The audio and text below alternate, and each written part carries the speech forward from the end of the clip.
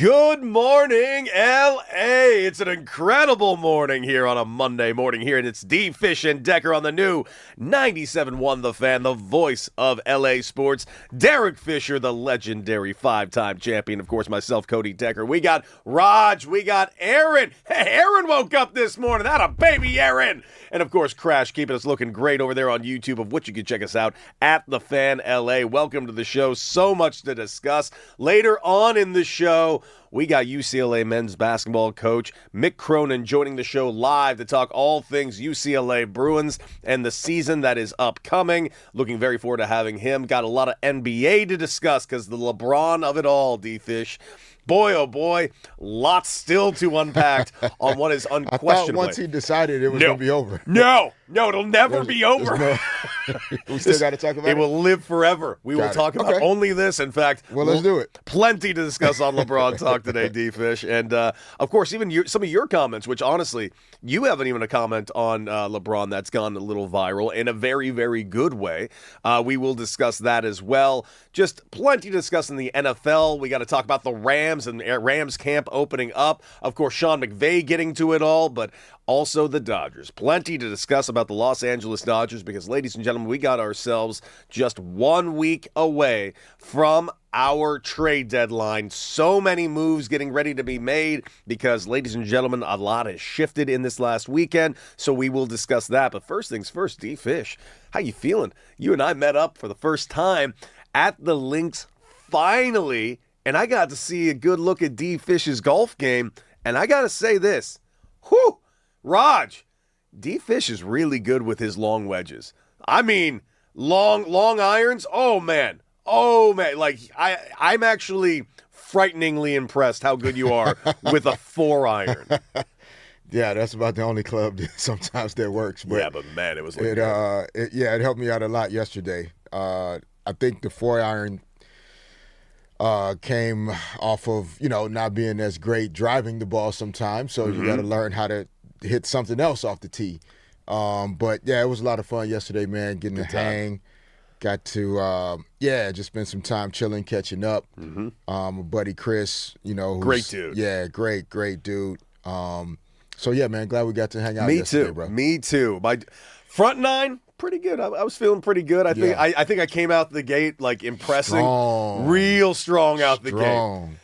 Really fell apart around hole 10. 10 to 12 was not for you, boy. I know, 10 to 12 on that course is not for anybody. Oof, I had a rough go on those couple of holes. And if I got in the sand, guess who stayed in the sand for too long? And that was me yesterday. Yeah, a couple of times I looked up and you were very, very frustrated. I had a day. I had a day in the sand, man. It was not my day there. But all in all, good day out on the links yesterday. And let's get to it, man. The Dodgers. We knew that they had a bit of a challenge coming out of the All-Star break. One, of course, all the injuries that are still taking place right now. And then, of course, the Shohei Ohtani of it all. And yes, there's a lot to talk about when it comes to Shohei Ohtani. But the Dodgers had themselves a great 9-game road trip, all on the East Coast, all starting in New York City, taking 2 of 3 from the New York Yankees, then going to Philly, which, by the way, a huge task, a team that they have not actually won a series from in Philadelphia in 4 years. And they go there, they win 2 of 3 there. And then notwithstanding yesterday, they go into the final series against the New York Mets in Queens after, of course, their quick little detour over to the White House. And next thing you know, another 2 out of 3 wins. Could have been a sweep. Yesterday's game, the bullpen did let it go in the 6th inning, unfortunately. But Emmett Sheehan coming out and having himself a very good game. Little struggle in the first inning, but after that, got himself right, got through 5 innings, only 1 earned run. And that was, of course, Francisco Lindor's run that he knocked in. But for the most part, Emmett Sheehan, who I've said multiple times, D-Fish, every start for this cat is going to be extremely important. Extremely important for him, extremely important for Eric Lauer, extremely important for Roki Sasaki. Now, Roki Sasaki, for his last few starts, has, turned himself into a little bit of a beast. He is just throwing balls. He threw 24 pitches over 100 miles per hour the other day and looked really nasty. Now, Emmett Sheehan came out there, 5 strong innings, got the job done. However, it was the bullpen that let it down. Bobby Miller giving up a couple of runs, Klein giving up a couple of runs, and which led to, of course, the series not ending up in a sweep for the Dodgers. But the interesting really was Emmett Sheehan. This has been a cat who's been kind of gone back and forth this season. A good outing followed by kind of a disastrous outing. He's done a great job in the role that he's been put into, but the reason why I keep saying it's important, Blake Snell is currently on a rehab assignment. Edwin Diaz currently on a rehab assignment. That's 2 pitching spots that will no longer be available for the Los Angeles Dodgers. And if Emmett Sheehan is looking to stay in this rotation, I think his days might be numbered there. He might be moving to the bullpen. But here's Dave Roberts on what he had to say about Emmett Sheehan. Dave, just first with Emmett Sheehan, you can look at this kind of 2 ways. Obviously, a lot of pitches in that first inning, but how he was able to kind of settle back in ultimately to have a pretty quality outing. What did you just see from him and how he managed himself in this one? I thought Emmett did a nice job. It was getting a little, grindy with the pitch count, but the way he came back in innings 3, 4, 5 were fantastic. And, I think for me, where he got to, it was going to be hard for him to get through that next inning, the 6th. So I felt we had our bullpen lined up. But as far as Emmett, he put us in a position to win. A few hiccups. He absolutely did. And, of course, the Dodgers do drop this game, giving up 4 runs in the 7th inning after, of course, the 3-run 6th inning. Dodgers do fall to them 8-3 yesterday. But all in all, a 6-3 road trip in arguably that any other team, I would say that is a juggernaut, hellish road trip.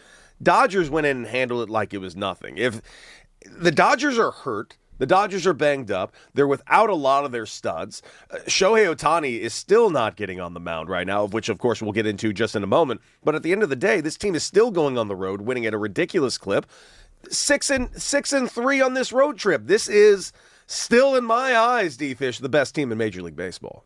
They showed it on the trip. I mean, to go into, to start the break and, have to see, you're in New York twice, but seeing the Yankees, seeing the Phillies, and then seeing the Mets.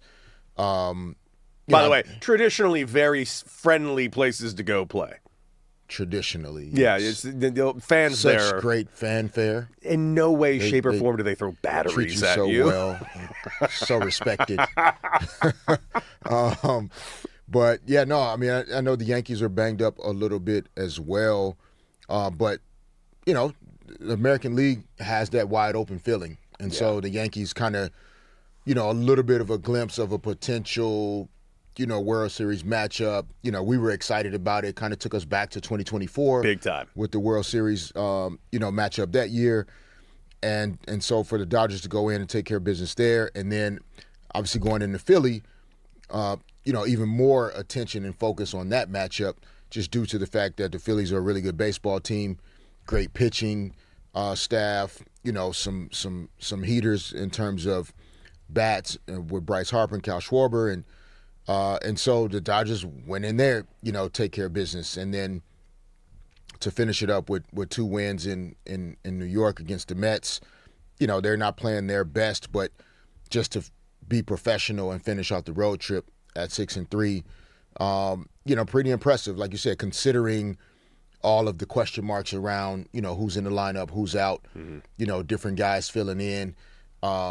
We talked a ton about how valuable and impactful Will Smith's absence huge is, and so for Dalton Rushing to still be carrying a lot of the responsibilities he is, but he's doing a good job. Yeah, but then they've gotten Alfonso into the rotation as well, and getting him some reps, and so they're just piecing it together and taking care of business, still winning games at a 70% clip, and when you're already sitting at the top of the standings, at this point you kind of you're treading water for the most part, which to be able to tread water and go 6-3 on the road trip is pretty darn good, especially in that one. And hopefully, just getting healthy. Most importantly, as you slide into August, ideally by the end of this month, 2 or 3 more bodies will be back in the rotation, and then they can start to really find out where that peak ceiling is going to be for this year's team. Well, we saw it. I mean, we saw it yesterday a little bit. We saw the missing of Will Smith because,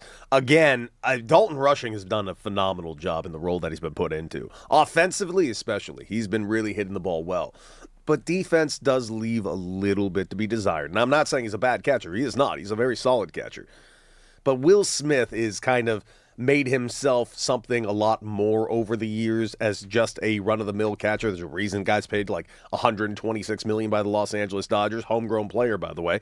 But here is his current status as we speak, because yesterday we saw Dalton Rushing with a really tough pass ball. Looked like he got crossed up. And, Dalton Rushing does get crossed up with his guys a little more often than I think he would like that to actually be the case. But here is the current status, according to Dave Roberts, recently shared that Will Smith is now pain-free and is starting to increase activity, but he has not yet fully resumed standard baseball activities. That includes catching, running, even swinging the bat.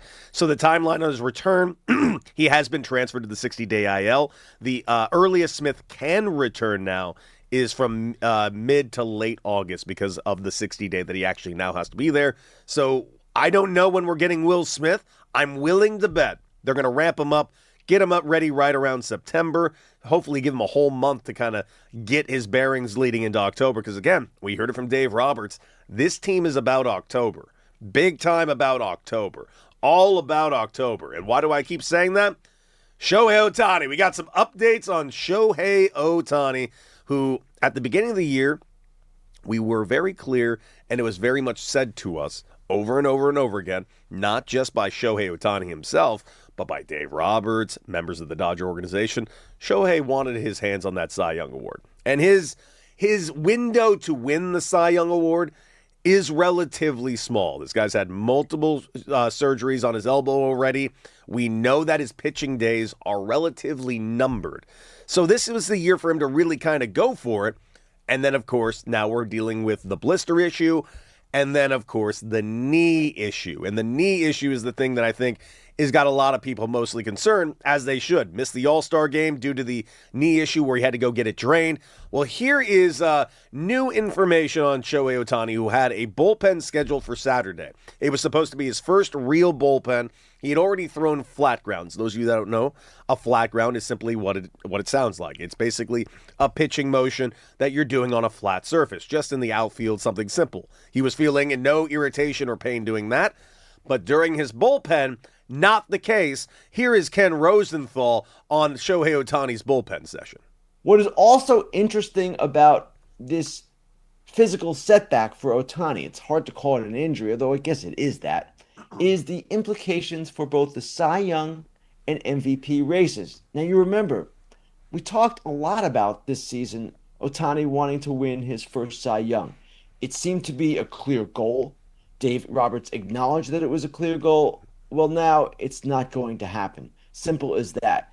He simply doesn't have the innings. And frankly, he wasn't necessarily going to have the innings even if he had stayed healthy, pitching in a six-man rotation, getting extra rest when necessary.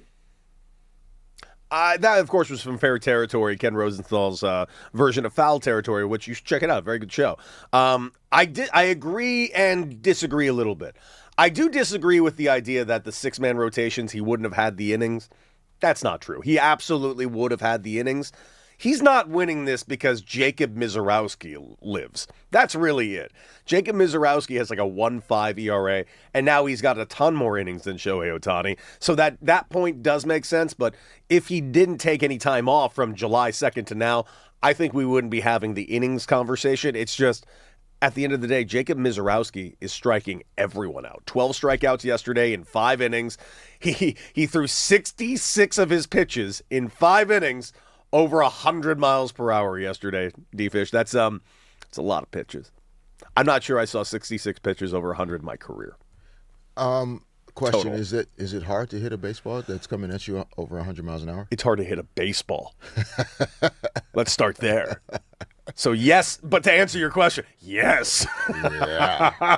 Yeah, I mean, he's one of those like must-see TV, you'd pay to go watch him do what he does very well. And so, yeah, I agree. I mean, I think, yes, you can agree with his point around him not winning the Cy Young, not because of the innings per se, or his lack of performance even in the innings that he has pitched or would have pitched. But there's just somebody better at that job. And the Cy Young is specific to pitching. And Mizorowski's arguably the best in all of baseball, not just in the National League at this moment.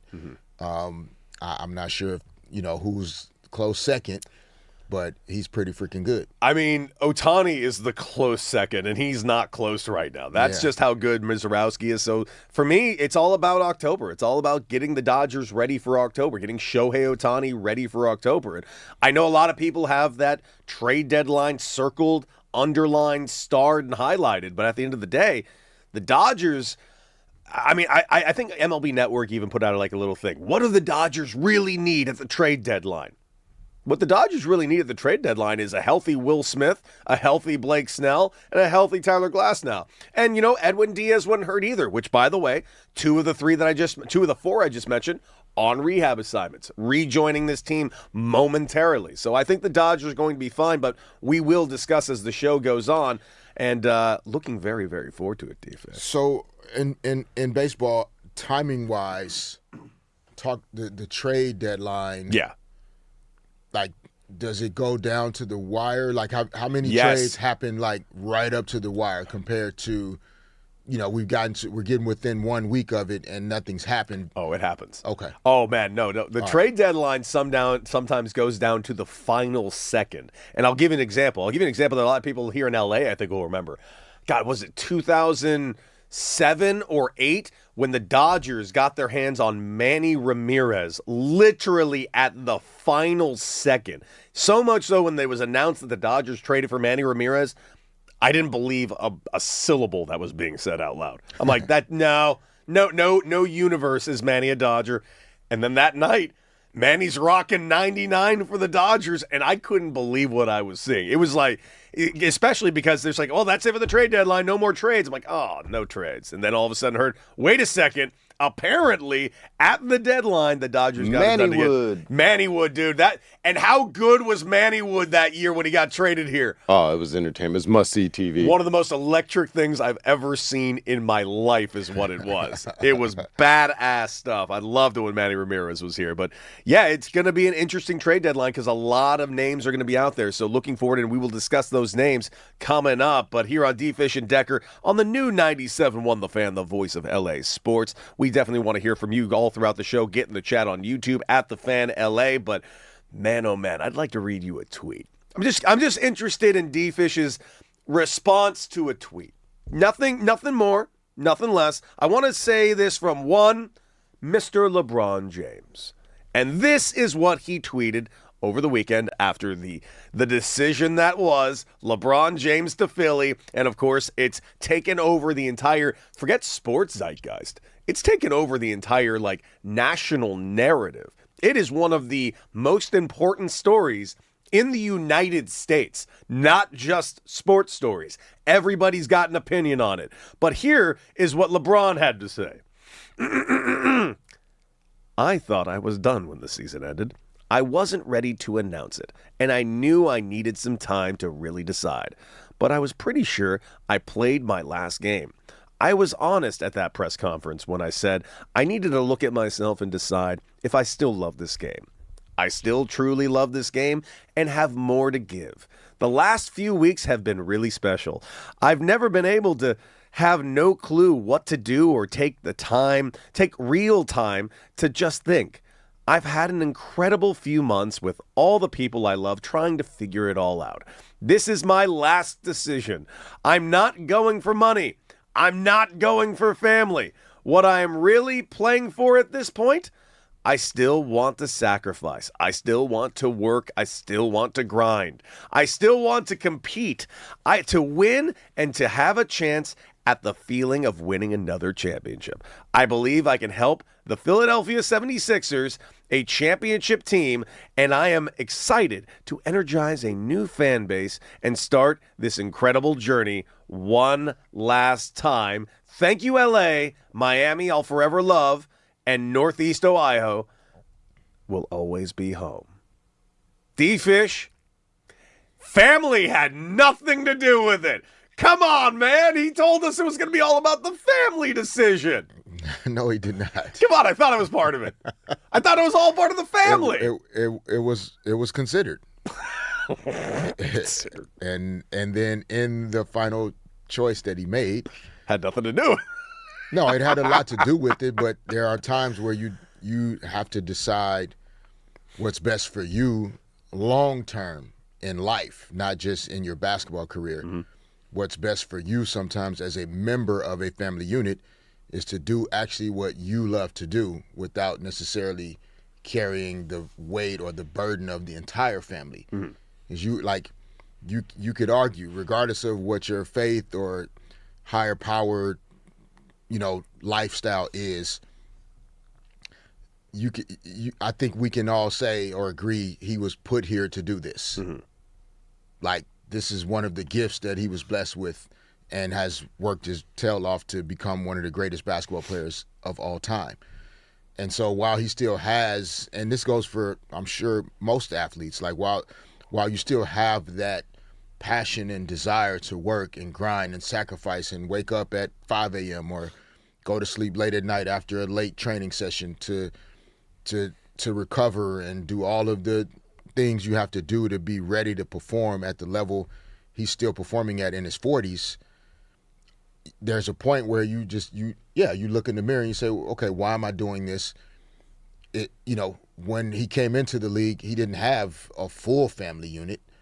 And so, sometimes you have to kind of go back to the basics and say, what am I in this for? I'm going to be done sooner than later.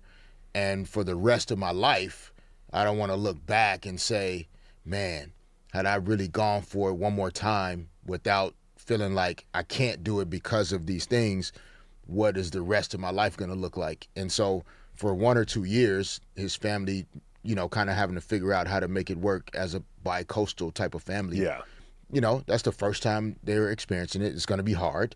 But he still loves the game at a high level and is willing to make the sacrifice. Absolutely. Well, we're going to be talking about this a lot throughout the show because, yes, LeBron is definitely a topic in the sports world. LeBron to Philly, and, of course, we will discuss it.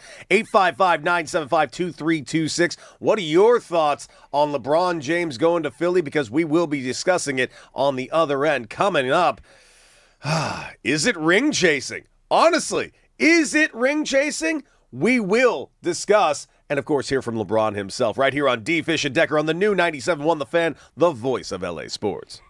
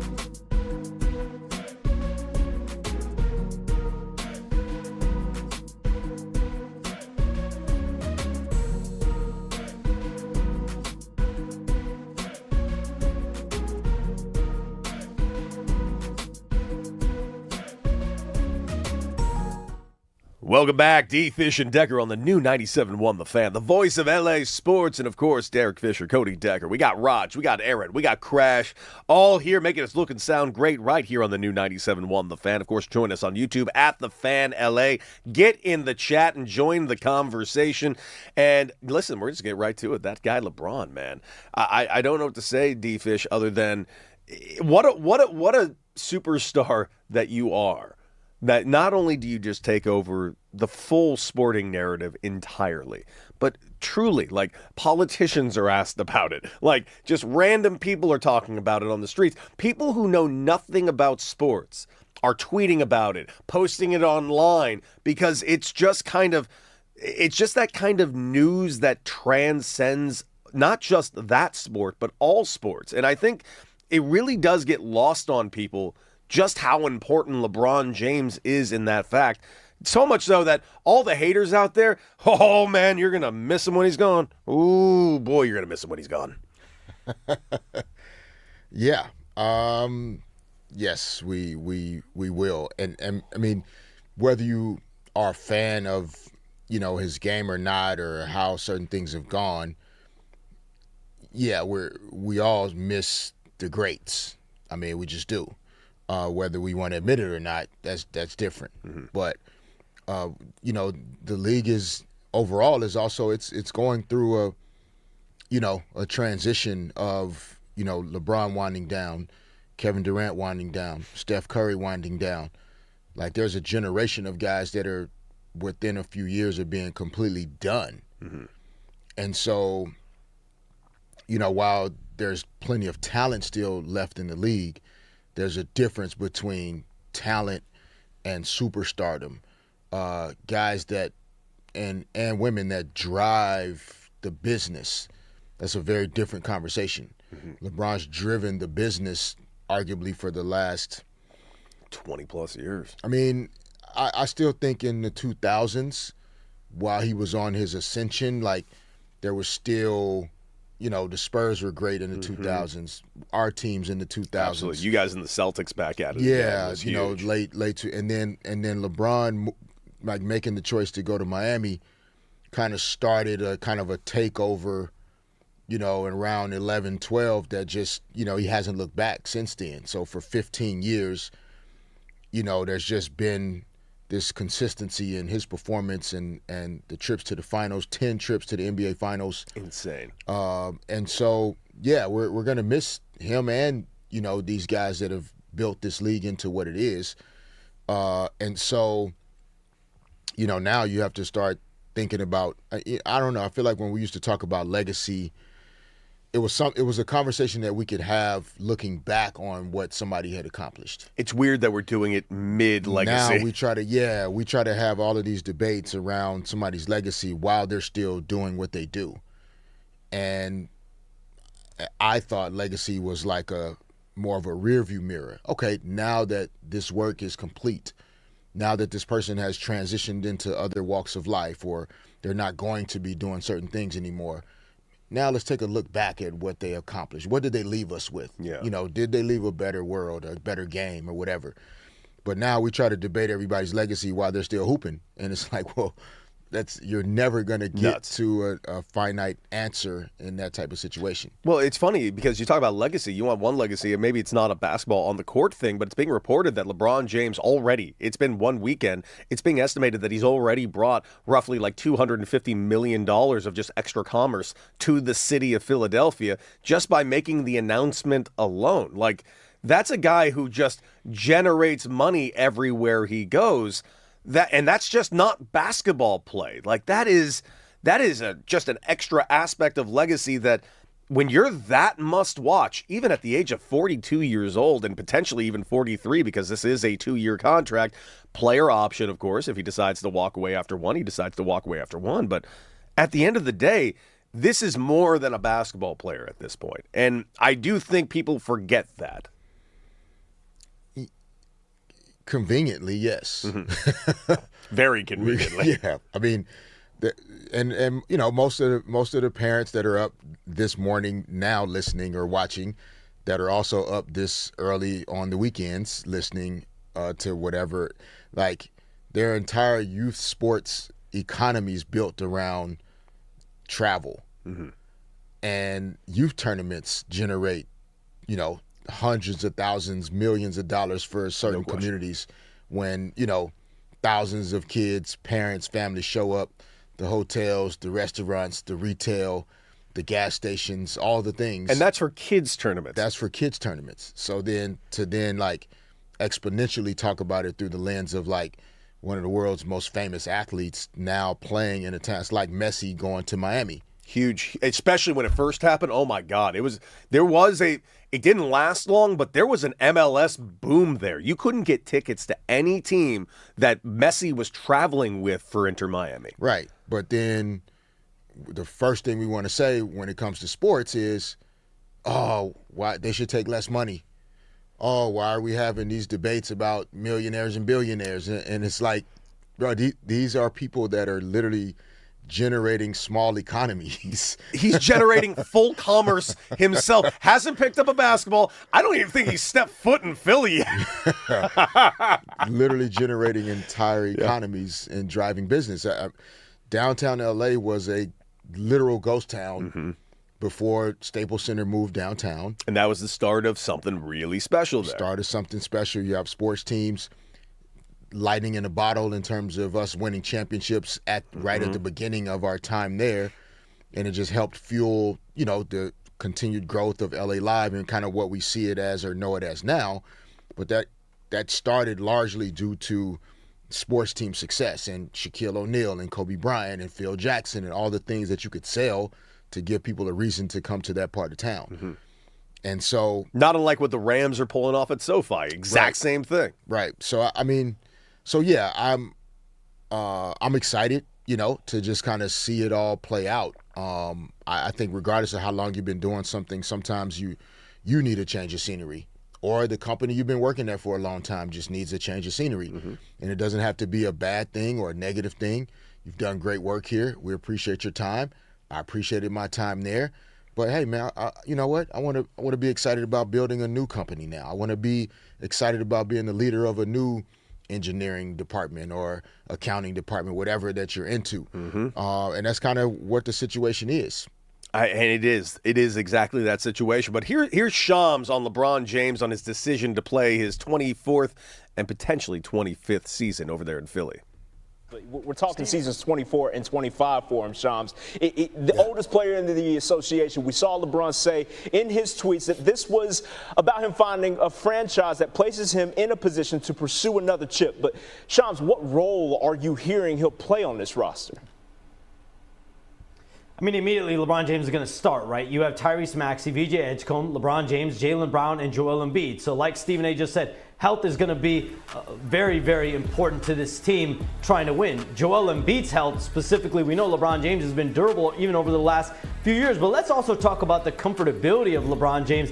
One of the last hurdles that he had this week was getting his family on board with moving from the West Coast out to the East Coast, where there's a lot of flexibility that LeBron James could have. Could you commute from New York? Could you commute from New Jersey? But getting his family on board, Savannah, his wife, Zuri, his young daughter, also Bronny and Bryce, his two sons, leaving from the West to the East Coast was that last hurdle. So from a comfortability perspective, he felt like he had that sign off from his family. But from an on-court perspective, the fit is going to be there. And I think playing with Luka Doncic and Austin Reeves in multiple different variety of roles last season will no doubt apply as a foundation piece for LeBron going forward in Philly. That, of course, was Shams right there from SportsCenter. And I have to say, this is actually the most fascinating part of the entire thing. As a guy that had been living in New York City for the last 4 years, and I loved living in New York City. It was great. You heard what he just said there? Because it is being reported that he's going to be living closer to New York rather than in Philly. That is very unique to me. Not a terrible, impossible thing to do, but I do not understand the concept of potentially doing that commute. I've driven to Philly from New York multiple times. It is not that close.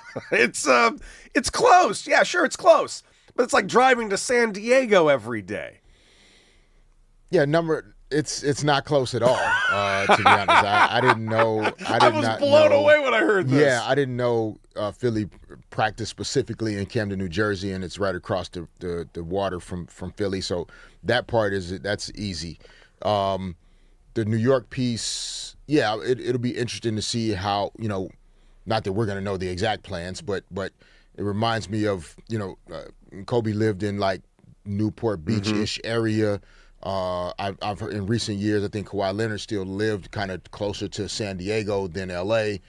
And so whether it was, helicopter or different ways of getting back and forth to the city. PJ maybe. Sometimes depending on the weather, guys would have a Sprinter van or a driver or somebody that, they could hop in at 5:30 in the morning and be asleep for an hour and a half and be in Philadelphia by 7 o'clock. Like the Sprinter van makes sense to me. I feel like you can lay out, you can kind of get your rest that way. But I worry about that idea of like taking a flight, even though it's a short flight and yada yada, a helicopter. That elevation up and down multiple times a season, more than you already need to do just on the travel schedule. That body is 41 years old, 42 years old. Yeah, I think the flying, like you said, on an actual plane, an additional 20 or 30 times sounds a bit much, but, maybe more of the helicopter, Sprinter van, et cetera, probably balance it with, there'll be times where, he's still local based on, do they have home games? Do they not? Even talking before the show, Raj made a good point about the teams, don't practice as much. The teams don't have as many shoot-arounds as we did. So there are a lot of days once the season starts and they're not practicing very much, he may not have to be at the arena until 4 o'clock, 3:30, 4 o'clock on game day. That's plenty of time to get from anywhere to Philadelphia. So, it may not be as disruptive from a schedule standpoint. I know LeBron is relentless around recovery and doing all the things it takes to perform at a high level. So I don't doubt that he has this figured out. But it'll definitely be an adjustment. It'll definitely be an adjustment, but man, I'm just thinking about that. Even if he's taking like a private jet, like as much as I want to sit here and be like, it'll be fine. He'll just get over there to JFK and pop down. I lived in the middle of the city. It's an hour to get to JFK, so it's that's tough. I think this has all been part of the planning. I think where he's going to live, what the access is to either a helipad or private aviation. Which route he's going to take, all these things He'll are probably like have a helipad at his I'm house. talking about down to the minute. That's how specific and dialed in he is with, making sure he's prepared and ready to go. And of course, he wouldn't make a decision like this and then have these like variables that are going to negatively impact his performance. Because he can't go to Philadelphia and not play well. Like he knows that he wouldn't allow himself to do that. So it'll be interesting to see, though. Like there'll be some new things to juggle. Lots to juggle, lots to discuss. And, of course, we want to hear what you guys think. 855-975-2326. And, of course, get in the chat right now on YouTube and let us know what you think about all things surrounding LeBron James. And, of course, coming up, we are getting ready for training camp, ladies and gentlemen. And Sean McVay had a lot to say and a lot of things to be excited about. But, man, oh, man, are too many eyes on the Rams right now. Sean McVay has some thoughts on that, and we will discuss right here on D. Fish and Decker on the new 97.1 The Fan, the voice of LA sports.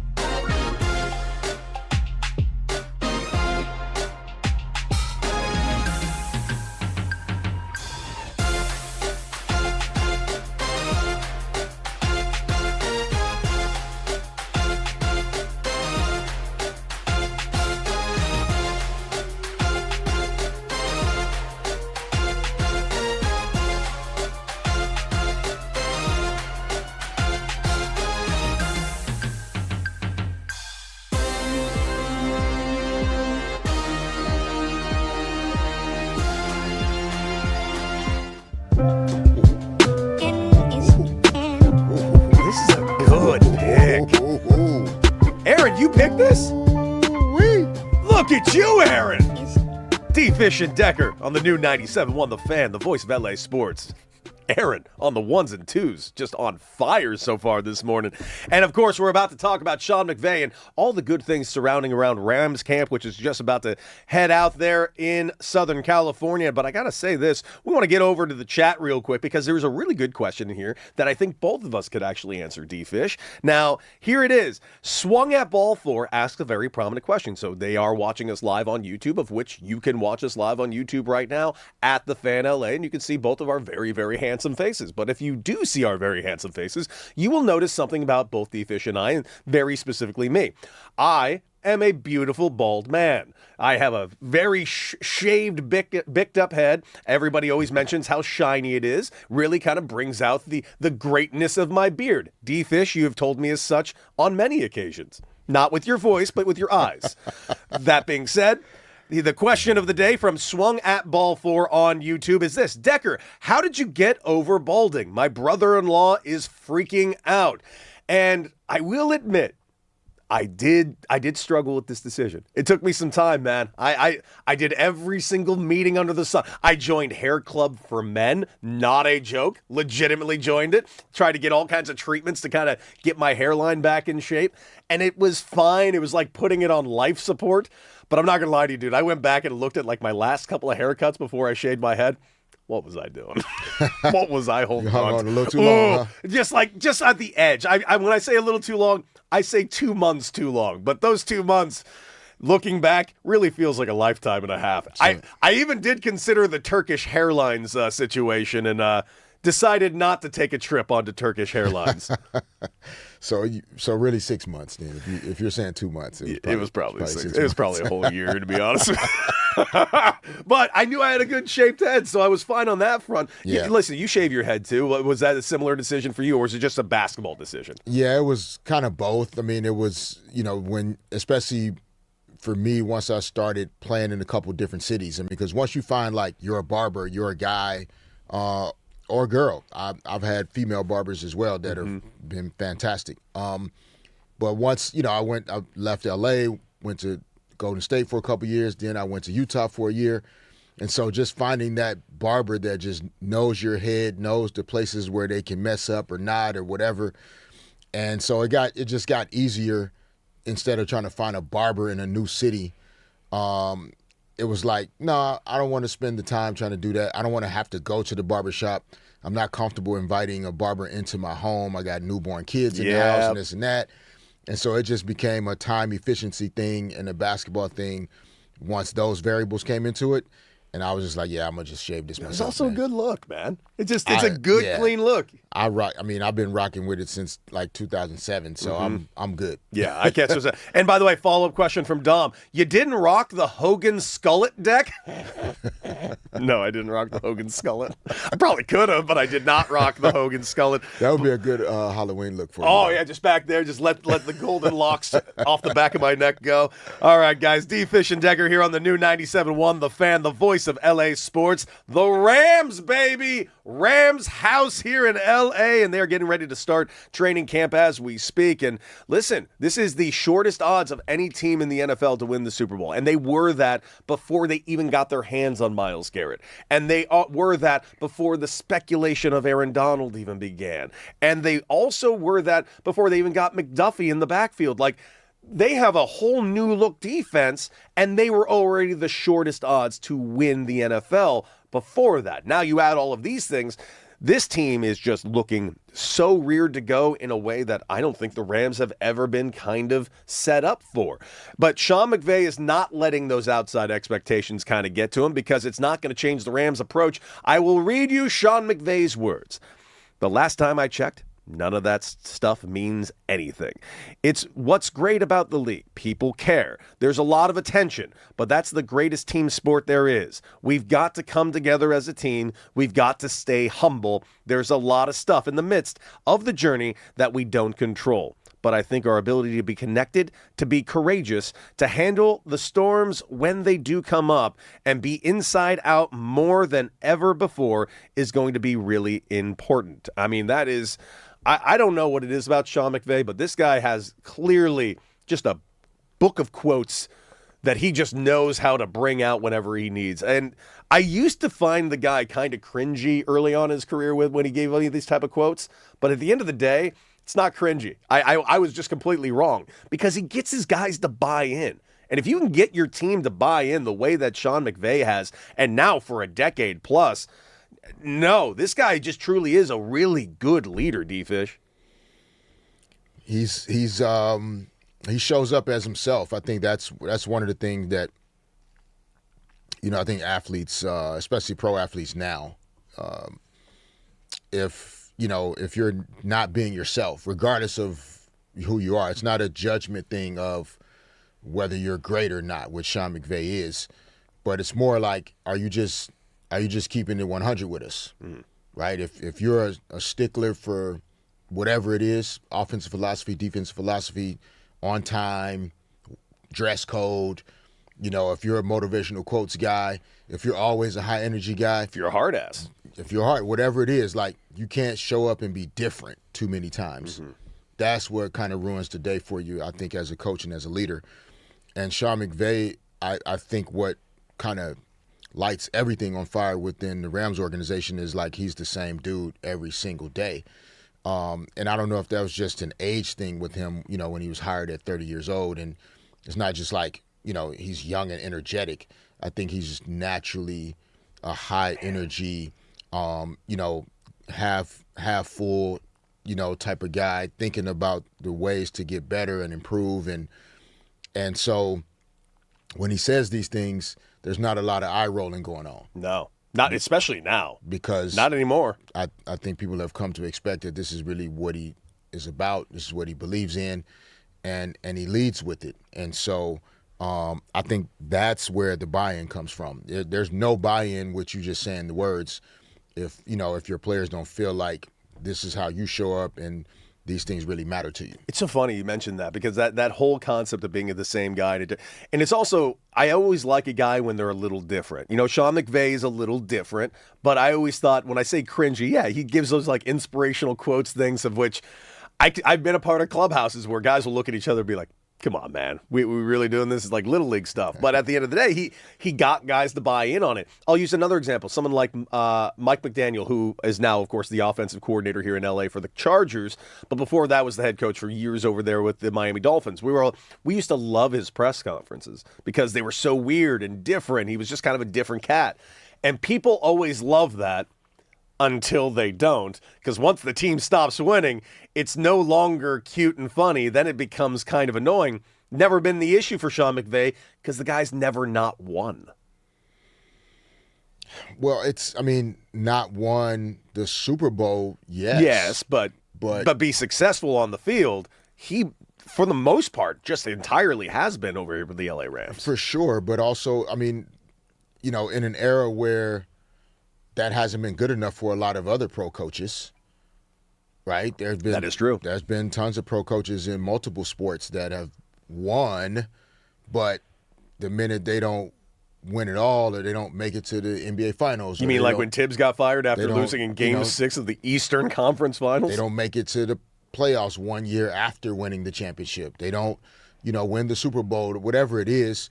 And so I think it also speaks to the alignment, from above as well. I think the Kroenke family, the ownership group of the Rams, Les Snead in the front office, that's really where it all starts. When you hire someone and then you allow them to do their job at a high level and be themselves and not micromanage and not try to tell them how to do it necessarily, but in the evaluation process before you hire them, all the things you like about that person, which is why you want to hire them as the coach, like you got to let that ride. And I believe that's what the Rams did from day one with Sean McVay.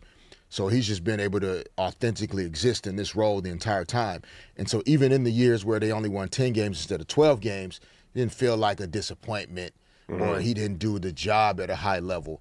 There's an ability to separate his ability to coach the team and the realities of winning in the NFL. Injuries, timely, possessions, a missed call, a bad offseason where you didn't upgrade the talent good enough, or seeing, oh man, we thought we were good enough, but we didn't have enough speed in the backfield, or we didn't have enough defensive pressure on the line, and not always view everything through the lens of like the coach is the one limiting the team's ability to be successful.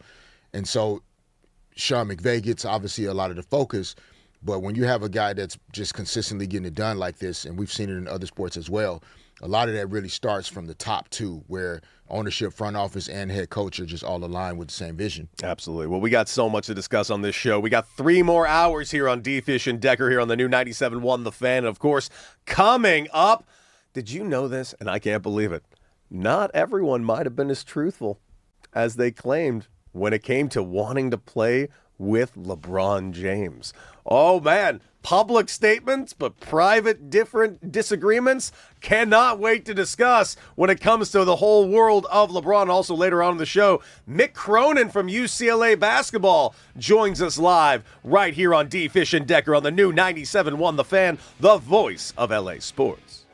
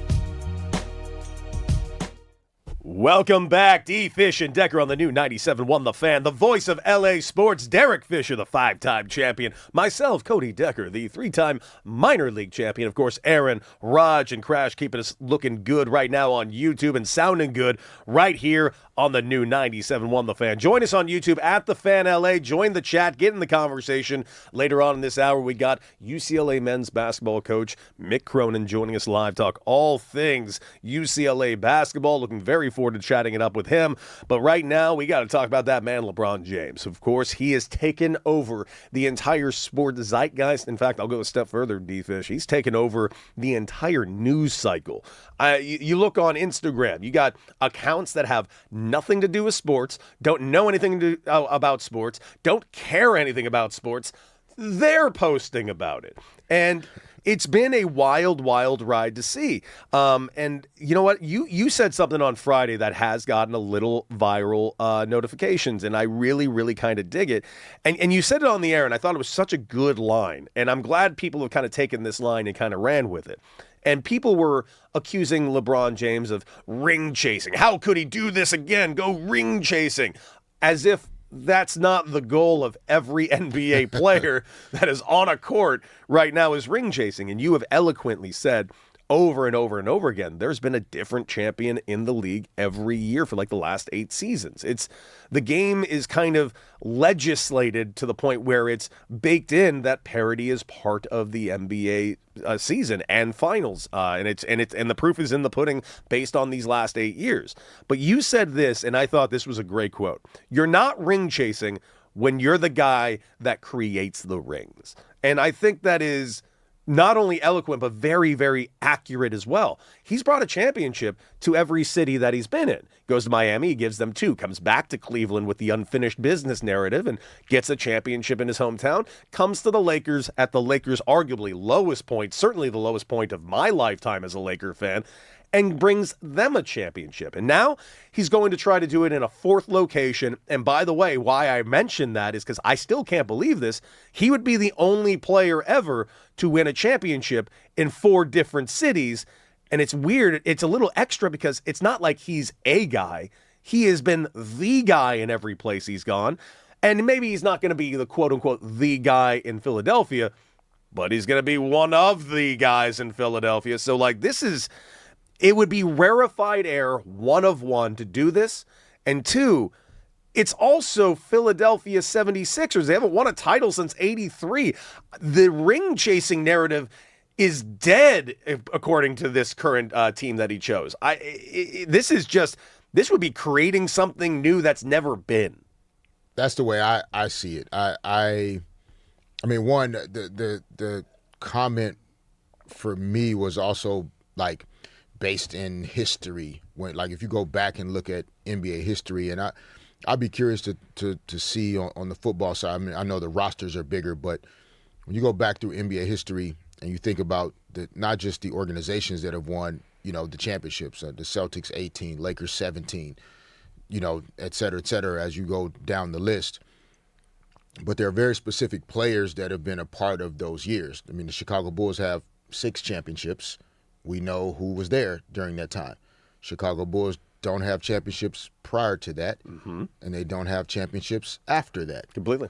So I would argue that Michael Jordan was the guy that helped create the rings in Chicago. And so that's really the basis of where my thoughts were coming from with saying, like, well, you're not chasing rings if, like, where you go is where the rings go. Yeah. It's not the other way around. Like, the rings don't already reside in a place and then you go chase them down. Mm-hmm. There's guys and girls that, like, create the opportunity to win the rings. And that's who LeBron has been, to the point you just made. And then we could go back through the history of other guys. I mean, Giannis, honestly, is a good example. And I know we'll talk about that. Like, since Lou Alcindor, Kareem Abdul-Jabbar, like, the Milwaukee Bucks had not won any championships. Nope, and he brought him one. He brought them one. Where he goes increases the chances of a team winning a championship. And so it's I understand, like, it's an easy narrative, and a lot of that, again, has formed just within the timing of we try to evaluate and assess someone's legacy while they're still playing. And we used to just enjoy what we were seeing and marvel at someone's greatness and say whether we liked the person or not. Like, I was a Lakers fan, Magic Johnson fan growing up. I didn't like the other guys on the other teams. I didn't love Isaiah Thomas and the Detroit Pistons, but man, when I watched Isaiah Thomas play basketball, I had to respect what I was watching. Yeah, you did. I didn't love the Celtics and Larry Bird, but it was clear Larry Bird was phenomenal at playing basketball. And so that argument had to stop at, I just don't like them because they're opposite of the Lakers, but not because this guy sucks at playing basketball, or I don't like his hair, or I don't like the way he ties his shoes, or like all these reasons why we try to give for why we don't like guys now. And so, yeah, I just think that, you know, Jaylen Brown has an idea of what winning a championship feels like from his time in Boston. But it's not like rings have been won in Philly. This is not, and I'm not even downplaying what Kevin Durant's choice to go to Golden State. We call it ring chasing, and I get it, but it's just wanting to be around successful and great people. Mm-hmm. Like, there's a certain wire. It's like wanting to live in a certain neighborhood if you get access to it. I get that. You want to live in a safe neighborhood. You want to live in a neighborhood that has great schools. Mm-hmm. You want to live in a neighborhood that has good, clean, running water. Like, just certain basic things that, like, if I have the opportunity in my lifetime to, like, choose exactly what I want to be around, where I want to spend my time, who I want to spend it with, I want to do it this way. That's what it is. In sports, because we have social media and digital media and people like us get on and talk about it, like, we like to label it as ring chasing. I think we're still stuck, though. When it comes to LeBron specifically and the ring chasing, we're still stuck with that narrative as if he's still going to the same Miami Heat he did all those years ago. Like, I understood that at the time. Okay, he's joining Bosh, he's joining D-Wade. I kind of get it. I see it. They're creating this big three over here. It looks like it's insurmountable to ever beat these three together. Okay, I can see why we all vilify him for this one. But then he went back to Cleveland. And it's not like he went back to Cleveland, all the championship pedigree in Cleveland. No, he went back by himself, and him and Kyrie won a championship, and then he leaves and goes to L.A., and L.A. was not in the midst of a championship run. Yes, of course, it's all the 16 championships prior, but he comes over here and gives them another one. So I don't know how this ring-chasing narrative is still following him based on a decision he made over a decade ago. Yeah, I think it's just, and it's fair to look at their roster before his choice to go to Philly and say, okay, Maxey, Jaylen Brown, Joel Embiid, that's a good roster. But, really? But then if you pause for a second and say, okay, but over the last few years, since Golden State in 2022, like, who's won the championships? Denver Nuggets in 2023. Mm-hmm. Nikola Jokic, Jamal Murray, Aaron Gordon, Bruce Brown, some other guys like, glue players, role players, et cetera, that were big time for that group. Okay, then you go to 2024, Boston Celtics, Jason Tatum, Jaylen Brown. And then, Drew Holiday and Porzingis, like, they had some great glue guys as well, Derek White. 2025, Oklahoma City Thunder. 2026, New York Knicks. None of those teams were big three, big four, superstar-laden teams that are winning the championships in the NBA now. Mm-hmm. So then for him to, I guess, go to now this chosen team with all of these superstars, why is that guaranteeing them a championship? Now, it increases the odds, but on paper, but those types of teams have not won in the NBA in quite some time. Even the Warriors winning in 2022 wasn't like how they played and the way they played and the way the ball moved and Steph and Draymond and Clay, et cetera. Like, that wasn't a 4 all-star laden team. They found their way to the championship by how they played and Steph Curry's greatness.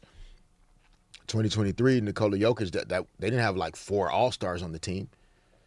Aaron Gordon and Jamal Murray are great complementary pieces to Jokic, yes, but it's Jokic that is the guy. The Pacers and the Thunder played in the finals in 2025. Those teams weren't 4 all-stars and, oh my God, this is the big 3, big 4 we've never seen. Just great teams. Same thing with the Knicks. Jalen Brunson and then maybe Cat. Okay, yeah, but everybody else is like a good, great glue guy, role player, etc. So just loading the team up with names that we know doesn't guarantee anything. I couldn't agree more. It really doesn't. It almost makes it harder. I actually thank you. I've been actually like as excited as I am about this team on paper. I'm like, okay, but also now how's it going to work? Because that's a lot of mouths to feed, man. And so yes, it does. On paper, it increases the chances of LeBron having access to a fifth title because on paper, yes, it's like, the Dodgers roster, right? Like it gives them a better chance, yes. But to act like Dave Roberts' decisions have nothing to do with it and that you could just slap some names on a team, that's not how it works.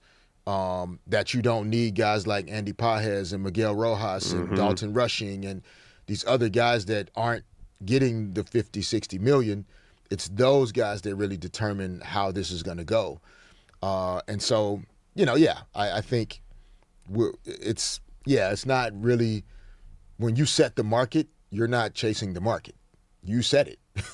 Where you go determines how things go. Absolutely. Absolutely. D-Fish and Decker right here on the new 97.1 The Fan, the voice of LA sports. And listen, LeBron James picking this team, there were a lot of reasons why he picked it. One, of course, the roster construction, seeing everything there, the interesting commute from New York City to Camden that he was apparently going to be doing, which I still find extremely fascinating. But one thing that's very much highlighted was the aggressive recruitment of him. The 76ers, James was heavily recruited not only by the front office, but with players like Tyrese Maxey, Joel Embiid, and Jaylen Brown actively pitching him before he agreed to his 2-year deal.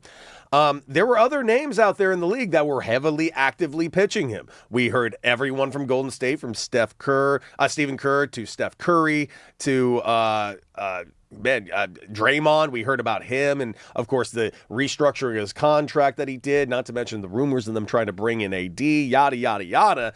Well, there was another name out there in Miami who just went over there in his introductory press conference, gave a really lovely little soliloquy about how great it would be to play with LeBron, how wonderful it would be to learn from LeBron. And that was the one and only Giannis. Well, the weird thing is that apparently, according to some reports, and specifically according to reporter Emma Vance, might have been a bit of a lie. Because now that LeBron James has made his decision to sign with Philadelphia, I can share a piece of information from the process. Giannis was pushing for LeBron publicly, but was not interested in teaming up privately, per source. He felt like it makes no sense with the roster and the style of play that he was promised before signing, allegedly. So you actually said that a couple of times. As much as it seemed like he was going to go back to Miami, we were having trouble understanding how it was going to exactly fit, specifically with Giannis and Bam. And hearing these reports, you weren't the only one that had that thought process. It was very much on Giannis's mind as well. Yeah, I think, and I don't know if this is, I don't know. It doesn't have to be reported as though like he wanted no part of LeBron, like he doesn't like LeBron personally. I think we, we can kind of get ourselves sped up there. I'm not questioning the reporter's validity and the ability to get this story, but yeah, I mean this is consistent. If any of this is accurate, like this is consistent with who Giannis has been the whole time. It's why he never threatened to have to leave or want to leave Milwaukee. Like he's not a guy that looks to necessarily join teams with other guys. Like he wants to kind of figure it out, himself as the leader, as the face of it. And that's fine. Like he can approach it differently. But here, what's going to be interesting though is we talk about legacy. Yeah. And so how much time are we going to spend on Giannis's legacy if he finishes his career with only one championship? Yeah. I want to say I don't know. No, you know. But I have a pretty good idea. There'll be a little show every now and then that goes back through the teams that won titles in this year. But they're going to be like, yeah, but only one time. Yeah, on this day in 2021, the Milwaukee Bucks won, led by Giannis Antetokounmpo, won the NBA championship. And then on to the next thing. Mm-hmm. So It'll be a footnote in history. So it's not a question or a judgment of his choices or his decisions. As long as he can sleep at night and feel good about it, that's what matters. But yeah, I mean, the basketball part of this makes a ton of sense. It's like having like two. It's like having like Derrick Henry and Derrick Henry in football. I'd love to have Derrick Henry and Derrick Henry. Right. I'd like to have one of the Derrick Henrys. Which would Henrys. be great, but then like maybe your passing game suffers. Maybe, playing that style of NFL football doesn't, get you to the Super Bowl because you got two of the greatest running backs to ever play, but it doesn't necessarily balance well in terms of your passing game and other things, other aspects of it. And so that part makes sense. But yeah, I that's about as far as I would go. I think if whatever he said publicly, I don't think Giannis goes out publicly and lies about anything. I think what he said publicly is how he felt, but also like privately, you can still kind of feel like, yeah, but no, I still want to. Yeah, but it's still my team. I still want to be wide receiver one. So I want to win the Super Bowl. I want to win the championship. I want to win the NBA title. But like, I want to be wide receiver one, and I don't necessarily want them to bring in a guy that could, challenge me as wide receiver one, even though publicly, yes, guys that can help us win, I'm on board with that. So, but we'll see how it plays out. Like, it's going to be electric when the Sixers play the Heat. It's going to be electric when the Sixers play the Knicks. It's going to be electric when the Sixers play the Celtics. It's going to be electric when the Sixers play the Cavs. The East now is just all must-watch TV now. When the Sixers play the Pacers, I mean, it's just going to be outstanding basketball to watch. Well, let's hear from Rich Paul, because Rich Paul had some words on specifically what Adam Schefter had to say about hearing about the rumors around LeBron James. Let him talk more about his decision at the time being, go in depth, but these things are always fun, man. These things, I mean, you've been with me throughout the whole thing, going back and forth, and all the speculation out there, as you can see, was so far left. I mean, I felt bad for my guy Adam Schefter. Somebody sold him a lemon, and it's just one of those things, man. But I'm happy for LJ. I'm happy for the Sixers. Respect to all the other teams that was in position, but ultimately it's his choice, and I think that choice, that's a roller coaster ride. There or Yeah, it's fascinating. I love that. Because, listen, Adam Schefter is not a basketball breaking news artist, let's just say. He is very, very good at his football news, but him putting out there that he's hearing that he's going over there to Miami and then immediately him not going to Miami, yeah, somebody gave him some bad news. they did. Somebody sold him a lemon. I like the way he put that. That's a great way to say it. Yeah, that's man. You know how I feel about the sources and rumors thing, and it's tough. And I get it. It's like in the sports business now, being first or coming across as though it before everybody else is an important aspect of I guess establishing a brand or being a trusted person. But I'm just not sure why everybody has to be first instead of just getting it right. Yeah. But I do have a question for you, and I have a question even for Raj, Aaron, anybody in the back. I do want to know everybody's opinion of this. What is everyone, now that we are now a week removed from that accidental post, quote-unquote accidental post from the Miami Heat about today's date, July 27th being the LeBron James Miami Heat introductory news press conference? Does anyone have any theories? Does anyone have any theories of what actually happened? Rod? Yeah, I think obviously they were in talks with him and they knew that this was a possibility. And I think they were just having it ready. And someone hit send by mistake. But, it's like, you have eulogy post TVs, TV stations have things ready, graphics and everything. Someone's up there in age and maybe going to be close to passing away. So you anticipate these things and you get ahead of it. I think that's what they did. I could see that. I heard a theory, and it might be outlandish. And D-Fish, I'm glad you're here. A friend of mine in this industry named Tanya Ray Fox had this theory, and I thought it was interesting. she thought this was on purpose, as in like Pat Riley found out he ain't coming here, so he's had them actually post that out anyways, just to kind of troll a little bit. And I thought about that. I'm like, Pat wouldn't do that. And then she paused, like, oh yeah, Pat would do that. I mean, Pat Riley is one of the most competitive human beings to ever live on this planet.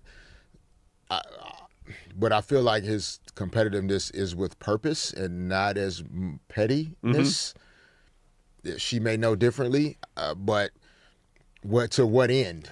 Like I don't know, but I thought the theory was fascinating.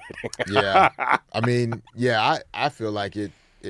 My theory would be that the accident could have been more hurtful than anything to their chances. It seems that way, because some things are informal ways of assessing whether or not a situation is going to work out for you. And so, as you can see with Philly to a large degree, like, they, Bob Myers, Maxey, all these guys were open about what they had to say to LeBron or what their pitch was. But you heard zero coming out of Philly about their chances. Zero. And that matters. It really does. So, I'm not saying that's what cost Miami the opportunity. I still, when you look at the rosters, Philadelphia's roster is just better constructed to compete at the highest level now. And then it also aligns with what we talked about and a lot of people talked about in terms of Western Conference, Eastern Conference, and that difference between choosing Golden State, even with a good veteran group, it was just going to be so hard to navigate winning 3 playoff series in the Western Conference and then having to try to win in the NBA Finals. You'd have to play between the Thunder, the Spurs, the Nuggets, the Rockets, the Timberwolves, et cetera. Like, all these groups you're going to have to run up against. The Phoenix Suns I think will have a really good competitive team. So it's going to be tough in the West. So it makes sense to choose a good group in the East as also. It's going to be a fun season in the NBA, man. The East is going to be must watch along with the West. This is going to be an exciting NBA season. But guys, coming up right in the other end of this, UCLA men's basketball head coach Mick Cronin joins us live right here on D. Fish and Decker on the new 97.1 The Fan, the voice of LA sports.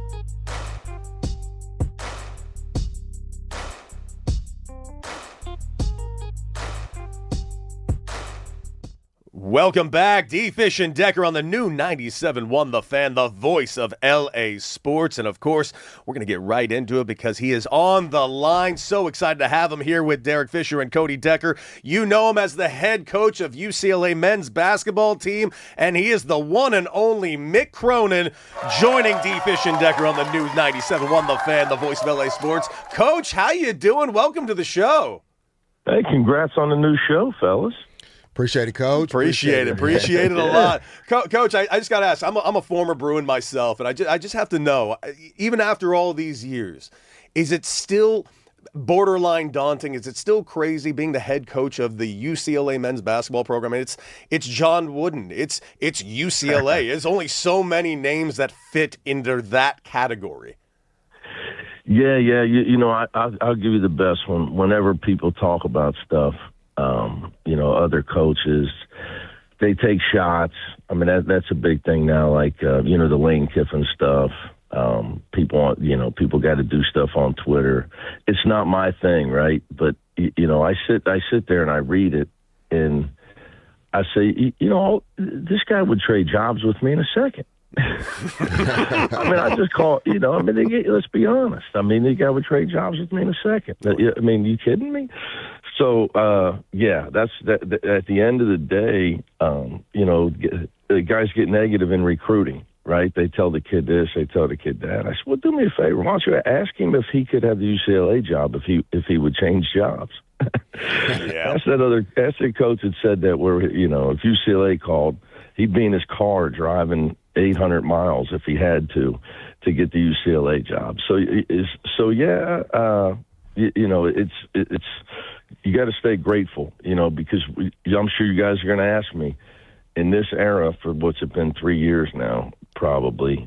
It started 4 years ago, but the only questions we get is the NIL, the transfer portal. It's terrible. So you just have to, people try to get you. So when you answer honestly, the challenges of it, it makes you sound like you're whining. But you're just answering. But you go, I mean, Fish has been through this a lot. Like, people ask you stuff to get you to answer it, and then they say that all he does is complain. Well, no, you asked me the question. I'm going to dinner. I mean, so they just try, people just, it's 24-hour headline stuff. But look, it's the last place I'm coaching. I can give you that answer. Love that. Yeah, appreciate it, Coach. Man, thank you for jumping on with us this morning. And before we get to the portal questions and all the other stuff, I would like to know, what did you do for your birthday this year? Oh, man. It just passed. I'm a guy that doesn't really do stuff like that. I'm not a personal birthday guy. Yeah, I could care less. Everybody else's birthday is great. If I have one, that's a good thing. That's how I look at it. If I have one, it's a good thing, But I will tell you a funny one, man. My dad, he'll be 85 in about 3 weeks, and when he turned 75, he threw his own party. He had a big roast, had a big party. Nice. Back in Cincinnati. And at some point, I was like, hey, man, Pop's like, the only people that do this are like rappers and, like famous people, like you're just like, you're a high school coach from Cincinnati. You're throwing your own birthday party like you're a celebrity. It was a big deal, man. No, it was great. We had a big roast for him. But, yeah, hey, if you have one, see, Cody, you're still young, man. You didn't play for Savage not that long ago. It was long enough ago. Yeah, I can tell you that right now, Coach. Yeah, if you have, as you get older, birthdays those are for your kids, man. Yeah, no, Coach, talk to us about how you're thinking about this group, this coming season, new additions, this portal era, just your roster's different almost every year. Yeah. And so how are you viewing this group and how you going to get them locked in and ready for a great season? Well, this is the funny part. We had 5 guys that could return that didn't graduate. So all 5 of those guys stayed that played last year. So that makes us with a massive amount of returning players. Now, that sounds really funny. I mean, well, you got 5 guys back, and you're three of them started a lot or most of the games. So that it definitely puts you ahead of the game. The portal era is it's so crazy because everybody's going through the same things. So we have one. Everybody's here, so we have a lot of new guys, 8 or 9, but we got one more still coming. When you get guys from Europe, they got to get an embassy appointment to get their visa to come to school here. So we'll hopefully have our last player here in the next week or so. It's too early. Everybody. I tell you a funny one, Fish. Like everybody gets excited. Like we practice in the summer, right? We get 8 weeks of practice. I have one goal in the summer. Okay, guys get to know each other, try to get some principles, like of what we're doing, and the main goal is nobody gets hurt. Mm. And I'd like to know what you think about this. Like, there's a crazy push of college coaches that now want to play games in the summer because the NBA Summer League does, and we need to be significant in the summer, and college basketball. And I think it's ridiculous. Like, no, the NBA doesn't play in the summer. That is not the real team. Right, those are not yes. Right. I mean, it's great marketing, Fish, by the NBA, what they've done with the Summer League over our era of time of basketball, you and I, age-wise, as you look at it, like, but that's not the NBA, man. 100% agree. Yeah, like nobody's trying to get hurt in the summer. Like, what are we doing? Like, so we start practice now in late September. The first game, we play Arizona November 1st, guys. Wow. And then you're trying to play till like April 1st, if you can make it all the way. So that's a long season for guys that, don't forget, they still go to school. Everybody forgets that piece because they're getting paid. So, so for me, it's go slow. We don't kill each other in the summer, to try to do a lot of skill work and get inside their heads of what we're going to need to do to win. Here are some of our principles defensively. We're still coaching young guys. You got to teach spacing because, in AAU basketball, I know you coach high school, Coach Fisher, so these kids all run to the ball, where in real basketball you have to get away from the ball. Yes. And create spacing. So I fight the same things you do with that. You'd be amazed that, I know it's you're coaching 17-year-olds and I got 20-year-olds on average, but it's the same problem because when they go play outside of you and I with other people, that's what happens. They all run to the ball, they stand and watch one guy dribble, and so you try to teach what I said, this is how you play in the adult world of men's basketball. Right. One guy don't take 50 dribbles, so it's really the same. I'm telling you, you'd be shocked. You come to practice, it'll probably be eerily similar for you. Mm-hmm. Well, we got Mick Cronin, head coach of the UCLA men's basketball team, joining D. Fish and Decker on the new 97.1 The Fan, the voice of LA sports. And Coach, you mentioned the transfer portal, and you mentioned the idea of bringing in new faces along with the 5 names that you already have there. Tell me, how is it bringing in a kid, say like Nikola Kusturica, who is from Serbia? How do you recruit that, and what do you think he's going to bring to your program? Well, the world is definitely going into the shrinking machine as far as men's basketball. I don't know if it started in '92 with the Dream Team. They say it did, the interest level. But Serbia is a basketball country. It's really all they do. That and harness racing, Jokic loves. I don't think they. Very Ben-Hur. It's the only country over there that doesn't play soccer, I guess. So yeah, it's just shrunk. It's shrunk. Like we have, I'm sure, just like every other school right now, the 18 and under European championships are going on, and we have staff over there evaluating it. Mm-hmm.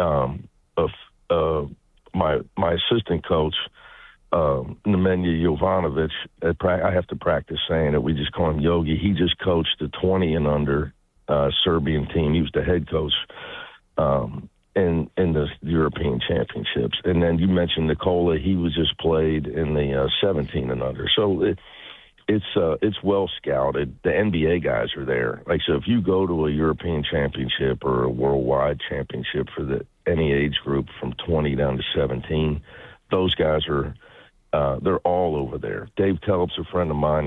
He's a GM or whatever his name is with San Antonio Spurs. I talked to him the other day. He's headed over to Italy to watch some like 16 and under. So the world is definitely been put in the shrinking machine for that. So it's not hard to find. It's nonstop with that stuff. Love it. Coach, real quick, man, before we wrap up, and thank you again for jumping in, man. I got a chance to coach against Trent Perry, and I've been really happy to see his development, and working with you and helping this program. What does his role look like this coming season, and how vital is he going to be to your success? Well, just much more of a leadership role. We graduated 2 seniors, and Donnie Dent and Scott Clark. So Trent had a great year.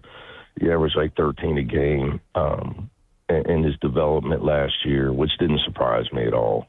But he's got to be more vocal. I'm sure you fight this as well, with these young players, trying to teach them when you're a guard especially, you can't be a silent quarterback. That's my line. Like, you go watch football practice and they go to run an offense, the quarterback can't be silent. Like, there's no silent snap counts. You got to direct traffic. You got to show leadership. And, he's one of those guys. I coach them all differently, Fish. Like people, they think they know because they see you coach, but they really don't know because they don't see what you're doing when you're actually talking to somebody or behind the scenes. Trent is a guy that's extremely self-motivated and driven, and he does not need anybody to really get after him, other than just keep his confidence up. He's a guy that's hard on himself. At times he's too hard on himself. Like he misses a shot, or he doesn't have a great game. He beats himself up. So with him, I have 2 things. You always got to remind young guys that defense matters and keep his confidence up on offense. Because he's just a guy that's kind of hard on himself. But he's going to have another great season. But leadership growth is important. Especially at the guard position, that the teams that win, you got to have players that make their teammates better. They're not just themselves. And because when you got a guy that wants to do well, sometimes he gets too wrapped up in being hard on himself instead of realizing, well, if I got a bad look on my face, it's affecting my teammates. But that's all just growth, and, hey, that's what the hell I get paid for. Well, he is Mick Cronin. He is the head coach of the great UCLA Bruins. And, of course, we cannot thank you enough for joining us here today, Coach. And really looking forward to seeing you over there at Pauley, man. I'll be at a lot of games this year. Cannot wait. Well, I just want to be as good a coach as John Savage. I'll leave you with that. Oh, come on. Don't tell John I said this, but you got him beat already. The legend. Not even close. He's a legend.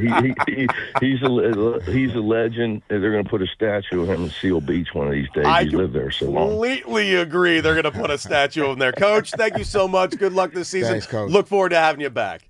The one and only. Guys, take care. Oh, the best. The one and only Mick Cronin. Guys, we're going to take a quick little break, and coming up, was the decision stuff really easy for LeBron? We will discuss as you find out whether or not D-Fish and I are in or are we out. Right here on D-Fish and Decker on the new 97.1 The Fan, the voice of LA sports.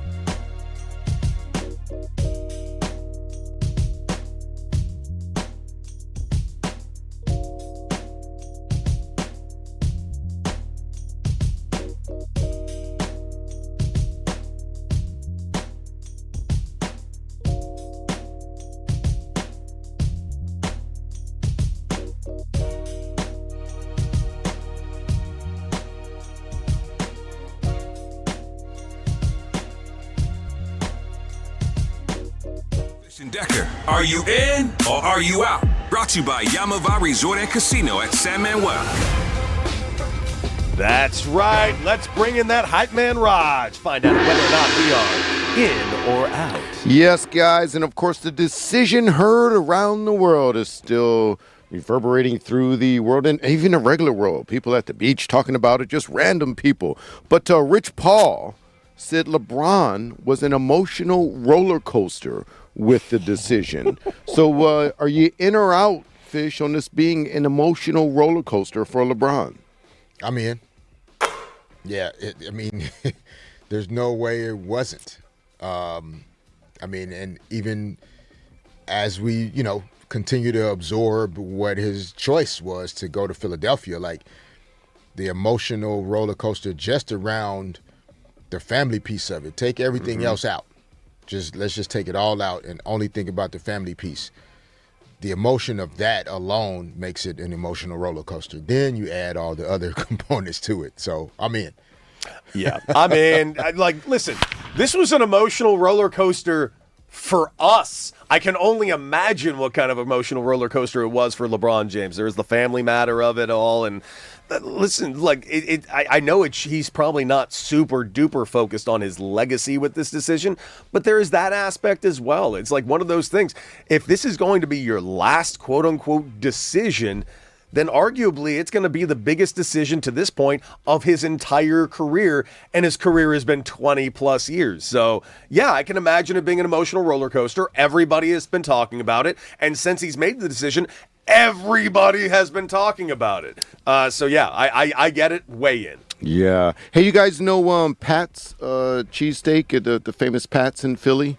I don't know Pat specifically, but well, Pat's. Well, that's the main spot? Yeah, one of the main spots. Okay. It's just two places, but everyone goes here for cheesesteaks. Mainly, for me, I think it's for touristy, but whatever. Well, they're temporarily changing up how their customers order their fan-beloved Whiz Wit. So you can get it with Cheese Whiz instead of the regular cheese, which is kind of gross. But anyway, people like it. So to reflect the new king in town, they're now naming it the King's Way. You in or out on ordering your cheesesteak the King's Way, Fish? I mean, if I'm a fan, sure, I guess. Whiz. I'm he said, yeah, a Whiz. Raj, stop it. Raj, you're blasphemy over there about Cheese Whiz. Yeah, I'm in on like the temporary, we talked about it earlier, like $250 million of economic impact. This is one of the ways. Like, it all in on the excitement for Philadelphia. I'm in I'm in that I appreciate what they're trying to do. I'm a little out because it's things like that are going to piss off certain members of that fan base. They'll be like, oh, now we're naming famous things. He hasn't even been here yet. Yeah. I'm only saying this because I just watched it for 8 years here in Los Angeles. So that's all. I'm in. I get it. But I'm also out thinking these are Philly fans. They are very, very protective of their things. Yeah. Hey, guys, we talk a lot about the trade deadline, which, of course, is a week away. And Cody will get into it a little more in depth later in the show. So make sure you keep listening. But the main target, the big target, Skubal, of course, from the Tigers, he says he'd prefer to stay with the Tigers past the trade deadline because he says they could win a World Series this year. You in or out on Skubal staying because they can win a World Series, Fish?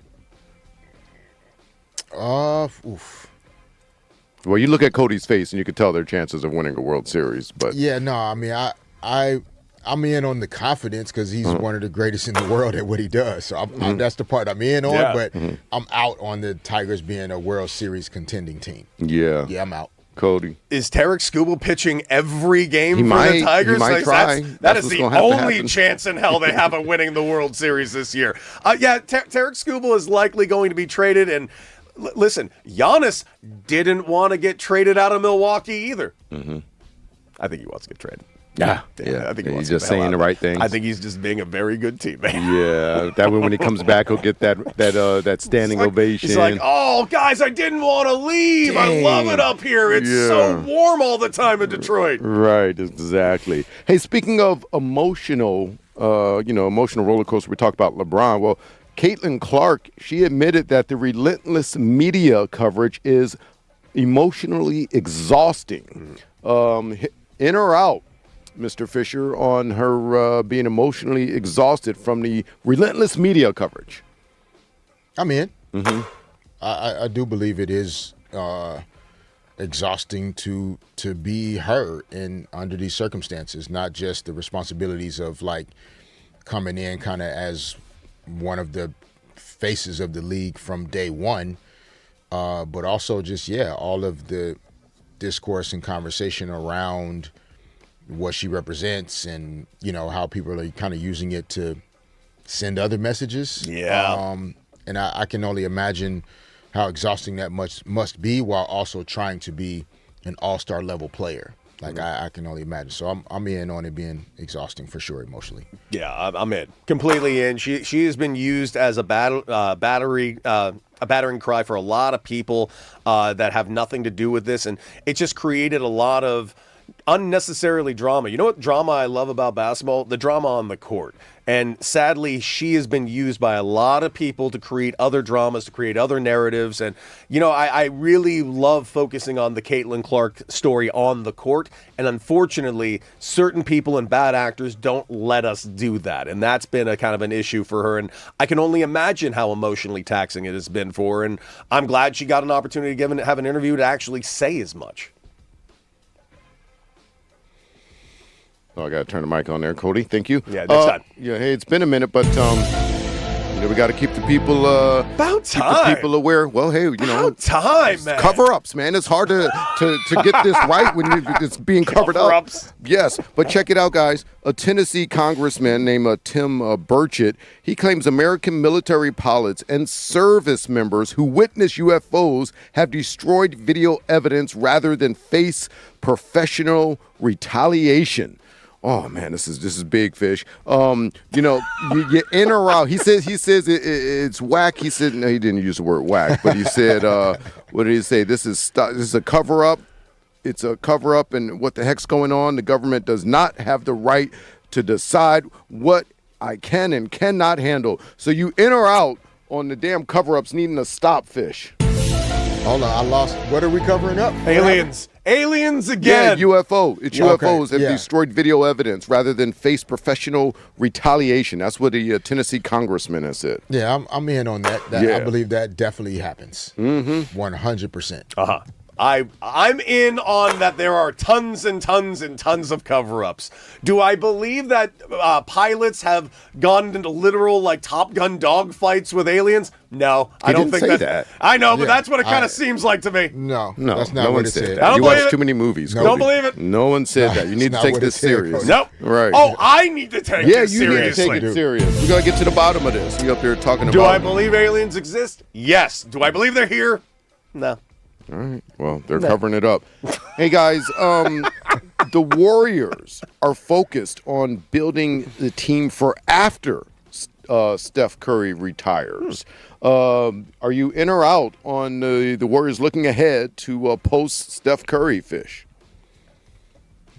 Yeah, I'm in. You have to. Like I think about Kobe's last few years. Like the team wasn't really built in a way, that it could be successful or sustainable after he was done. Like it was almost built with guys that, could come in and kind of allow him to still be the guy, but not really building anything. And so this also, to me, extends his career. Like some of the youth that they've added around Steph, I think is good. That's why I think still, LeBron and Draymond, all these veteran guys, but they would have been blending with some young pieces. So I'm in. The organization has that responsibility. I mean, when Steph retires, the Warriors don't just disappear. Yep. So you have to try to balance both as best you can. I'm in for exactly everything that D. Fish just said. The end, no notes. It's a perfect response. Yeah, you need to build for the future at some point, or else you're going to be in no man's land for a lot of years. And that's an organization that's built itself to a point where it can never be in no man's land again. Yeah. A lot of teams get caught that way, like you say, Fish. And real quick, over under, you think LeBron, he signed a 2-year contract with Philly. You guys think he plays over 1 year, Fish? I don't. I don't want to say that. I'm not. I don't want to act like I know for sure. I think it's definitely year to year. The second year is a player option, so he's always going to keep that control over like what he decides to do next. He's not going to choose another team. I think it just depends on how it goes this year. I really do. Like if they win a title, I think he's shutting it down. Yeah, If they get close to a title, I don't think he's going to shut it down. Like he's going to come back for one more try. And I'd kind of want to see it. I want to say that's it, though, I think. Yeah, it might be. Oh, we'll see. Guys, so much to discuss here on D. Fish and Decker on the new 97.1 The Fan, the voice of LA Sports.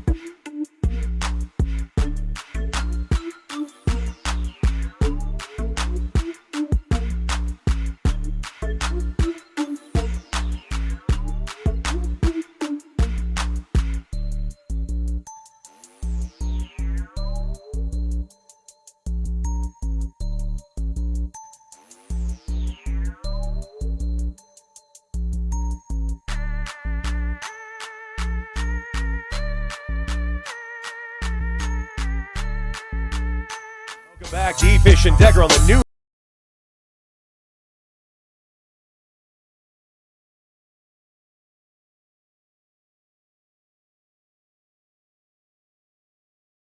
It's about that time. We're going to bring on over the hype man, Raj, because Raj, real quick, we doing a giveaway right now? We sure are. Giving away these snacks that Rogers. You picked a hell of a time to go snacking, Raj. You called me mid-apple. Yeah, That's on me. That's on me. But listen, here's the deal. We're giving away some tickets to see Dion Cole. Man, where's he performing over there? I'm looking for it. I can't find it anywhere in front of me, my man. But Dion Cole is performing here in L.A., and I can't stress this enough. Dion Cole is one of my very favorite comedians. Not only that, he's what you've seen on the Old Spice commercials, those hilarious commercials. Absolutely hilarious. Also, he was one of my favorite writers on Conan O'Brien. He's at the Great Yamava Theater. It's right there on the bottom. Yeah, that's right. August the 8th, and we have tickets. Let's give it to caller number 6. All right, caller number 6, 855-975-2326. Give us a call right now, and you can see Dion Cole over at the Great Yamava Casino. Of course, a sponsor for us over here on You In or Out. But man, oh man, go check him out over there at Yamava. Caller number 6, 855-975-2326. Get your hands on some tickets to see Dion Cole over at the Yamava Casino. Give us a call right now, 855-975-2326. All right, D-Fish. Listen, we have something that's unfortunate to say about the great Shohei Ohtani. This guy's knee is not good at the moment. It just isn't. And I wouldn't say I'm getting super concerned when it comes to the season of Shohei Ohtani because he's well on his way to another MVP award. However, the reports that have been coming out, we were getting very excited about the concept of seeing Shohei Ohtani back on the mound. We had heard from the get-go of the season, hey, Shohei Ohtani is after one thing and one thing only, and that is a Cy Young Award.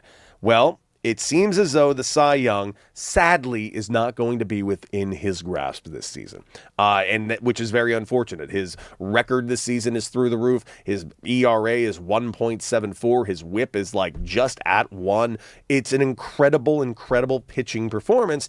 And then, of course, you add on all of the insanity of that he's doing this on offense, too. However, the blister issue that was coming up a little bit with his finger, we've seen him bloody finger rubbing on the side of his pants at some points of this season.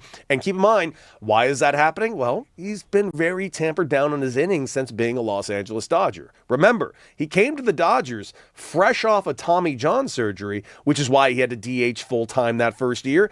Don't worry, led to a 50-50 season, won an MVP. He comes out the next season and starts his pitching routine. Throws about, I believe, like 45 innings on the year. Looked very, very good and effective. And now he's gone all in on pitching. Well, not only was the finger affected, obviously the left knee issue begins. And that left knee issue is just inflammation that has popped up. No structural damage, we are told, D-Fish. And so he goes ahead for the All-Star break, officially does not go to the All-Star game, gets his knee drained. And we're being told he's getting ready to ramp up his pitching activities right after the All-Star break. Q last Saturday gets ready to start his rehab assignment, gets ready to start his throwing program, had been throwing flat grounds, and unfortunately had a little bit of a mishap. Here's Ken Rosenthal specifically on what is going on with Shohei Ohtani. What is also interesting about this physical setback for Ohtani, it's hard to call it an injury, although I guess it is that, is the implications for both the Cy Young and MVP races. Now you remember, we talked a lot about this season, Ohtani wanting to win his first Cy Young. It seemed to be a clear goal. Dave Roberts acknowledged that it was a clear goal. Well, now it's not going to happen. Simple as that. He simply doesn't have the innings. And frankly, he wasn't necessarily going to have the innings even if he had stayed healthy, pitching in a 6-man rotation, getting extra rest when necessary. And there it is. I mean, listen, I do disagree about the innings conversation about Shohei Ohtani. I hear what he's saying. 6-man rotation, he's already going to be shorted a few innings. But at the end of the day, I don't think the innings conversation was going to be as important. What's more important is now where the innings is going to be now. Because July 3rd was the last outing he has had for this team. And by the way, that was Ken Rosenthal on Fair Territory. It's just the fact that I don't even know how much we're going to see him for the rest of the season. Obviously, throw out the Cy Young. Now this is about October. Now the Dodgers need to gear up for October. They finish out this amazing road trip, 6-3. a very tough road trip, 2 New York spots, a Philly stop, and still went 6-3 on the road trip. And that's without Shohei Ohtani pitching. That's without Blake Snell pitching. That's without Edwin Diaz. That's without Blake Trinan. That's without Tyler Glasnow.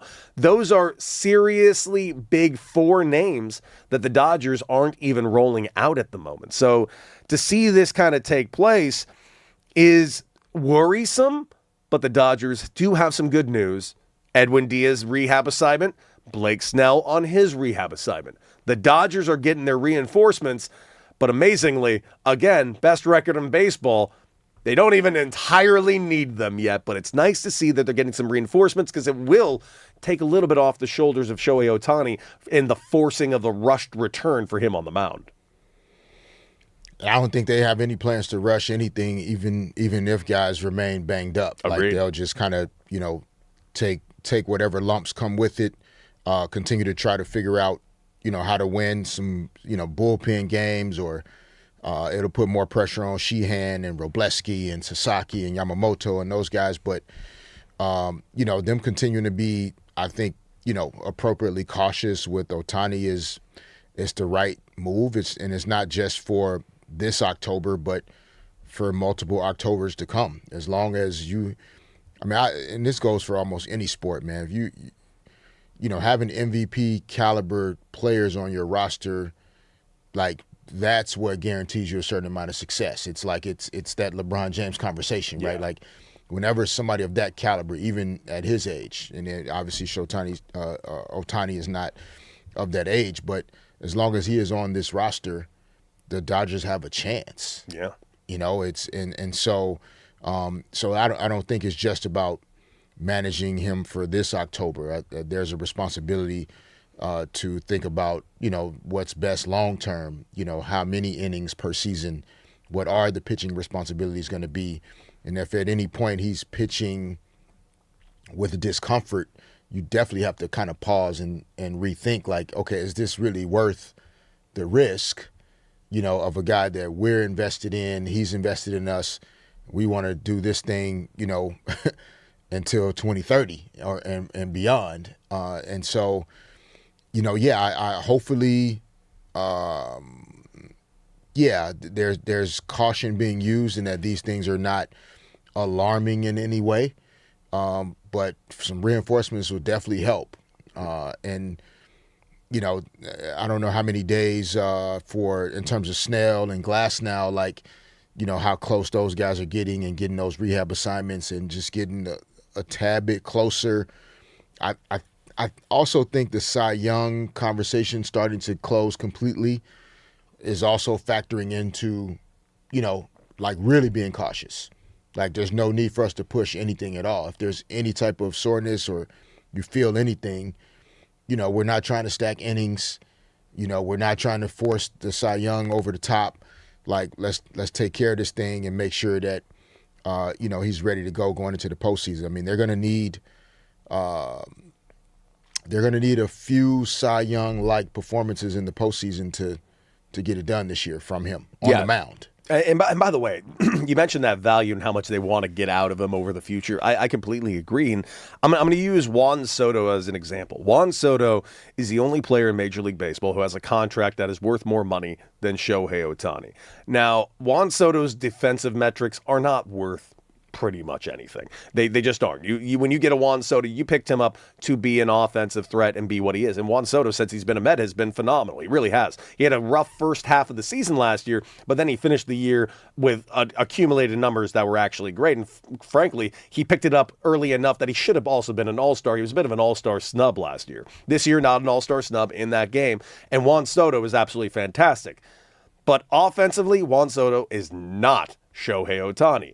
And defensively, I would even say he's not Shohei Ohtani because Juan Soto doesn't bring much to the defensive side. Shohei Ohtani gives you Cy Young caliber pitching. However, at some point, he is not going to pitch anymore. At some point, I think the move is going to be he's going to be removed from the idea of being a starter. I think he's going to end up becoming a closer for a little bit of time and maybe in his career, maybe just a bullpen guy you can use later on in the career. Because I can see this, and I think this October is going to be very eye-opening when it comes to the use of Shohei Ohtani.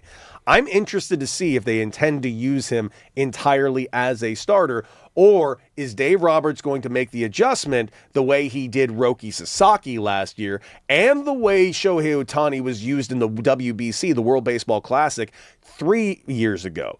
About 3-4 years ago in the World Baseball Classic, they had Shohei Ohtani ending games, which ended with the final at bat between Shohei Ohtani, Team Japan, versus Team USA, Mike Trout. And it was an electric at bat. I'm wondering, especially with the now recent resurgence of Roki Sasaki, is that giving Dave Roberts some ideas of, hey, I may not need Shohei on the mound in that respect in October?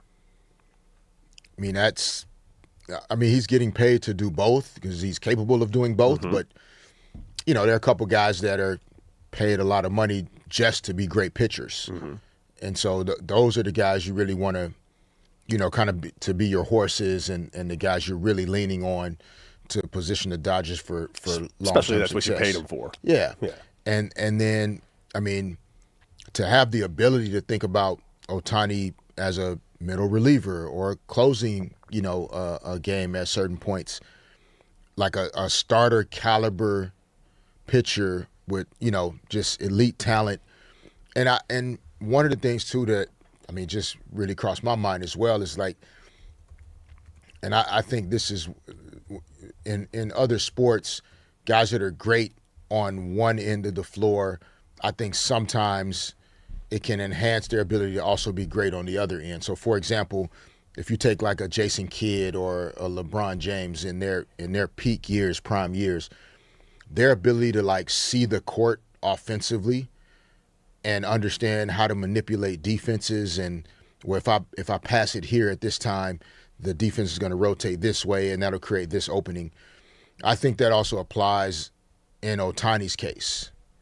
So for a guy that can hit the way he does and pick up the baseball and see pitches coming and being able to adjust the timing of his swing, putting it the opposite way, like all these little things that he can do as an offensive player, when he's on the mound, like he's able to flip that and manipulate the hitter now because he's been in those shoes before. Most pitchers are not elite hitters the way he is. By the way, the way you're saying, you're actually onto something here that you're dead right on. There's an extra aspect about what Shohei Ohtani does that actually is insane, and it is that kind of mind-flipping thing that you're talking about. And I'll give you an example for me, because I was a catcher, right? Now, I didn't catch a ton. So I worked as a catcher, but for the most part, I played first, third, and left. And I think I caught a total like 60 games in my entire career, over 11 years.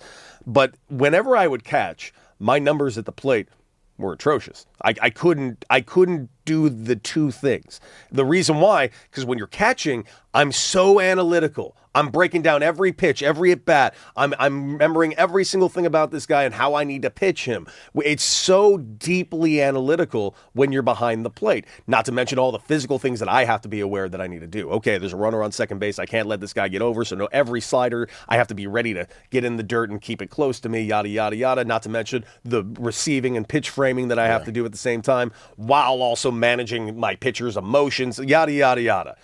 Then I would go into the batter's box, and I couldn't get out of that mindset, that analytical mindset.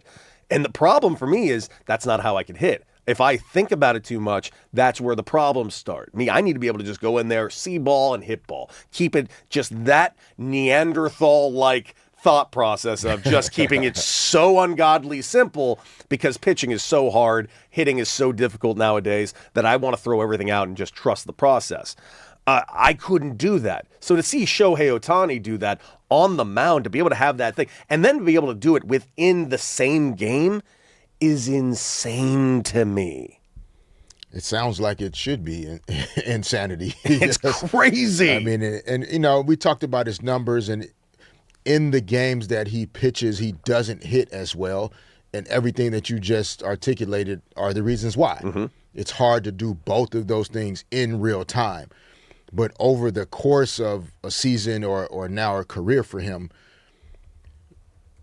because he still opens up that analytical box in his mind of like when he's pitching, the things that he has to understand, the relationship that he has with the catcher, his understanding of framing pitches and locating pitches as a pitcher, on those days when he's not pitching and all of his brain power can go to just hitting, again, it's an assumption. I have to believe he's able to pick up the ball, see the way a baseball is coming out of the pitcher's hands, at what angle, to understand the situations in terms of, is it 3-1, is it 0-2, how many outs, the infield shifted, outfielders are this, like, there's so many more things he's able to access as he's stepping up to the plate because of that analytical mind that he has from when he's pitching. And they may not always align on the same exact day, but my guess is that it really allows him to kind of have a superpower to be able to do both. It's like if Tom Brady also had the athleticism being a free safety, you can't tell me he wouldn't be able to pick up all the little signs, the little audibles, and he would be able to pick up wide receivers, and like it would just be, it would be like a cheat code. It would be, which is what Shohei is and has been. And by the way, just going over the numbers, forget the numbers themselves. Here's just a practical thing for Shohei when he is hitting while pitching. On days he pitches, Ohtani usually slightly has higher power output, but the reason is because he's more aggressive earlier in the count. I think that is a pitching thing for him because he doesn't want to be on the field too much. He also doesn't steal as many bases, doesn't take as many extra bases because he is trying very hard. And also his on-base percentage is significantly lower because he sees significantly less pitches on the days that he pitches. So it's just one of those things that we've discussed with Shohei Ohtani in the past. What is it that you value most when it comes to this guy? For me, it's his offensive output because his offensive output can affect all 162. Agreed. I it's even as a two-way player, there are still, certain things that you do best and or that the team needs from you the most. In basketball, Anthony Edwards comes to mind at the moment. Just as a young, upcoming superstar, like he's an elite defender when he chooses to be. But there is no question that he makes his teams better when he is just being a stone cold killer, assassin, scorer, go get buckets, make things happen. And I think Ohtani has the power in his bat to do that. Part of the conversation we had around him being a leadoff hitter and whether he's clogging the bases or not. And, do the Dodgers consider, as they move into the postseason, do they slide him into a different slot that might allow him to have a few more RBIs? Of which we've discussed. Maybe moving him to the hole, maybe, yeah. Yeah, that's all possible. But, yeah, I think the power in his bat, it changes games. And in close games, teams have to think about whether they're intentionally walking him or they're trying to figure out how to get around him to get to somebody else. But what has made the Dodgers great is that anybody you get around, you're running into somebody else. So you try to get around Ohtani, you're running into Freddie Freeman. You're running into Mookie Betts. You're running into Tommy Edman. You're running into Cal Tucker now, who's starting to hit the ball well. Starting to turn it on. You're running into Max Muncy, who is the leader in home runs. So, those are the gifts that the Dodgers possess, but it all starts with Ohtani for sure. By the way, it's even in the chat right now. Robert Wallace even says, Scott Ohtani Diaz 7, 8, 9 would be awesome to see. Just a thought. In that 7th, 8th inning, 8th and 9th inning, that would be insane to see if you were any team in Major League Baseball. That is as scary of a bullpen lineup as you can get. But guys, coming up here on D. Fish and Decker, what can I say? It is right around that time for football season, ladies and gentlemen. Of course, we got to talk about all things the NFL, but specifically, of course, LeBron James and all of his tweeting. We will discuss and so much more right here on D. Fish and Decker on the new 97.1 The Fan, the voice of LA sports.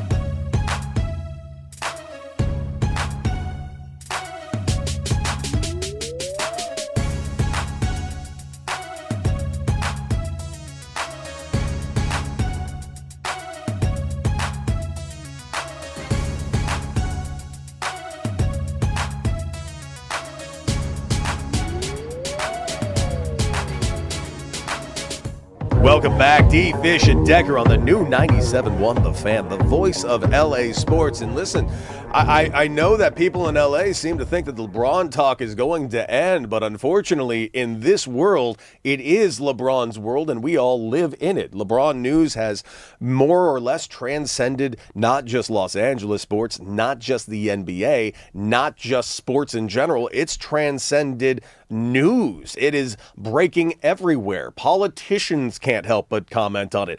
Other countries' politicians can't help but comment on it. It is arguably one of the biggest stories in the country, if not the world, and that is just to show you how important LeBron James really is, not just to the sports, but to the zeitgeist of like pop culture at this point. He's going over there to Philly, which I can freely say surprised everyone. And D. Fish, there was something about that aspect that has made me just love this even more. You know what's something that I feel like we haven't even discussed, and this is what I want to give LeBron James a lot of credit for.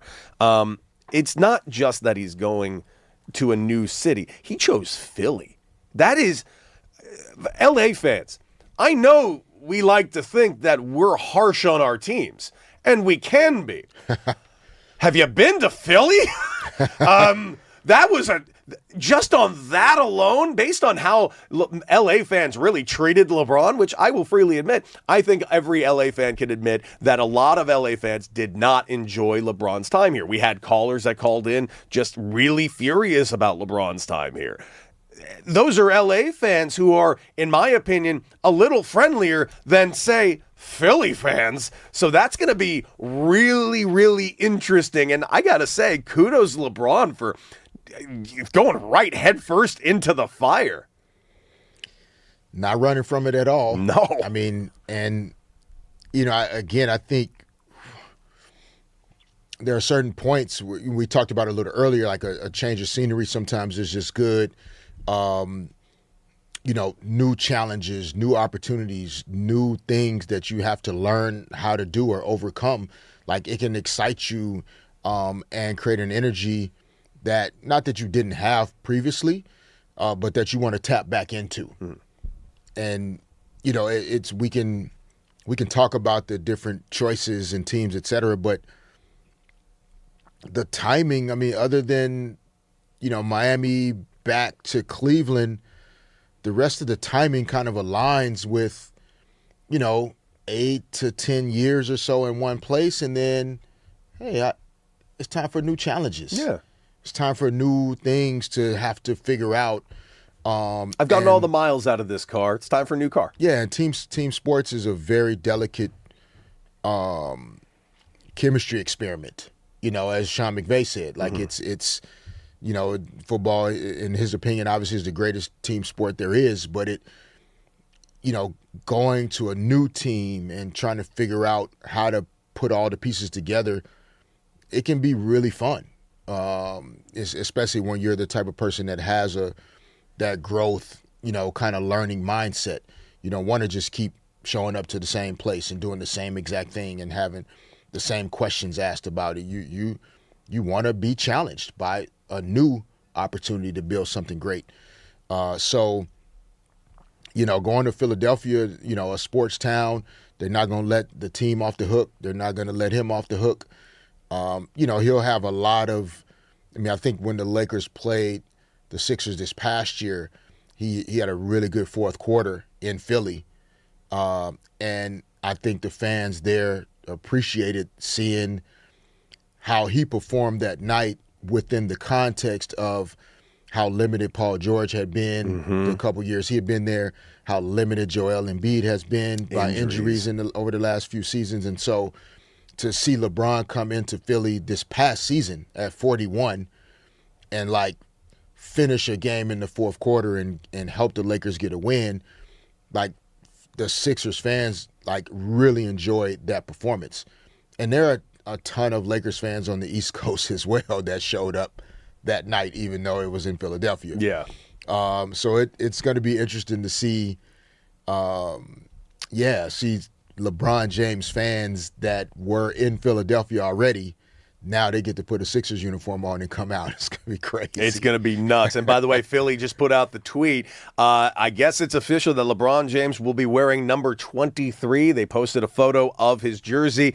And I quote, LeBron James is a Philadelphia 76er. That is the first official tweet from the team on it. So very, very exciting for them on that. But I want to read you another tweet. And this was very interesting. This is LeBron's tweet, where everything kind of comes full circle a little bit. And before we react to it, I want to read you a different reaction to the tweet. So let's go ahead and start with LeBron's tweet, and this is what he had to say. I thought I was done when the season ended. I wasn't ready to announce it and knew I needed some time to really decide. But I was pretty sure I played my last game. I was honest at the time at the last press conference when I said I needed to look at myself and decide if I still love this game. I still truly love this game and have more to give. The last few weeks have been really special. I've never been able to have no clue what to do and take real time to just think. I've had an incredible few months with all of the people I love trying to figure it all out. This is my last decision. I'm not going for money. I'm not going for family. What I'm really playing for at this point, I still want to sacrifice. I still want to work. I still want to grind. I still want to compete, to win, and to have a chance at the feeling of winning another championship. I believe I can make the Philadelphia 76ers a championship team, and I'm so excited to energize a new fan base and start this incredible journey one last time. Thank you, LA. Miami, I'll forever love, and Northeast Ohio will always be home. Now, before we react to that, I want to give Brian Windhorse's reaction because this is a unique reaction. I liked that initial tweet. I have no notes really of it. Windy had a different thought, though. This is a one-off moment in the history of the league that we've never seen a player ever say the following things. I don't care about money. I don't care about my family. So this is I don't even know how to frame it because I really truly is unbelievable. Now, I didn't take away from LeBron's tweet, I don't care about money and I don't care about my family. This is about me. He kind of prefaced it with, I spoke to the people that I love and we worked out this kind of plan. And I do love how even LeBron's good quotes and good things, people can find some, and this is not on Windy, by the way. It's just his takeaway from it. But it's how polarizing LeBron is that even a really well-worded tweet like this can still kind of generate those feelings and thoughts from people. And for me, it's only because his name is LeBron James. Yeah, I feel like even Wendy's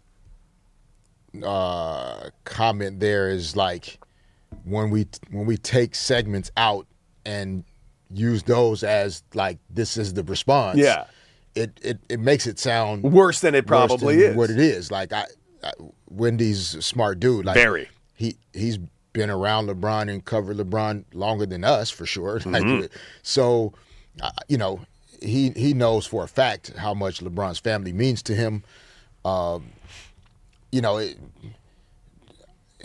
It's hard to say a billionaire doesn't care about money. They do. Because he wouldn't be one if he didn't. they do. But, I think, there have been, sports is littered with, athletes that have made choices at certain points in their career beyond money. Not that they don't care about it, but they're going to make a choice that more aligns with just where they are at that point in their journey. So I'll take less money or I'll sign this type of contract in order to have access to this opportunity. Doesn't mean there's not a care about money.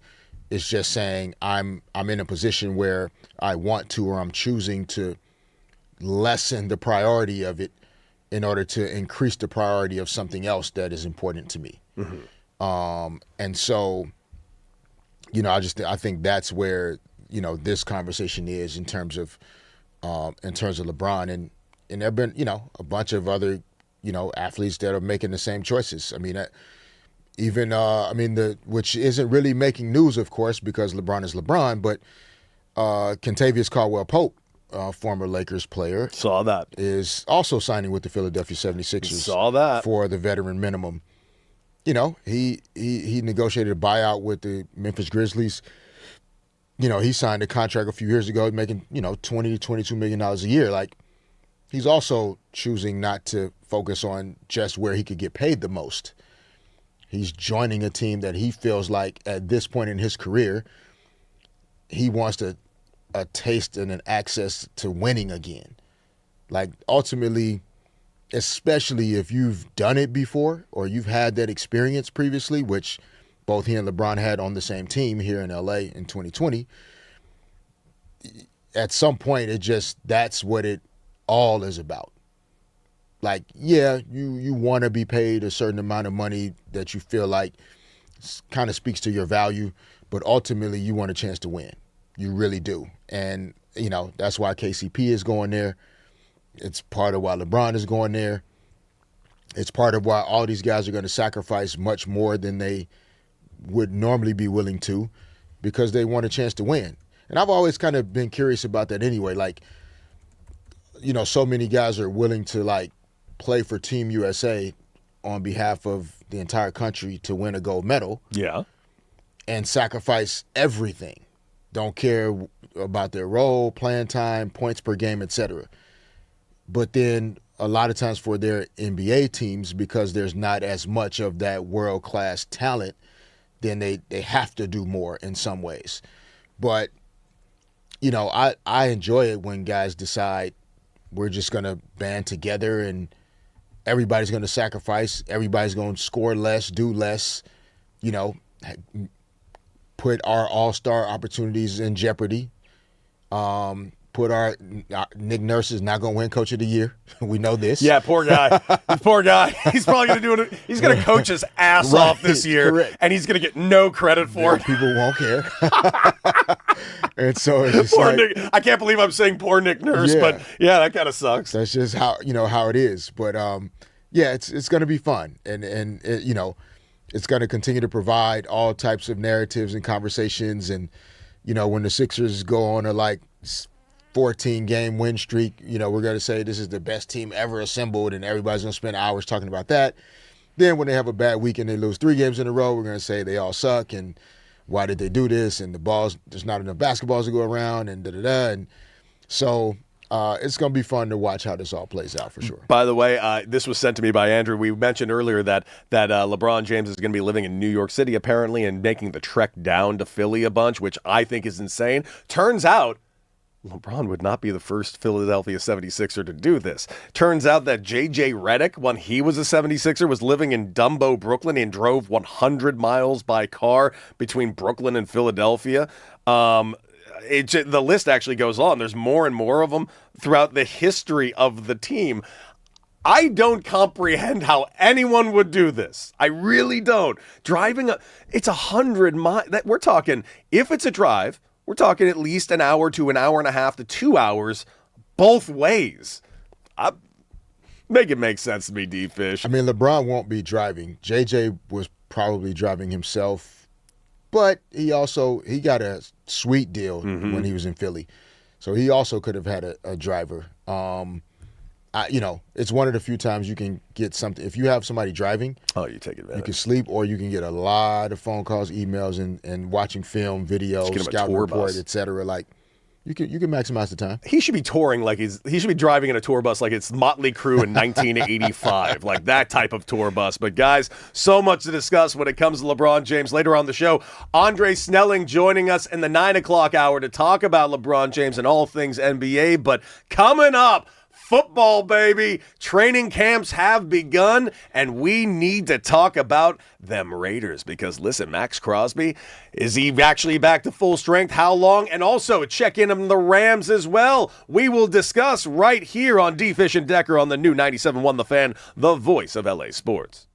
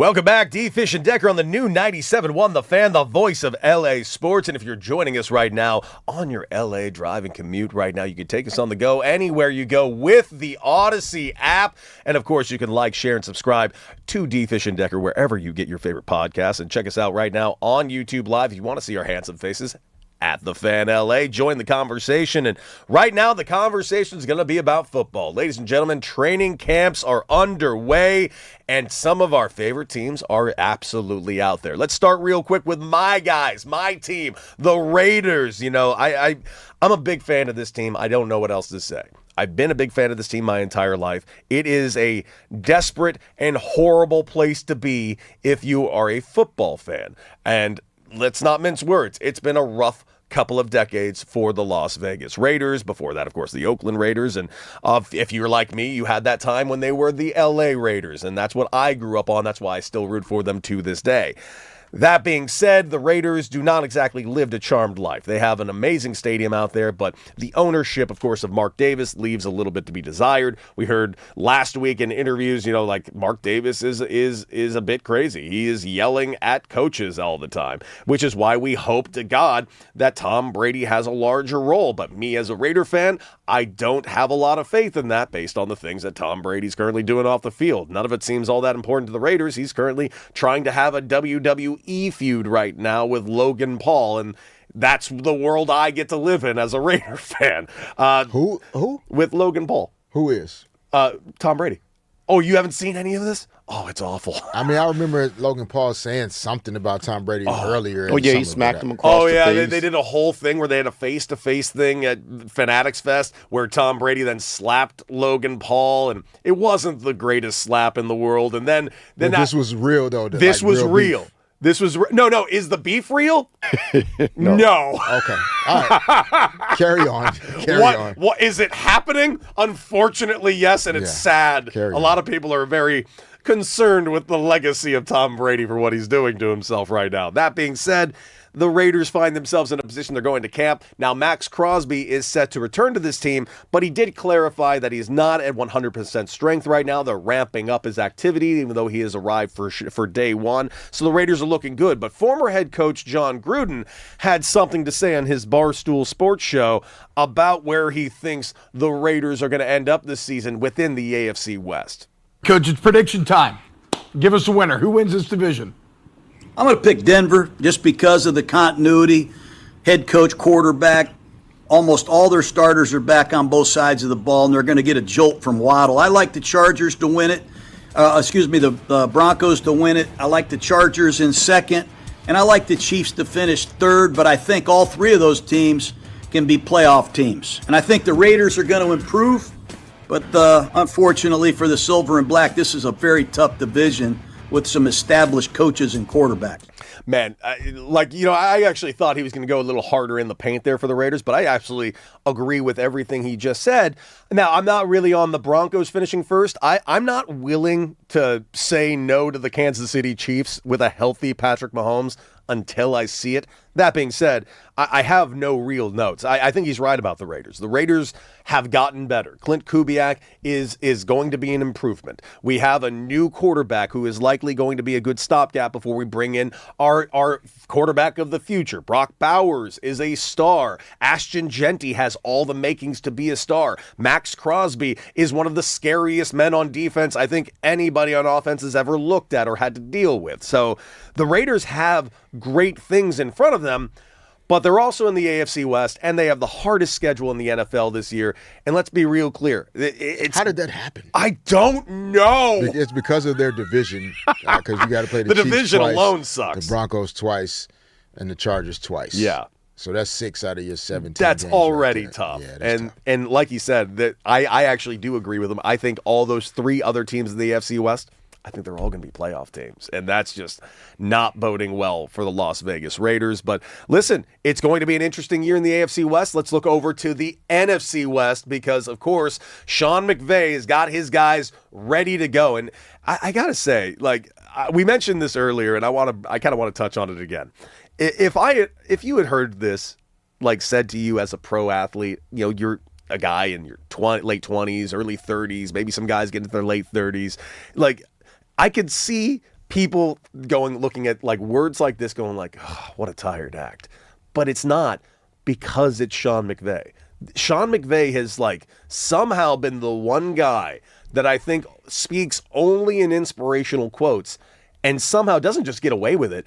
He really does inspire his team very well. So here's what he had to say about the Rams and their current expectations this season. Because again, before they even made all of these moves on defense, before they went ahead and got Myles Garrett, before they went and got McDuffie in the backfield, before all of the speculation about Aaron Donald even began, this team was already listed at the shortest odds to win the Super Bowl, and now they upgrade their defense with all the incredible work that Les Snead just did. Well, here's Sean McVay on the outside expectations and how they won't change their approach. The last time I checked, none of that stuff means anything. It's what's great about the league. People care, there's a lot of attention, but this is the greatest team sport there is. We've got to come together as a team, we've got to stay humble. There's a lot of stuff in the midst of the journey that we don't control, but I think our ability to be connected, to be courageous, to handle the storms when they do come up and be inside out more than ever before is going to make a real important impact. Now, listen, I reading that thing, it looks like he got that from a book of quotes. But because how Sean McVay says it and how he actually legitimately means it, there's not a guy on this team that wouldn't run through a wall for this cat. Yeah. I mean, like you said, it's actually, which is authentic and legitimately means it. I mean, that's how you avoid the eye rolls and we played the sound and obviously the guys for the New York Football Giants are still learning. Yeah, John Harbaugh. See, it can fall on deaf ears real fast. But like until they get to know him better, then yeah, it's hard for guys to like hear certain things you're saying and like really kind of just get there with you. Where Sean McVay has established, I'm sure when the first week he showed up at 30 years old, guys were like, man, this young dude don't get out of here with all this rah-rah stuff. And now it's like, no, this is who he is. This is how he shows up. This is how he leads. And it works. This is what he believes. And that's how you not only get the buy-in, but maintain it and sustain it. In particular, when you're working with athletes that, some of these guys were older than him and some are probably still close. I mean, I think he and Stafford are probably close in age. Yeah, they are. They really are. So to get buy-in from your peers in age, basically, this has to be who you are, and he's shown that from day one. You know, it's funny. I would love your opinion on this, D-Fish, because I'm thinking about it just now when we're talking about Sean McVay, because you'd be like, yeah, young guy, you got to get out of here with all this rah-rah nonsense. Just thinking about where we are in LA, thinking of like the three biggest head coaches. Actually, I'll throw four head coaches. 5 head coaches. Is this the best city for head coaches right now? Because really think about it. We got Sean McVay, who is like this inspirational type of leader. We have J.J. Redick, who is more of kind of a fiery type of leader. We got Dave Roberts, who is more of the Mr. Rogers type of leader. You got Jim Harbaugh, who is a little bit more on the fiery side. You got Ty Lue, who is just like of the meticulous, calculated side. It's like we have such an interesting dynamic of head coaches here in Los Angeles. And what's amazing is they're all good and or great, and they are all very different. Yeah, different. There's, what it is. Always used to say, I guess this is showing my age at least, there's more than one way to skin a cat, or however you want to say it. Those guys, like you said, are all very different. I think what the common denominator is the city and the expectations that come with playing and coaching here. That's what kind of brings all of those guys into like the same bucket. Different sports, different types of teams, different sets of expectations, and from year to year. We're not expecting the Clippers to necessarily win a championship. We're not expecting the Chargers to necessarily win the Super Bowl, et cetera. But there's still like an expectation that comes with playing in this city, coaching in this city. A lot of the other cities get credit, Philly, New York, Chicago, some of these other places that, teams and cities in the Midwest that get a lot of, kind of credit thrown their way for being, blue collar, hardworking towns, and so then their fans kind of show up to the games with that expectation of like, as long as if you play hard and you compete and fans really feel like you're giving everything you have, like in those cities and towns, like that's all they're asking basically. Yeah, of course it's Knicks fans, right? Like for 53 years, they passionately cheered for the team. They finally won the championship, but it always had been about like they just want to know for sure that every one of these guys, coaches, everybody are like pouring every ounce of everything they have to winning and trying to be competitive. Fans in LA don't always get that credit because the weather's nice and everything looks comfortable in LA. So yeah, LA fans I'll go a step further. They get no credit. Yeah, they don't really get the credit for kind of being able to feel and assess the same aspects of sports performance. Like fans in LA or fans of LA teams also want those same things.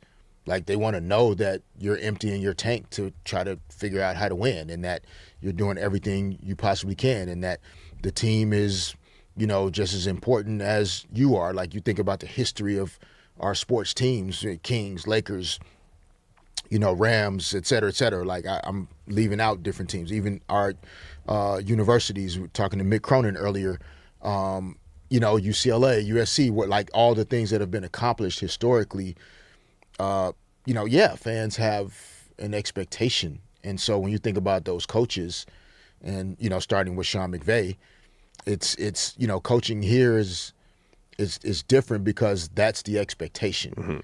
And it may not be as loud and sound as dangerous as it does in Philly or New York, et cetera, but the expectations from the fans are definitely the same. Yeah, like for instance, it's right here in writing. The Lakers, who are around the top of the league, they're 10th in the league when it comes to attendance, but it's only because of the capacity of the stadium itself. Dodgers have the most attendance in all of Major League Baseball by a fairly wide margin. Second is San Diego Padres. They outdraw them by 10,000 people a game. So yeah, LA fans simply do not get the credit they deserve, and they deserve some more credit. But coming up, ladies and gentlemen, here to talk a little bit about LeBron James and him going over to Philly to ring chase a little bit. Well, let's go with Andre Snelling joining us live right here on D. Fish and Decker on the new 97.1 The Fan, the voice of LA sports.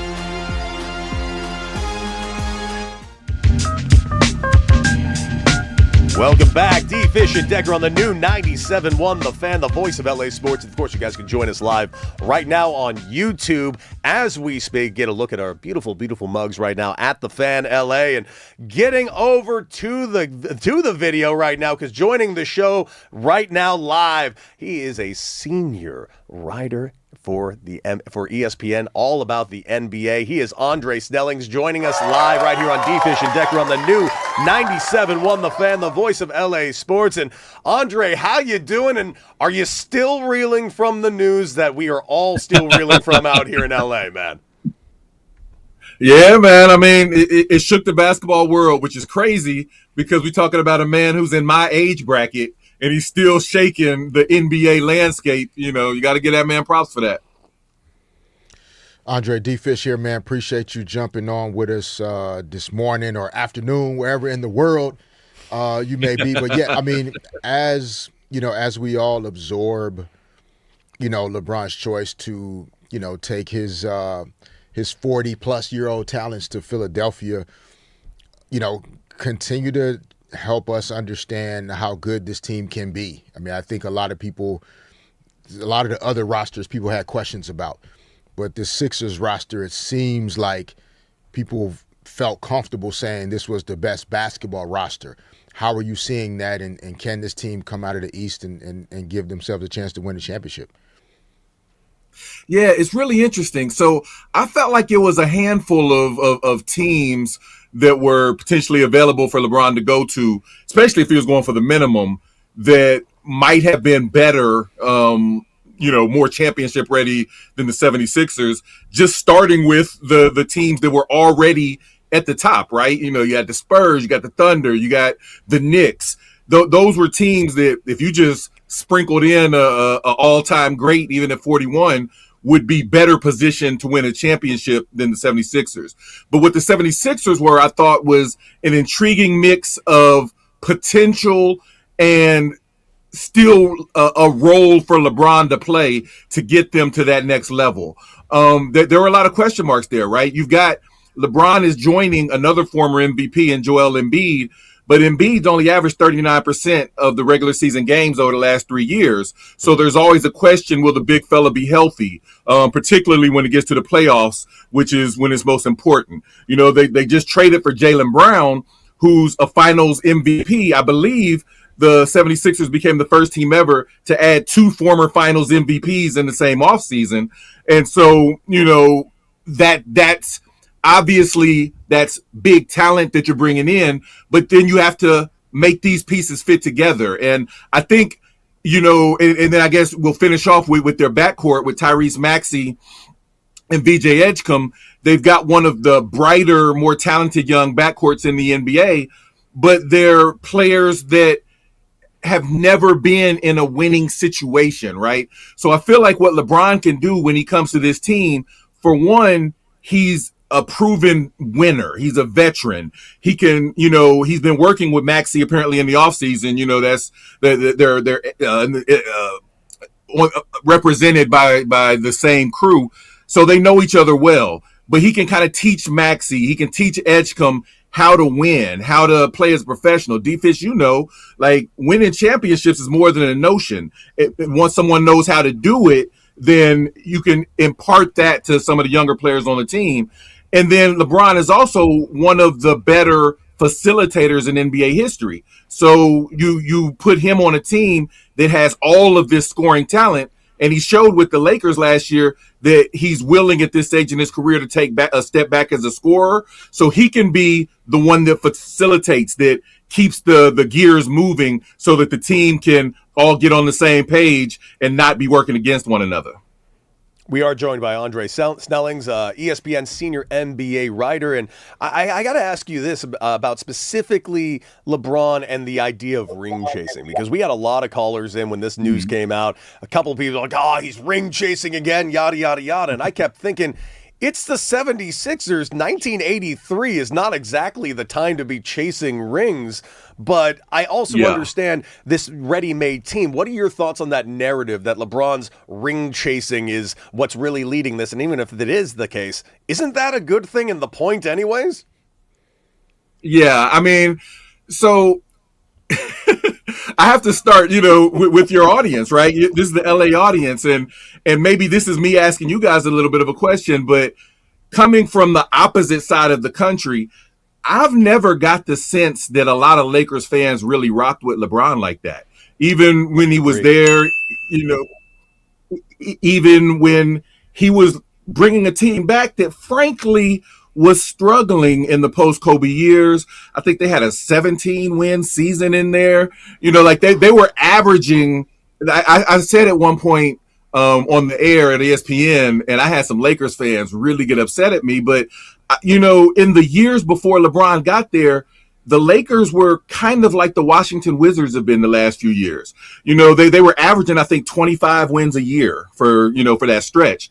And so to go from that to winning a championship in LeBron's second year, I always thought it was interesting how little it seemed that the people there really kind of rocked with him, supported him. And so I say that, in answer to your question here, because when we start talking about 41-year-old LeBron as a potential ring chaser because he goes to a team that hasn't won a championship since before he was born, it feels a little like a criticism that I wouldn't expect most players to get. And so, so obviously I don't agree with the narrative that it's a negative. Obviously, if he's still playing, he's playing for a reason. He wants to win championships. He wants to be on a team that can win a championship. And I would find it strange if he stuck around just to, play on, I'm not even going to say a team's name, but to play on a team that we know is not going to win a championship. To me, at this stage of his career, that wouldn't even make sense. Yes, agreed. The choir is here in LA. You are preaching. We agree with you on that completely, on that sentiment. Let's talk about since we are an LA focused show, the team that LeBron just left, and how are you and folks viewing this new look Lakers roster? Some of the new additions that now surround Luka Doncic and Austin Reeves, and what the forecast will look like as they transition into this post-LeBron James era. Yeah, it's really interesting. So I was of the opinion as last season ended that it was unlikely that the Lakers team as constructed was going to win a championship, but I felt like they kind of had a puncher's chance because, Luka and LeBron and Austin together, they are such a concentration of talent that sometimes you'll see talent just overcome the holes in a roster, right? So with LeBron obviously getting older and then, deciding that he wasn't coming back to the team, then it became, okay, well, what is the next iteration going to look like? It had been made clear that this was going to be Luka's team and that everything was going to be built around him. But they decided to bring Austin Reeves back, and Luka and Austin Reeves are two of the most talented offensive players in the league on the wing, but they're not the most talented defensive players in the league on the wing, which meant that you were going to have some holes, and the new roster construction was going to try to address those holes. I thought that when, they made the move to bring in, more help on the front line, I thought that was a good move. I thought that the defensive-minded center archetype was something that Luka has shown that he can work with, and that can be something that helps. But I do have a hard time seeing how this team as constructed is going to compete with the Thunders, with the Spurs, with what I believe the Timberwolves can be if everything meshes, with what the Rockets may be now that Fred VanVleet is back. I think they'll be an interesting team. I don't know that I see them as championship contenders kind of in the next 2 to 3 years. D-Fish and Decker here on the new 97.1 The Fan, the voice of LA Sports. We are currently joined by Andre Snellings, ESPN senior NBA writer, and Neural engineer and electrophysiologist? Dude, are you the most overqualified man for your job ever?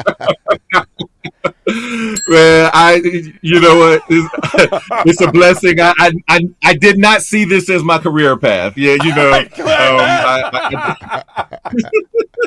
You know, obviously, I always loved sports. You know, way back 100 pounds ago, back in college, I was a bit of an athlete myself.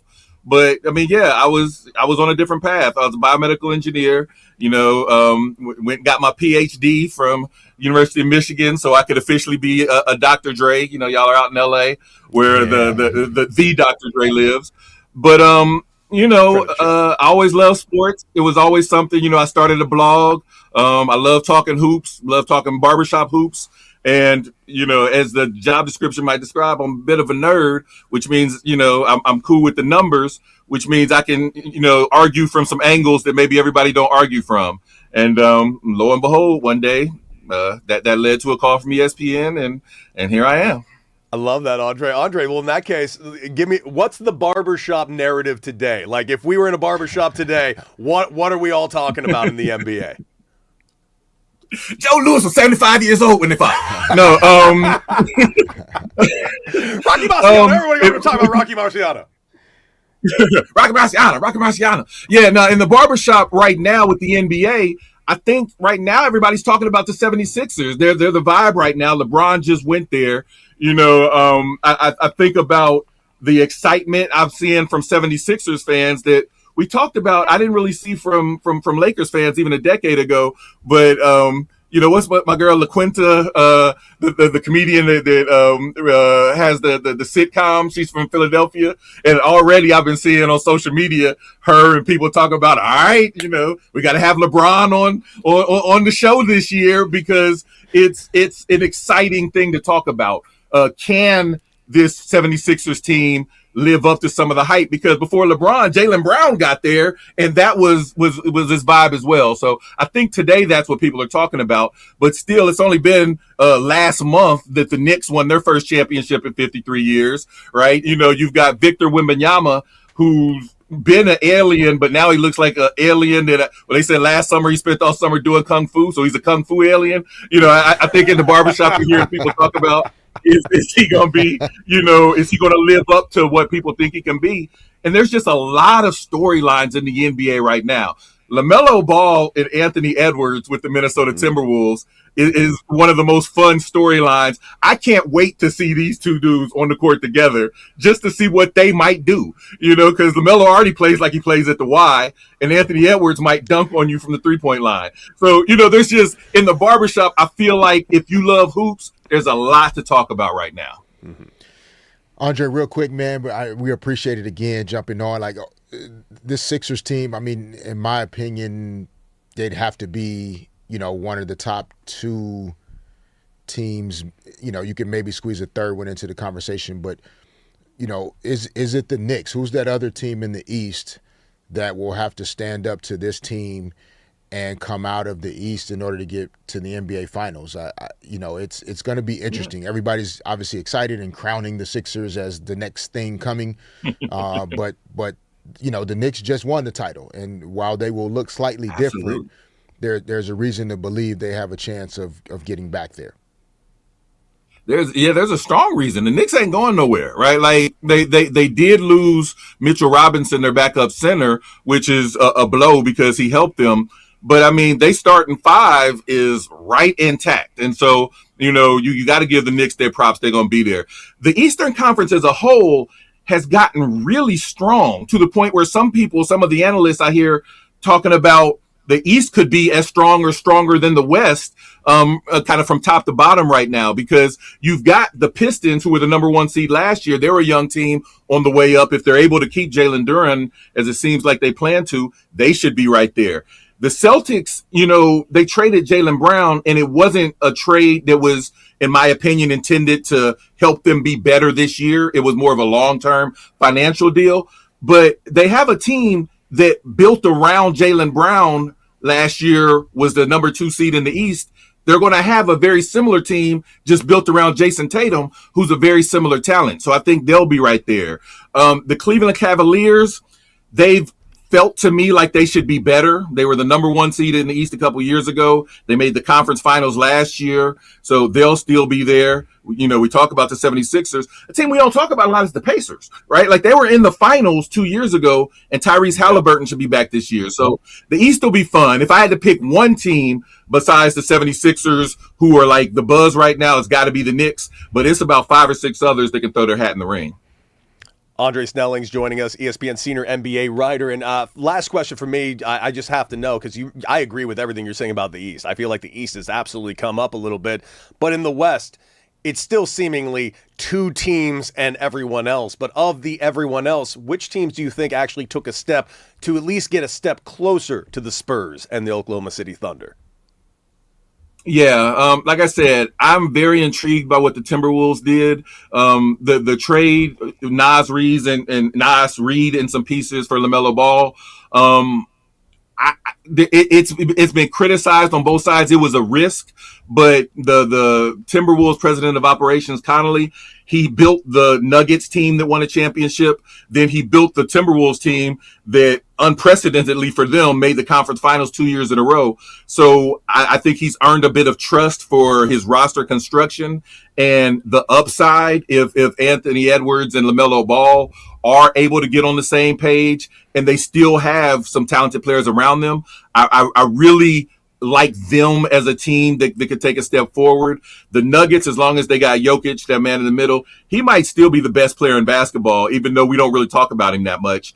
And then the Houston Rockets, just because they got Fred VanVleet, their point guard, who was out all last season, they got him back from injury. Well, that's almost like a free agent acquisition. Like, you added a borderline point guard to a team that already won 53 games last year. So I still think there's power in the West. And I think there's power in the East too. So as a basketball fan, I can't wait. You know, D-Fish, I'm ready for them to throw up the jump ball. Yes, sir. Well, he is Andre Snellings. He's ESPN senior NBA writer, also neural engineer and electrophysiologist, the most overqualified man in the history of sports media. Andre, we can't thank you enough for joining D-Fish and Deck today, man. Hey, thanks for having me, man. I really appreciate it. We look forward to having you back, my man. Check out everything Andre is doing right now, because it will make you flat out smarter. The end period stop. And what are your thoughts on that? Because I do see the Timberwolves and the things that they did, and it has, because it's been such a crazy offseason, it has kind of like fallen through the cracks in the national narrative. It has. I mean, the backcourt piece of it, and just adjusting the roster. I think the Timberwolves roster was originally built to knock Denver off the top, and they did that. Mm-hmm.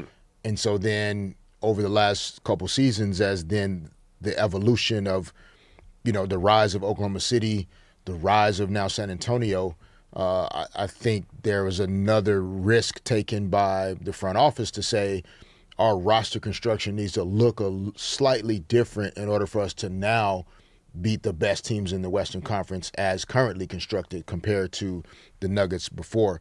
But I think Andre's point about the Houston Rockets can't be overstated or looked over healthy. Either. Like, healthy. Didn't even mention Marcus Smart joining that team. That's what I was going to say. Like, with the addition of Marcus, so not only do you add Fred VanVleet back to the team coming off the injury in terms of starting point guard caliber, but then you just brought in an experienced backup guard that if anything does happen with VanVleet, Marcus Smart is there to hold the fort down.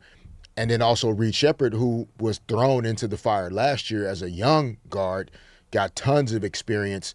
So now all of a sudden Houston's guard situation, which was basically the biggest question mark they had all of last season, you can check that box. Steven Adams now back after injury. Now their front court situation is even stronger and more powerful. And so they're going to be a team that, not only will we have to watch, we're going to have to pay very, very close attention to coming out of the West. It is a very tall team. Like, that is a tall starting five, and just man. Physically tough and gritty, and you know, it's and a pretty damn head coach too. Yes, it's gonna be fun to watch, man. That, you know, the battles that are going to take place in each conference respectively. Like NBA basketball, I thought last season really hit the mark with how competitive the games were. It was the best playoffs Yeah, I'd a lot ever watched. of even the in-season tournament games, and kind of getting back to a little bit. I don't like a lot of too much of the antics and kind of clown stuff, but I like it getting back to competitiveness. Like I really don't like you, and we're going to compete against each other that way. We can respect each other when the clock goes to zeros, but like during the game, I think fans are appreciating again the fact that like there's some rivalries and some dislike energy happening again in the NBA.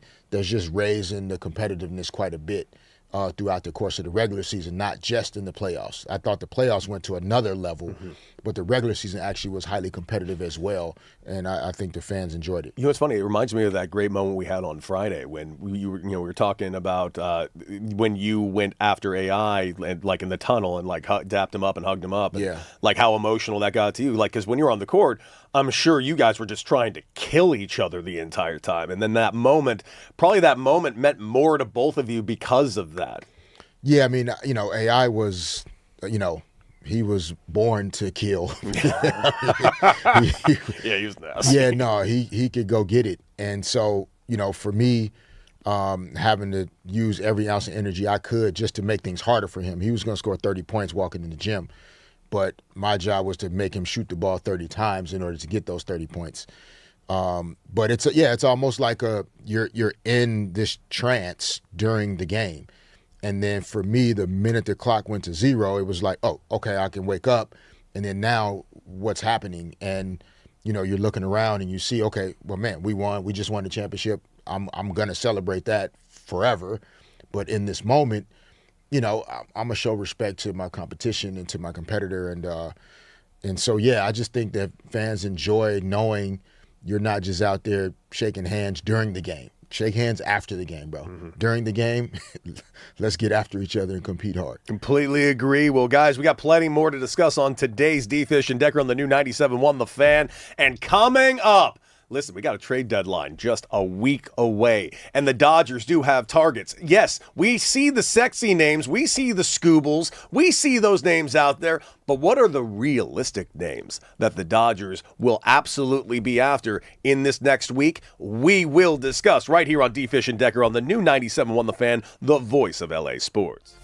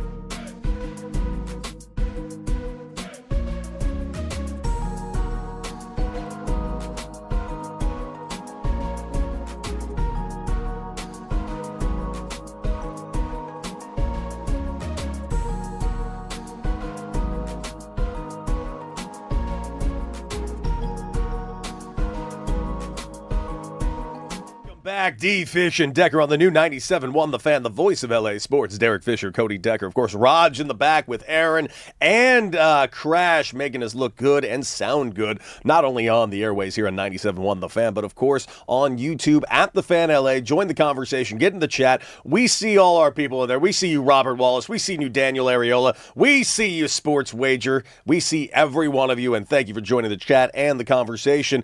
We are about to talk about the Dodgers' realistic trade deadline targets, but we were just talking quite a bit about LeBron James and his decision to go over there to Philly. In fact, we just had on Andre Snellings over there from ESPN to talk about it, but let's get over to the calls real quick. 855-975-2326. You heard what we had to say. Let's hear from you. Walton Gardena. Talk to us, Walt. You're on with D. Fish and Decker. Hi, guys. It's actually Rob from Gardena. I'm the one that said LeBron should play six-man. I called Aha! What's up, Rob? What's up, guys? Discussing how he's chasing rings, but I actually wanted to discuss more his legacy. And a couple of other players that have played in the league never chased rings. Magic never chased. Jordan never chased. Duncan never chased. Curry never chased. God rest his soul, Kobe never chased. That's what I'm discussing more of his legacy. I understand he wants to win more rings. If he had won more rings in Cleveland, he would have never been in this position. Listen, Rob, I hear what you're saying, but D-Fish, I keep having trouble with this because I hear what you're saying. Yeah, this guy didn't chase rings, but didn't they? I mean, the rings, it's something you said about LeBron. He brings the rings. So like Kobe helped bring the rings. Shaq helped bring the rings. And by the way, if we're talking about ring chasing, I mean, didn't Shaq do more or less the same thing? He went from place to place to try to win rings there. Yeah, I mean, Shaq was originally traded, though, from fair, from here to from LA to Miami. Yeah, and I think, one, the league is very different than when all of the guys you mentioned played. I mean, Steph is the more recent example, and Steph was able to get a couple more rings because Kevin Durant came to Golden State to help the team win championships. Mm-hmm.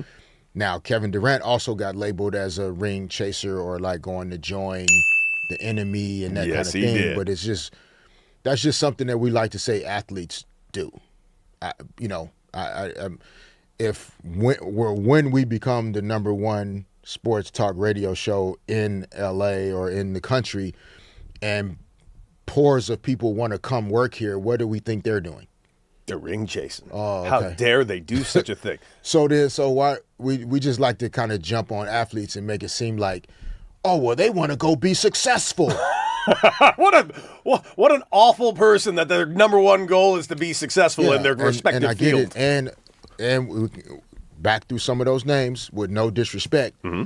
None of those guys at 41 and 42 years old were doing what LeBron is doing. Yeah, all of those guys retired before they weren't even close. And Steph won't be doing what LeBron is doing at 41 or 42. Likely not. So then there's a point where, yes, you're not chasing rings per se. You're chasing success.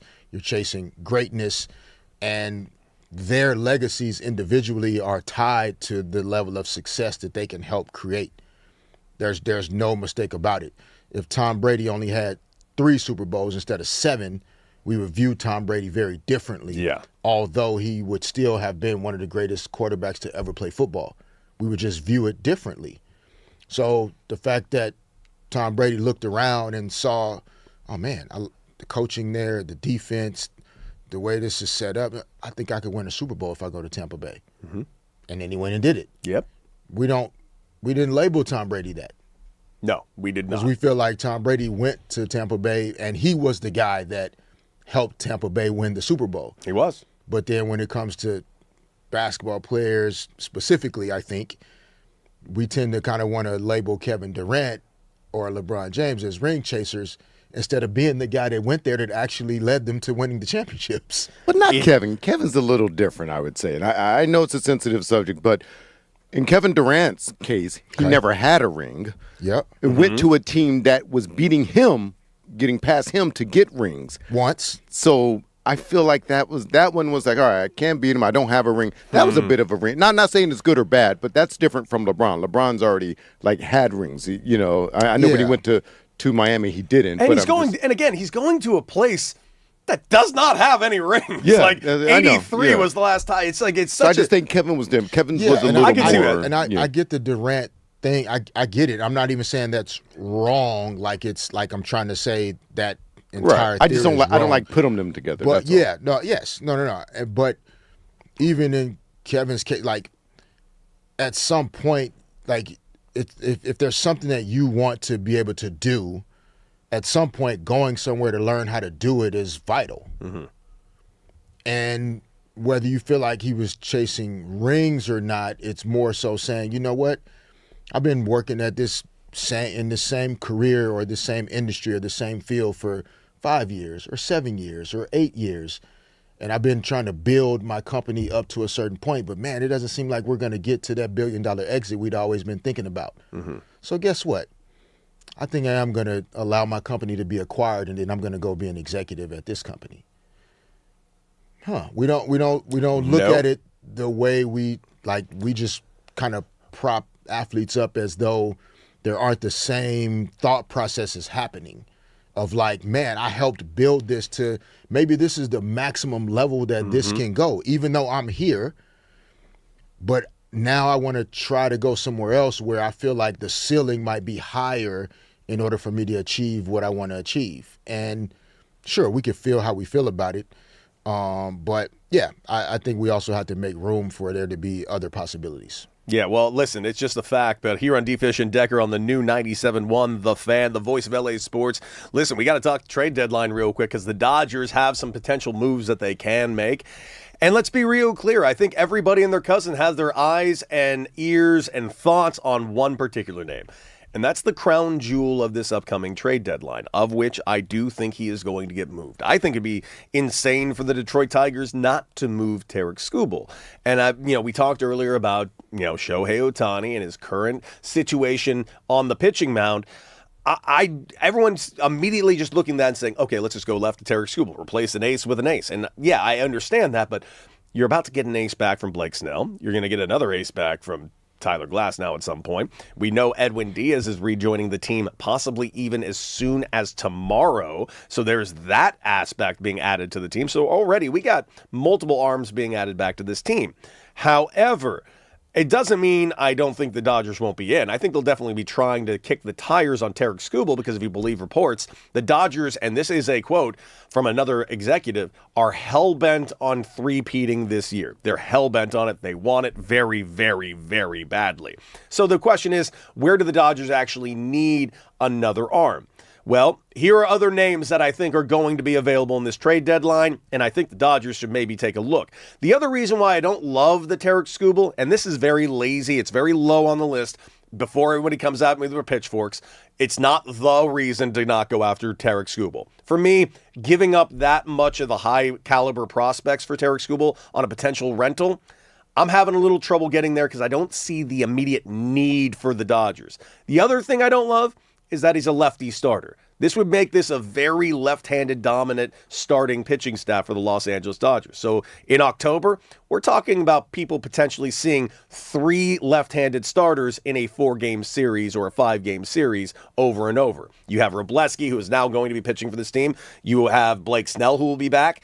And then you would add a Tarek Skubal. So you got 3 lefties. You're kind of going, arguably, with the exception of, Yoshi in the middle there, back to back to back to back.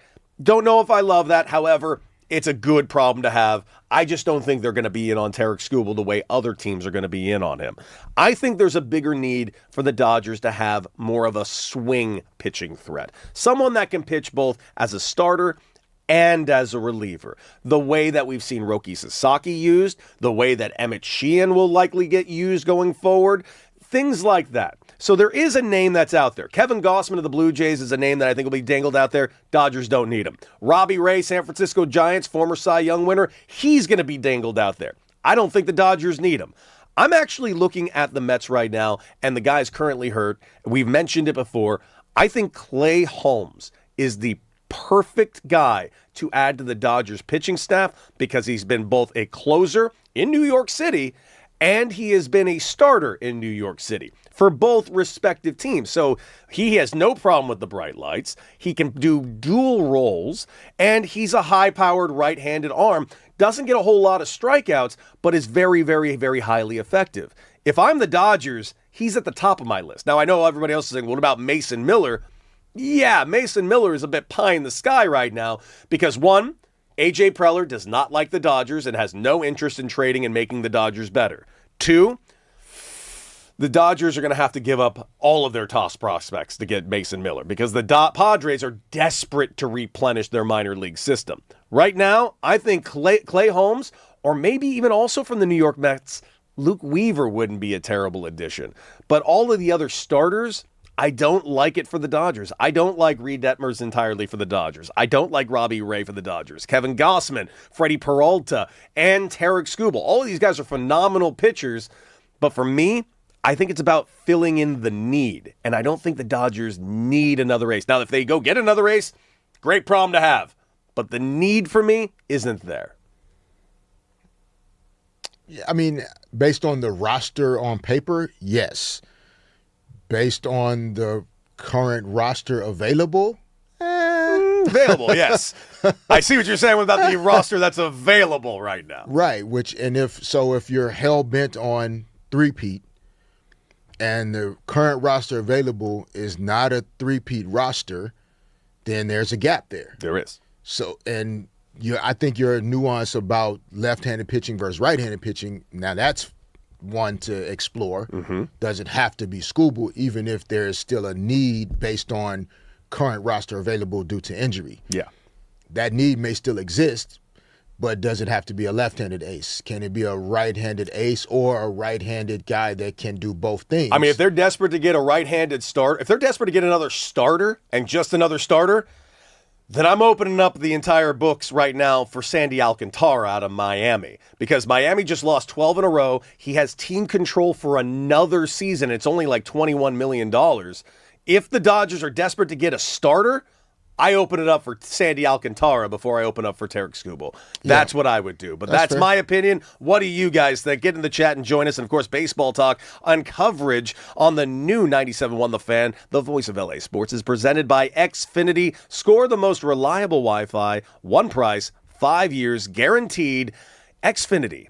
Imagine that. Guys, coming up, a little bit of a game we like to call the final out, but also NFL camps are open. We need to discuss right here on D. Fish and Decker on the new 97.1 The Fan, the voice of LA Sports.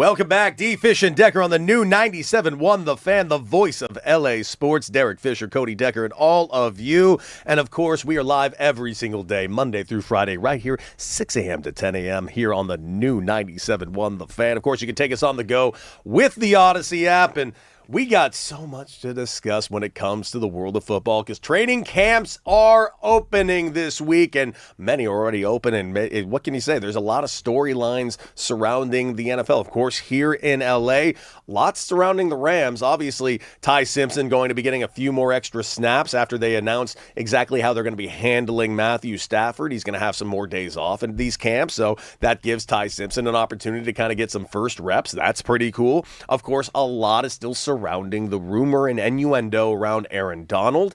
Of course, Sean McVay did give some statements about it, talking about he's going to rejoin the team if he feels up for it.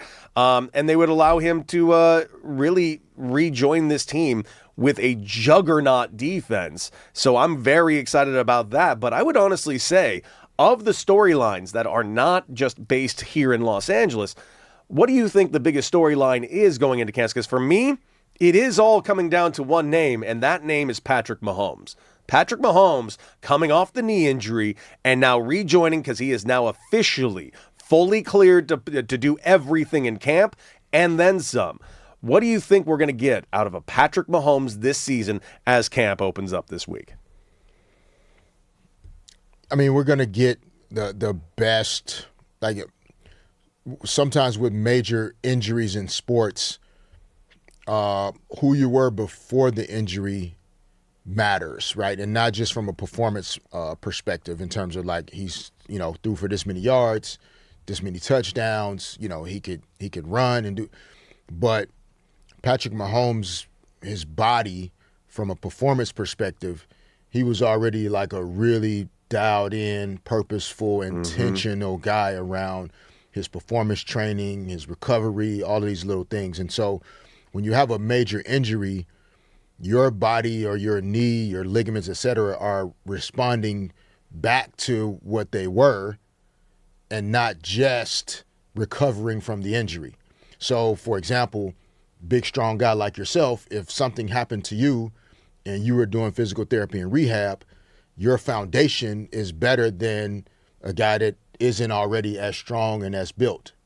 So Patrick Mahomes coming off the ACL, it's not going to be the typical return from ACL because of where his foundation was prior to the injury. So I personally think, yes, we are going to see some rust from just not having played games in several months. But I don't think we're going to see this like watered down 60% version of Patrick Mahomes that's just going to be kind of like scraping it around out there. And so I think that's why the Chiefs are still going to be a pretty formidable opponent in particular, which I'm assuming was part of the calculus with adding Kenneth Walker in the offseason. Take a little bit off his legs. Which that was necessary to do just because of like year after year after year. You can't keep relying on Patrick Mahomes that way anyway. But coming off of the injury, to have a guy now on 2nd and 6, 3rd and 3, knowing that teams are now going for 4th down and 1 like it's 1st down. So to have a guy like Kenneth Walker on 3rd and 3 that then gets you to the 1st down most likely or to 4th and 1, and then now like he's adding more 1st downs to the Kansas City Chiefs offense. And so I think the Chiefs are going to be better than we think. The problem for them is going to be they're in the same division with the Chargers and the Broncos. Yeah. And that's just factual. Like, it's just, there's nothing else to say. The AFC West, as we discussed earlier in the show, is just disturbingly good. But the other storyline that I think is really interesting is the quarterback battles that we're dealing with out throughout the NFL. The number one quarterback battle that I'm most interested in is up in Minnesota. Kyler Murray versus J.J. McCarthy. J.J. had a real down year last year in coming off the team that won 14 games the year before with Sam Darnold, a team that was supposed to be quarterbacked by J.J. McCarthy, but because of the injury, and that's how we got our hands on Sam Darnold, who now has won a Super Bowl out of it, with a different team, mind you. But Kyler Murray joining this team in this offense, I am very interested to see what the Minnesota Vikings do this year.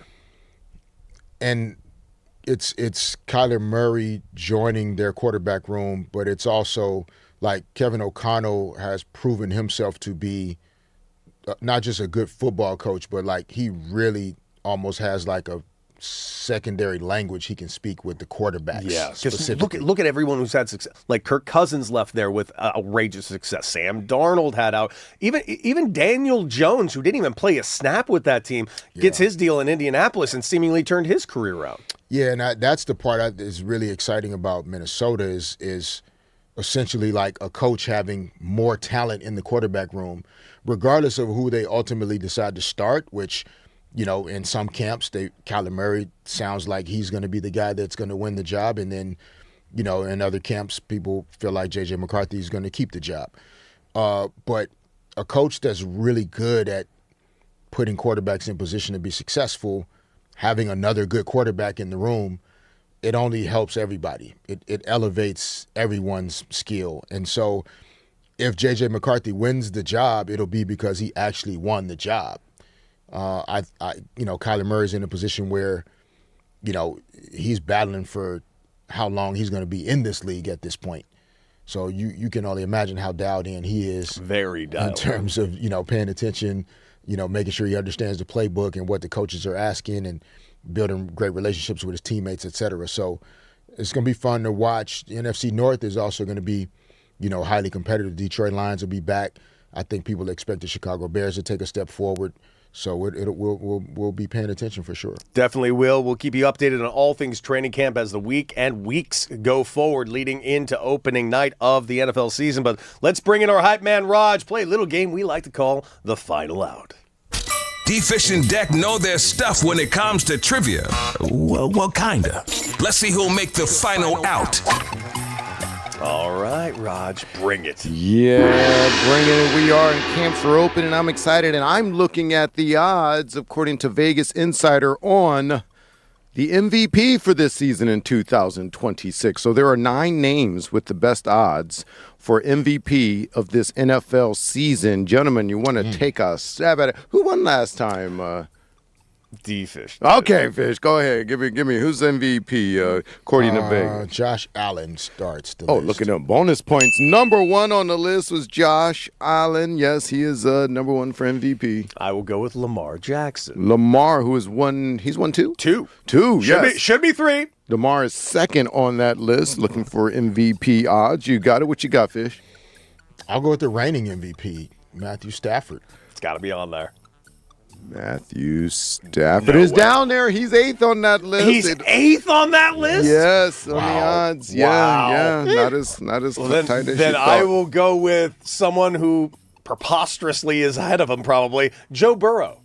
He said preposterously. He's going to put up some big numbers. I didn't say he wasn't putting up big numbers. I just said, come on. Healthy. He's number 3 on the list. 3rd favorite. Wow. So odds on 3rd. Yes. Wow, all the way up to 3rd. So we're looking for MVP odds for this upcoming NFL season. I'm playing with fire with my next pick. Yeah, no, we both are. Wow, who have we not highlighted? And I'll give you guys a hint. Already? All quarterbacks. I figured. You guys, yeah. It's a quarterback reward. Dak Prescott. That was who I was going to pick. That is the regular season, so Dak is on the list. Yes. See, now it's getting a little tricky. Because I know Jordan Love ain't going to be on that list. You know who might be on that list? Who's that? Caleb Williams. He's on the cover of Madden. I know. He's on the list just ahead of Stafford. He is Don't do number that to 8 me. on the list. Number 8 on the list. Yep. We're looking for MVP odds on favorites. You guys got 3 more guys on the list. They're right in the middle. They are 4th, 5th, and 6th favorites to win the MVP. Wow, yeah, no, it's tough. This is It's getting tough real right now. tricky now. I will go with Jared Goff. Jared Goff of the Detroit. No way. You say no? No way. Jared Goff is not on the list, so Cody is the champion. Baby! Before you finish the list, can I guess what my next one was going to be? Not Trevor Lawrence. I was going to say Jalen Hurts, even though he's the most disrespected quarterback in the league. No. He's not on the list. Of course not. And Super Bowl MVP. Yeah, don't throw him on the list. No. Don't do that. A quarterback that plays in this state. Yeah. Justin Herbert? Of course, yep. Yeah, I was he's going to up say there. him, but I was just like, why? Like, yeah, I don't understand why Insane. he would be on there and not Jared Goff, but it's okay. Well, all right. A quarterback we mentioned in the, earlier this segment, coming back from injury. Oh, Patrick Mahomes. Patrick Mahomes. Yeah, it was a layup. I And should then- know that. No. And then finally, the guy that was second on the list last season. Second on the list last season. Who we first? No, actually, he was third. Well, it's not Sam Darnold. I know that. Drake May. Drake. Wow. Yeah, he put up some numbers. He Yeah, did that's put up and some he's got a numbers. weapon. And He's got A.J. Brown. He does got A.J. Brown now. He was in the conversation last year, so that yeah. Okay. That one for sure. But, Well, yeah. I'm having trouble with the Jalen Hurts of it all. I'm not. I just don't get it. That's why I wasn't saying his name. And Patrick Mahomes coming off the ACL, like MVP. Okay. Yeah, that's what they're saying in Vegas, man. That's what they're saying in Vegas. Of course, Matthew Stafford, of course, today, later on, about 4 or 5 o'clock, will be his first day out there at practice as Rams camp. So we'll be definitely having some notes and news and notes from that for you tomorrow, for sure. On Looking the show. very, very forward to that. And D-Fish, what a day, man. Monday just came and went like it was nothing, my man. And, of course, bright and early tomorrow, my guy. Great show today. Appreciate you, brother. Love it, guys. And, of course, we appreciate everybody in the chat joining the chat today at The Fan LA. And, of course, we don't want to go anywhere because Brock and Alex are next. And, of course, we will see you bright and early right here tomorrow for more D-Fish and Decker on the new 97.1 The Fan, the voice of LA sports. But until then, guys, enjoy your day. Enjoy sports. We'll see you.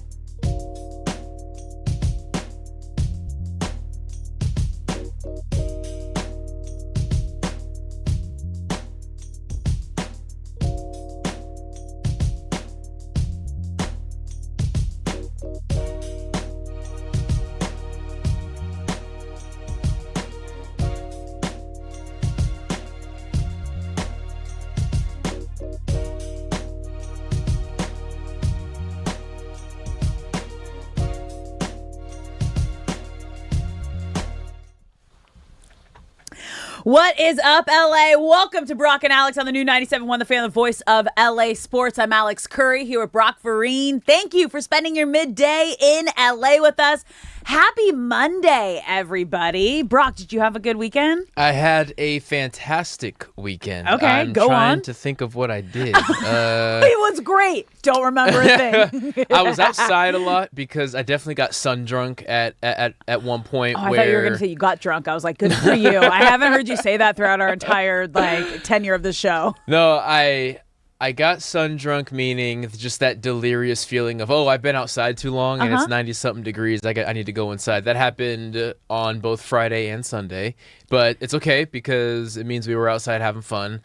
What did I do? Yesterday, we visited Grandma and we went to Carousel, which is a very classic Mediterranean restaurant in Glendale. Ooh. That's always a good meal. What'd you get? That was probably the highlight. Got some beef shawarma, some lentil soup. Dude, I love lentil soup. A little soup. tabbouleh, fattoush. Shay, am I pronouncing that correctly? Fattoush, head nod. I got a head nod. I don't think from he Shay. has his. Okay, yeah, he did hear you. I'm like, he doesn't have a headset on. Fantastic restaurant, classic. If anyone has not been, there's also one in Hollywood. Yeah, it was a good weekend. What about you? Oh, love that. Well, we did the most this weekend because my whole family leaves for a month in a week, and my husband leaves on tour. So my daughter's turning 1 in about a week and a half. So we just did all the family celebrations. We did too much yesterday. I'm just going to say that. I want to shout out to all the parents doing the most for kid parties because we were just doing our best. I forgot that my whole family's gone for her birthday.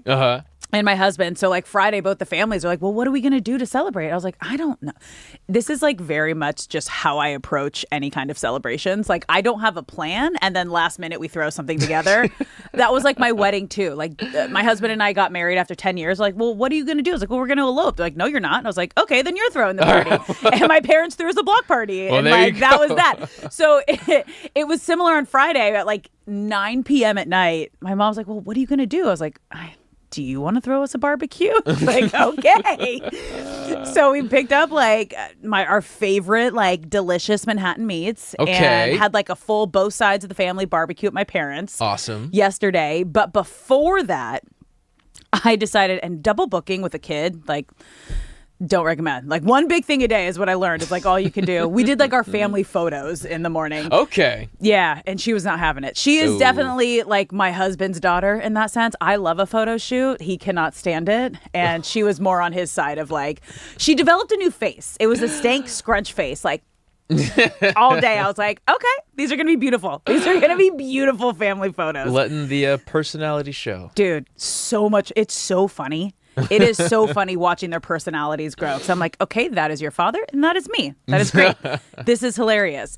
But yeah, all in all, family. So we both had really good family weekends. Yes, that's exactly what I'm hearing, which is a great way to celebrate summer, which is unfortunately ending. No, it's not. Yeah, we got a month Why? left. Okay, so this is I feel our summer is connected to the school schedule. And now that we're not in school, dude, September is the hottest month of the year here. How is that not considered summer still? It is the hottest month of the year, but summer is half weather. The other half is freedom of schedule. And I think just the freedom of kids playing outside late into the night, or hey, we should go to Palm Springs tomorrow, and the schedule's open so you can do things. I think it's more of a feeling. It's a than mindset. It is yes, that's exactly what it is. Summer is a mindset as much as it is what time of year it is. Yes. Okay, whereas that's September fair. is always the hottest month. There's always things to do in September. It's insane. But then also once football starts, and now that training camp is underway, this last week and this weekend, you're for us at I think a lot of the sports world too. It's back to school, and then it's just another couple weeks till the kids go back to school. So that's okay.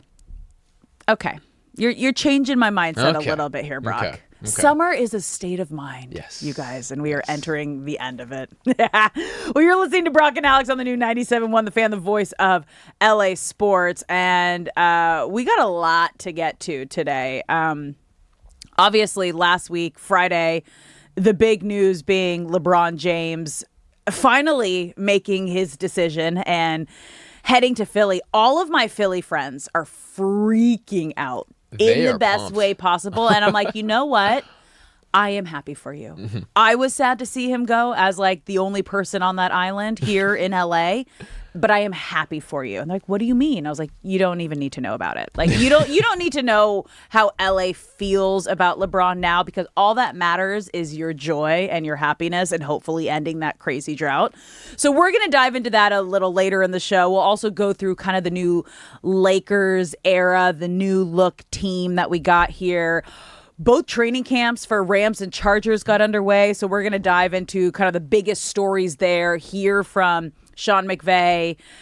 But we're going to start with the Dodgers. A lot happened this weekend. I will say, positives is that they won all 3 series. Yep. And I think when you look at this road trip, the post-All-Star road trip, and it being on the East Coast, and there were a doubleheader, there were rain delays, there was just a lot. All in all, you have to say it was a successful road trip. It was a fantastic road trip. And you go back to those final series leading into the All-Star break, and fatigue was setting in. It was some of the worst defensive baseball that the Dodgers had played, especially in the Diamondbacks and Padres series. And it was time for a break. The break came at a perfect time. What you want on the other side of that is to hit the ground running. And that's exactly what the Dodgers have done. 3 series, won 2 of them over playoff teams. The Yankees, of course, like every single year, even without Aaron Judge right now, expect to be in the World Series, and the Phillies is a team that the Dodgers will likely face again in the NLDS, and they have their World Series aspirations of their own. So to be able to take down both of those teams and look pretty good doing it, of course, there's plenty of things to work on, but all in all, an overwhelming success. And the Mets series yesterday, the bullpen didn't hold their end of the bargain, but there's not too many things that you could point at that did not go the Dodgers' way, really, over the past week and a half. Yeah, I mean, there were individual things that didn't go the Dodgers' way, which we'll get into in just a bit. One of the big ones is Shohei Ohtani's setback, and his knee is not doing as great as everyone expected it to be, which we both kind of had that feeling, and we both were like, you know what, you should probably just give him a moment, you know? So that happened on Saturday, because he was supposed to have another bullpen Saturday, but the Dodgers canceled the session because his knee did not feel 100%. On the other side, though, he's still DHing every game. He hasn't been hitting great, and I have to, just from an athlete perspective, Brock, when you're dealing with an injury that is basically holding you back from your biggest goal of the season, because he came into the year very publicly saying, my goal is Cy Young. Yeah. This is his first full healthy season as a two-way player for the Dodgers. And to have that taken away from you in a way that this is an injury or a situation in his knee that he was born with, that he had surgery on back in 2019. And to then slowly start to realize, like during the All-Star break when you got the treatment, it's not working. The bullpens aren't going the way you want them to. Shohei Ohtani is one of the strongest mentally stable players, and just so disciplined in what he does for his routines, both at the plate and on the mound. But when you have something like this taken away from you, you have to think that it's going to affect him in some other way. I compare it to an Olympic runner in that, say you are a 400-meter runner. You run the 400-meter and you are expecting to win the gold. You get bronze. It's considered a disappointment. And you can't sit there and feel sorry for yourself because tomorrow you have to run the 4x4, right? Yeah. Like there are other things that have that command the best out of you. So that's what I would compare Shohei's season to right now. It's become very clear. It was clear for quite a few people. It's finally become clear to Shohei that the Cy Young is not in the cards this season, and he desperately wanted that, for him to even make that a vocal thing and publicly known for the world to know was kind of rare, which just shows how excited he was to really make that push this year. Even if he wasn't banged up, Jacob Mizorowski is just having a year of all years. Yeah. And it was always going to be his from, I would say, May onward. And it's just not in the cards. And you're allowed to feel disappointment because that disappointment is what's going to motivate you in future years. Yeah. But there is still a goal that remains. You may have not won the 100-meter dash, but you still have the 4x1 on an Olympic stage that you need to get ready for, right? So that's what, in my mind, I best compare it to. Of you can't wallow on this too long because there are other goals that are going to need 100% of your effort and focus and attention. Yeah, there's got to be a lot of mental stuff going on this week. Also, the Ipe documentary, the ESPN 30 for 30 podcast that's dropping. I think you said tomorrow. First 2 episodes drop tomorrow. Then they're on like a every 4-day. Yeah, it's that's going to be gnarly. It's going to be major. And I don't know the next time the Dodgers play in prime time, but there's very limited ways that you can, I guess, quote, protect Shohei from the story. When the games are on Spectrum, that's the hometown team. They'll acknowledge it, but they won't lament on it. But if the game's on Fox or Apple, you don't really get those protections. And I expect this to be a big story. I'm sure Dave Roberts right now is working on his answers and rehearsing them. And PR team's working overtime right now. There's probably going to be a PR team meeting of how we're going to address this going forward. Yeah, that's going to be wild. But back to just Shohei Ohtani's status and how he's feeling. During the Fox broadcast on Saturday, Ken Rosenthal was interviewing Dave Roberts during the game, and he asked him if he was concerned about Ohtani's status. Shohei Ohtani supposed to have a bullpen session today. It was canceled. Dave, what is your level of concern about his ability to pitch again this season? Not concerned at all as far as that. I think that for us, I think certainly the position that we've put our in as a team, we have a lot more leeway to kind of make sure that he is as good to go and we don't have any setbacks. And he had a bullpen last week and didn't come out of it feeling well. So I think for us, it's just kind of let's take a couple steps back, not put him into a corner to make him have to do something, because I think honestly right now what we do have on our side is time. Dave, thank you. All right. Yeah, I just think there is no reason at this point to rush Ohtani back, just considering the fact that this injury, the patella, it's like the 2 patella, right, instead of 1 in his knee. Bipartite, I believe. Yeah. Bipartite. He has 2 patella tendons instead of 1. Yeah. So this is something that he was born with, and this is something that he had surgery on back in 2019. And the draining or the injection that they gave him over the All-Star break isn't working. So whatever they can do to limit the work on that knee, which is when he's pitching because he lands on it, I just think there is absolutely no need to rush him back. But I do think the Dodgers need to start thinking ahead of, okay, what is our rotation going to look like without a Shohei Ohtani in the postseason? I understand Dave not giving a sense of panic, because who does that benefit? But I do disagree with the last thing he said, which is we have time. You don't have time. No. And it's the jump from All-Star break to playoff baseball happens so quickly. And again, Dave knows this. He's saying what a manager needs to say in that moment. What they do have, however, is a pitching rotation that is coming off of one of the best weekends that they've had really all year.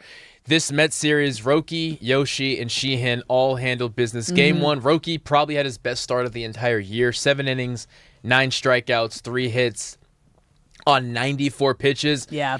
And now we are stacking back-to-back successful starts against the Yankees and the Mets, and that's what we see from Roki.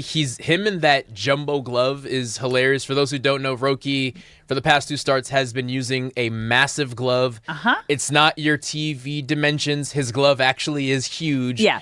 Which leads credence to maybe people were picking up on those tipping. pitches. So it's like when you do something minor, even with your hand or your wrist, and batters were picking up on that. Yeah. The glove is meant to cover every possible giveaway. Yes, and it has clearly had an effect on him. In a good way. Even if it's just a sense of confidence. It's working. Game 2, Yoshi, 6 innings, 5 strikeouts, 5 hits, 1 run, 3 walks. He handled business as well. Emmett Sheehan, unfortunately, yesterday was let down majorly by the bullpen. Yeah.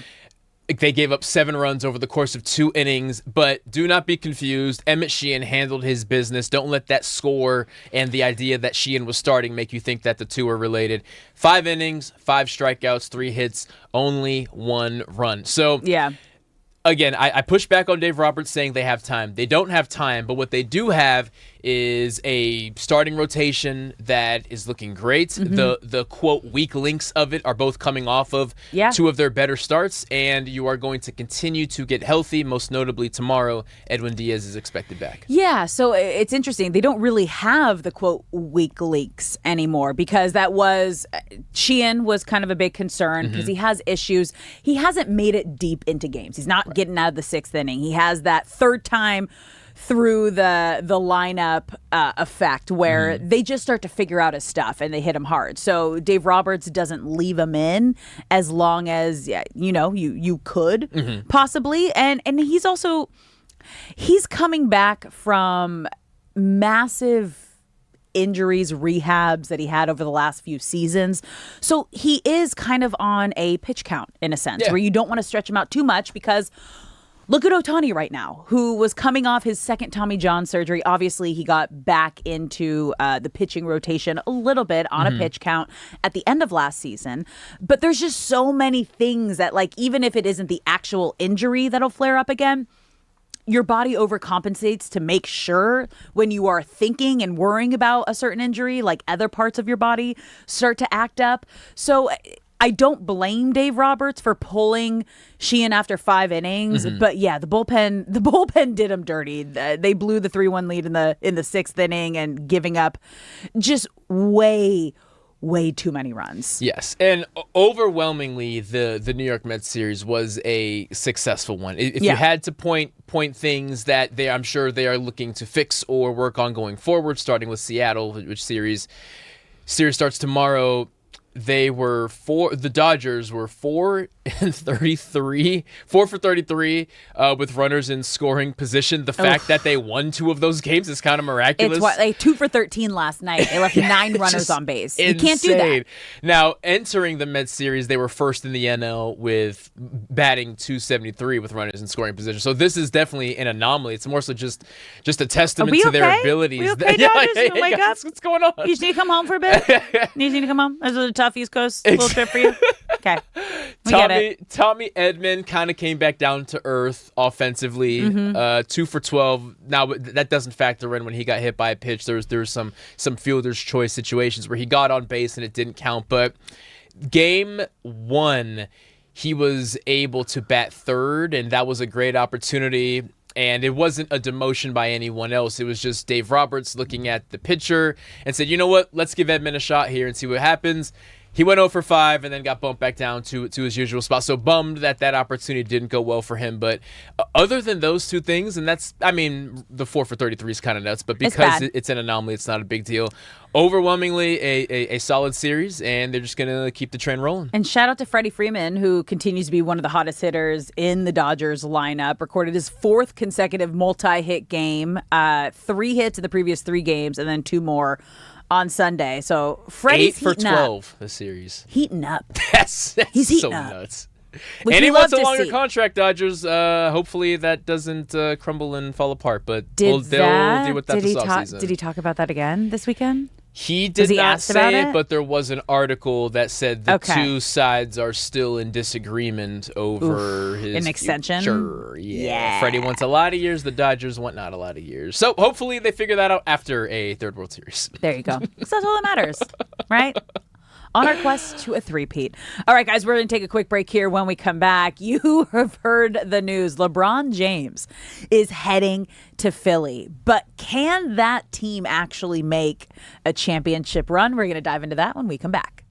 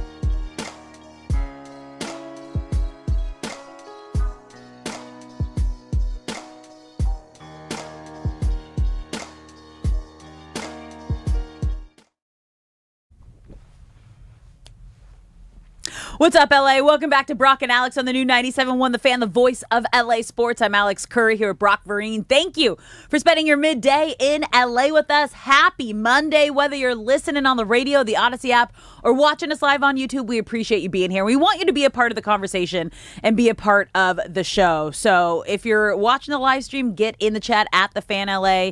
And you can also call us at anytime, 855-97-LA-FAN. But we got to get to the big news that broke on Friday. We spent the entire day talking about LeBron James. There it is. Thank you, Shay.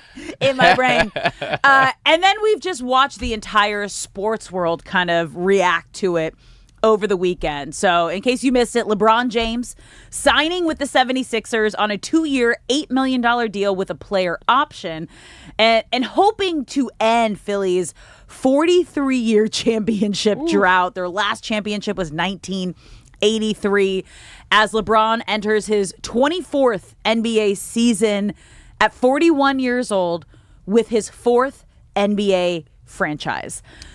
So there's a lot to unpack here. And even when LeBron was sharing his thoughts on it, he let us know that retirement was actually like very much a possibility.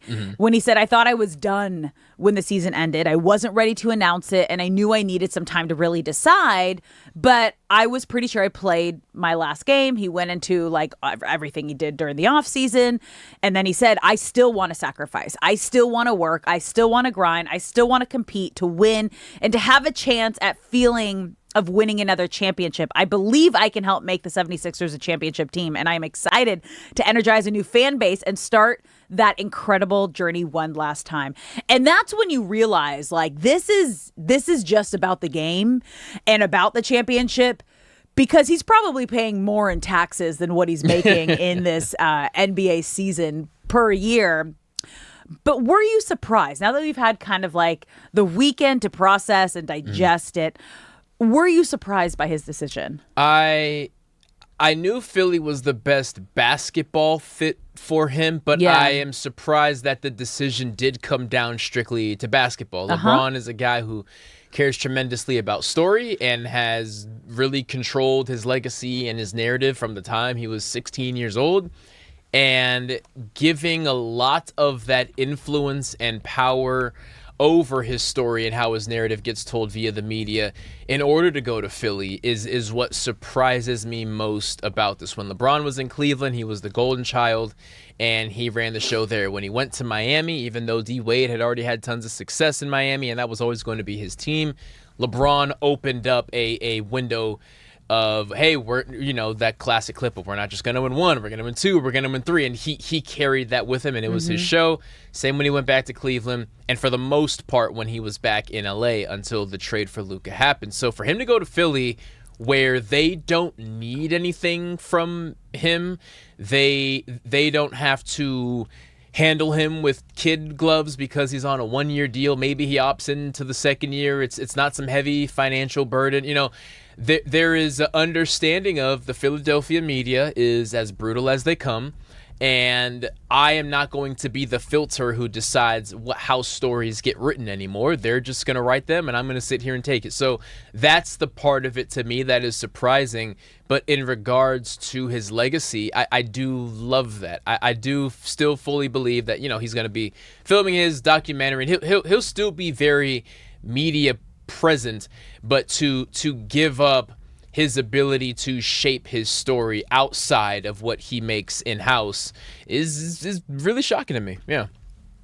What's wild is obviously we knew how he felt being the third fiddle with the Lakers, and him sharing that I have never been a third option in my career. I've never been a third option in my life. And now he's coming into a situation where he could be the third or fourth option here. And so I keep looking at their potential starting five: Tyrese Maxey, VJ Edgecombe, Jaylen Brown, LeBron James, Joel Embiid. And you're looking at all these guys. How are they going to figure out, like, who's going to share the ball with who? Like, this is a lot of me, right? Like, my turn. I want to do this. Yeah, and that's where we get into the if this works out, it is a championship team. But there is a big if. Tyrese Maxey is the point guard. His share of the amount of time he holds the ball doesn't get affected because every play is essentially going to start with him as long as he is on the court. VJ Edgecombe, in my opinion, has the biggest gripe of anyone because he killed it as a rookie, and there is a clear trajectory of him to superstar status. And if you're him, you're sitting there wondering, well, is my growth kind of being thrown to the side because I'm now the fifth option when everyone knows I have all-star, all-NBA capabilities in me?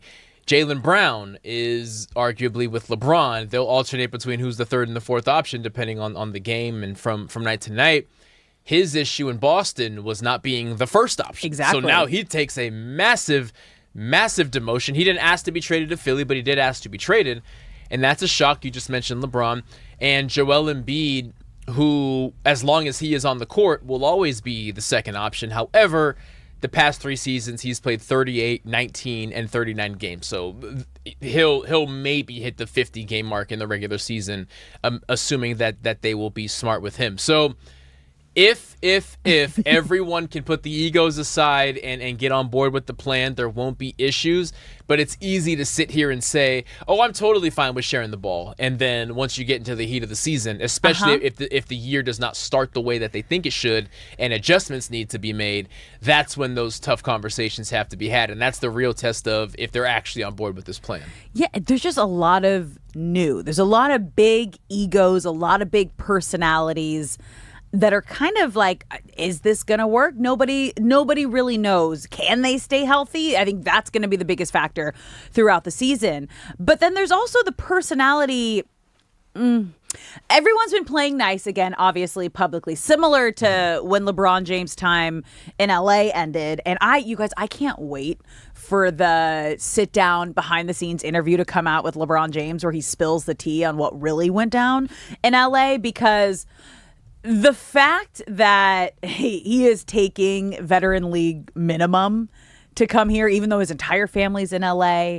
Now the new Lakers roster is perfectly constructed for a LeBron James to continue his time building in LA. His future permanent home right now, somewhere in the hills somewhere. Yeah. So that really makes you understand that it was bad. It must have been really bad here in LA. And again, you kind of got that sense when it started with Rich Paul, when he came out and said, there was a time when LeBron said he was 80% sure he was coming back to LA. Then 2 weeks later, it was, I'm 1,000% sure I'm not. So something went down in that 2-week span. And I continue to point to the fact that Luka Doncic made it very clear on 2 things that he wanted, and that was keep Austin Reeves and get me an A-list center. LeBron James wasn't a headline in his needs. I understand he said he would have liked to have him back, but that's not the mindset that LeBron James wants. LeBron James wants to go to a place where he feels needed and wanted.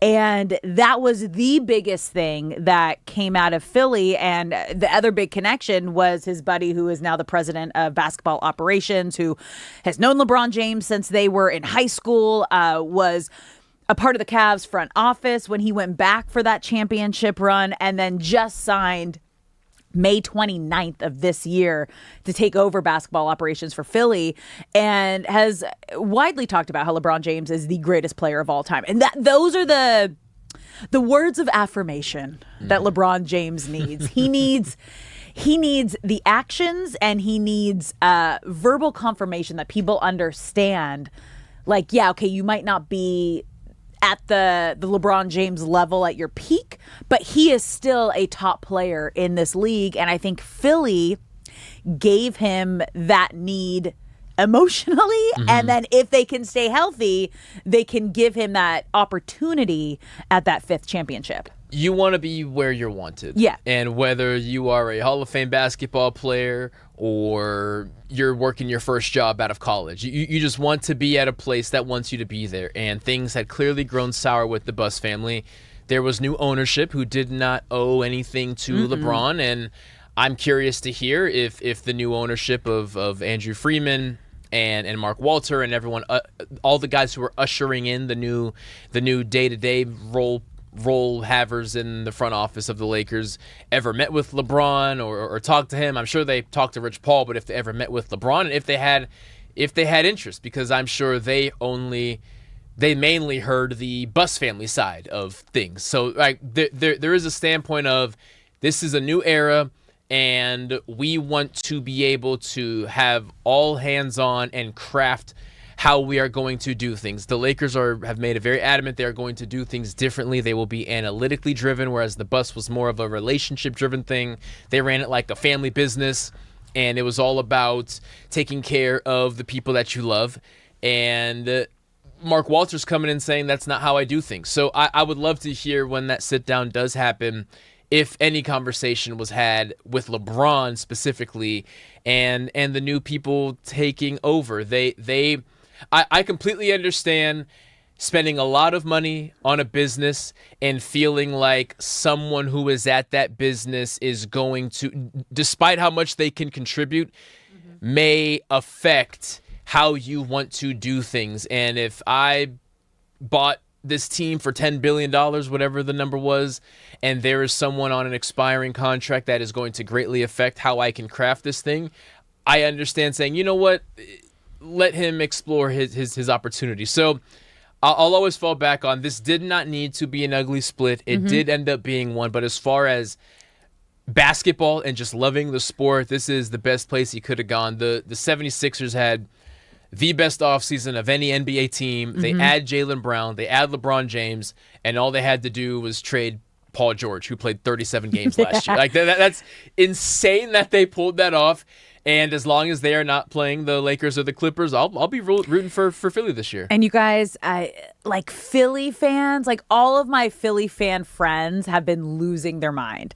And I'm so happy for them. Like I am genuinely happy to see a fan base that ecstatic about getting a superstar at this point in his career, because I think a lot of other fan bases might not have had that reaction. So he knew. But again, like, they'll turn on you real quick. Yes, they will. Real quick. So now that you look at the Eastern Conference, obviously we got the champs in the Knicks over there.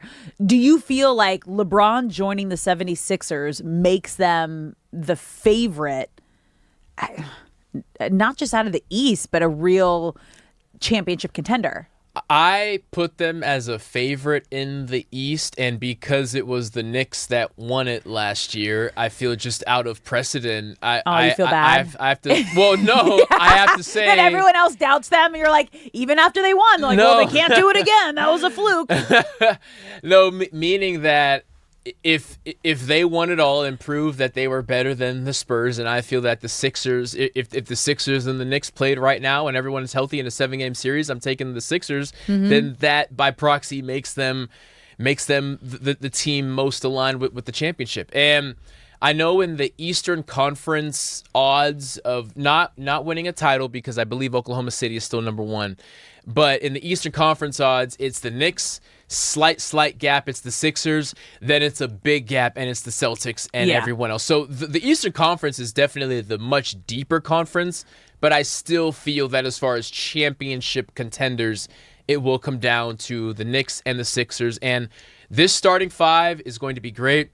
They don't have a ton of depth, but the beauty of having these five guys is you can go an entire game, an entire 48 minutes with having two of these guys on the court at all times and feeling fresh. So their starting five is their depth once the rotation comes around. And my favorite thing about the depth of this team, do you know their backup point guard's first name? No. LeBaron. What? So they have LeBron and LeBaron. He played at Alabama. I forget his last name, but LeBaron is the name of their backup point guard. Here we go. LeBaron Filion Jr. LeBaron Filion Jr. That's LeBaron and LeBron. So they have LeBron and LeBaron. So if they can form like a second unit where LeBaron's on the court with LeBron, print the T-shirt now, because there is a pun that I am not capable of making right now, but they will have. Ooh, okay. I like that. I don't know, something, right? That's LeBaron, a good LeBron. first LeBron. yes, There is something there, and I can La already. Basket? Oh, okay. we're just workshopping here. We're workshopping here. But I like where we're headed. Yeah. TBD on what their nickname will be, but the LeBron and LeBaron merch is coming soon around Philly. Oh, I love that. It's just like they got to stay healthy. If they can stay healthy, they'll give the Knicks a run for their money. I will believe in the Knicks because they're still coming in. If they can retain everybody, too. They're still going to come in with that dog mentality, even as the defending champs, because everyone still is like, yeah, but was that for real? Was that a real championship? They can't do that again because they were doubted every single game in that championship run up until winning game 5. And even after, it's like, well, at least you got one. Good luck there. I don't know if you're ever going to get one again, which is a wild thing to be living with. It's like, we're the champs. It's like, yeah, enjoy it while you can. Like, that's it. It's insane. All right, guys, we're going to take a quick break here. When we come back, it is time for Do You Care LA. Don't go anywhere. You're listening to Brock and Alex on the new 97.1 The Fan.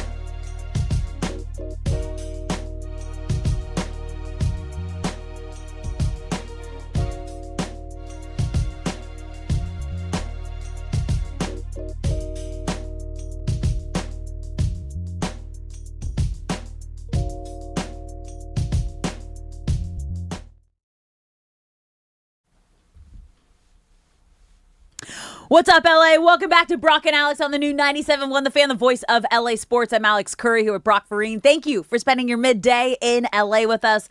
Whether you're listening on the radio, the Odyssey app, or watching us live on YouTube, we appreciate you being here, and we love when you're part of the show. So if you're watching the live stream, get in the chat at The Fan LA. But right now, it is time to bring in producer Shay. The sports world is talking, but what's actually worth talking about in LA? Producer Shay brings the stories. Now Brock and Alex give the city your verdict. Do you care, LA? What is up, guys? Do you care, LA? Happy Monday. I love your shirt. Yankees like suck. Did you say you got free food for wearing that? Yes. We went to what's it called? It was this new place in Calabasas. It's newer, Superba. We went to Superba. I've heard of that. What is it? It's good. It's like a breakfast spot. Yeah, breakfasts, sandwiches, finger foods. Yeah. It's good. Yeah, there's a couple. There's one in Calabasas. Nice. Nice. So they opened one like this past year, I think. And then I went there, and I guess the guy was a Red Sox fan. He wasn't a Dodger fan. He was a Red Sox fan. And I was wearing this, and he gives me this amazing like cinnamon whatever roll. So shout out to the guy. I didn't get his name, but shout out to him, and shout out to Superba. Love that. Right. Also love that like our boss Andrew was pretty unhappy with that shirt this morning. I didn't know he was a Yankee That was fan. hilarious. Yeah, I had no idea. That was hilarious. I'll be sure I was to like, wear this oh. at least once a week. Yeah, there you go. Just be like, hey, good morning, Andrew. No, yeah, How's it literally. going? Like we're supposed to play golf soon too, so I know what to wear. Definitely playing the Yankees suck shirts. Do you care, LA guys? The segment where I tell Brock and Alex different stories from around the sports world, and they tell me if they care from a sports or a LA perspective. Let's get right into it, guys. So Mike Trout is turning back the clock. So he went 4 for 4 in the Angels' 4-3 win over the Giants, recording his first 4-hit game since April 26, 2021. Isn't that crazy, you guys? That's like when I was still with the team. Yeah. Why are we still talking about him? Stop, Shay. Seriously. Stop. Because he was what? Because he is one of the greatest players of our generation. That's why we're still talking about him. Do you want me to come at you right now? I like, agree, Alex. I'm going to be on Andrew's side today and just like your baseball situation is not going over well. This was a crazy stat to read. I was just like, oh my God. He's But been a legend. injured. He's been injured. Exactly. So then I went into his stats. I went into everything. He's been injured. But he also passed Tim Salmon for second in franchise history in doubles. So he's cementing himself in the legacy of Angels. As he already always is. Does. Exactly. He already is the greatest Angel Do you care, of all LA? time. I care. I care because anytime Mike Trout is doing well, it's great for baseball. Not just for Angels. Like he is one of the most when he was at his peak, okay, when he was healthy and when he was like the joy that he would exude while playing baseball, he was just a big kid out there. Like it was just nothing could tear him down, like on the field, emotionally. Like he was just there to have a good time. And I love Tim Salmon was kind of like one of my baseball mentors. Like I would sit with him and just pick his brain, and Tim Salmon taught me the craziest, like even like life lesson stories and everything. Like so I love Tim Salmon. He is still a part of their broadcast team. So anytime Mike Trout is doing something great and he's doing back to like Mike Trout things, like it was Mike Trout before everyone was talking about Shohei Ohtani. Like he was the face of the league, and then when Japan beat Team USA and there was that like Trout-Ohtani matchup when Ohtani came in to close the game and Trout was up at the plate, and whoever won that battle was going to win the WBC. That was kind of like the passing of the torch from Mike Trout to Shohei Ohtani, and it makes me really sad that he is one of the greatest players of our generation who has never won a playoff game. Yeah, the legacy of Mike Trout will be fascinating to discuss in future generations. I'm imagining being 50 years old trying to convince an 18-year-old how great Mike Trout was, but not having enough to prove, right? Like Mike Trout's numbers will never show his impact because the first thing that you look for regarding a legacy is team success, and Mike Trout has had opportunities. I mean, he is a 3-time MVP. Like that there cements you as like a which top. is great.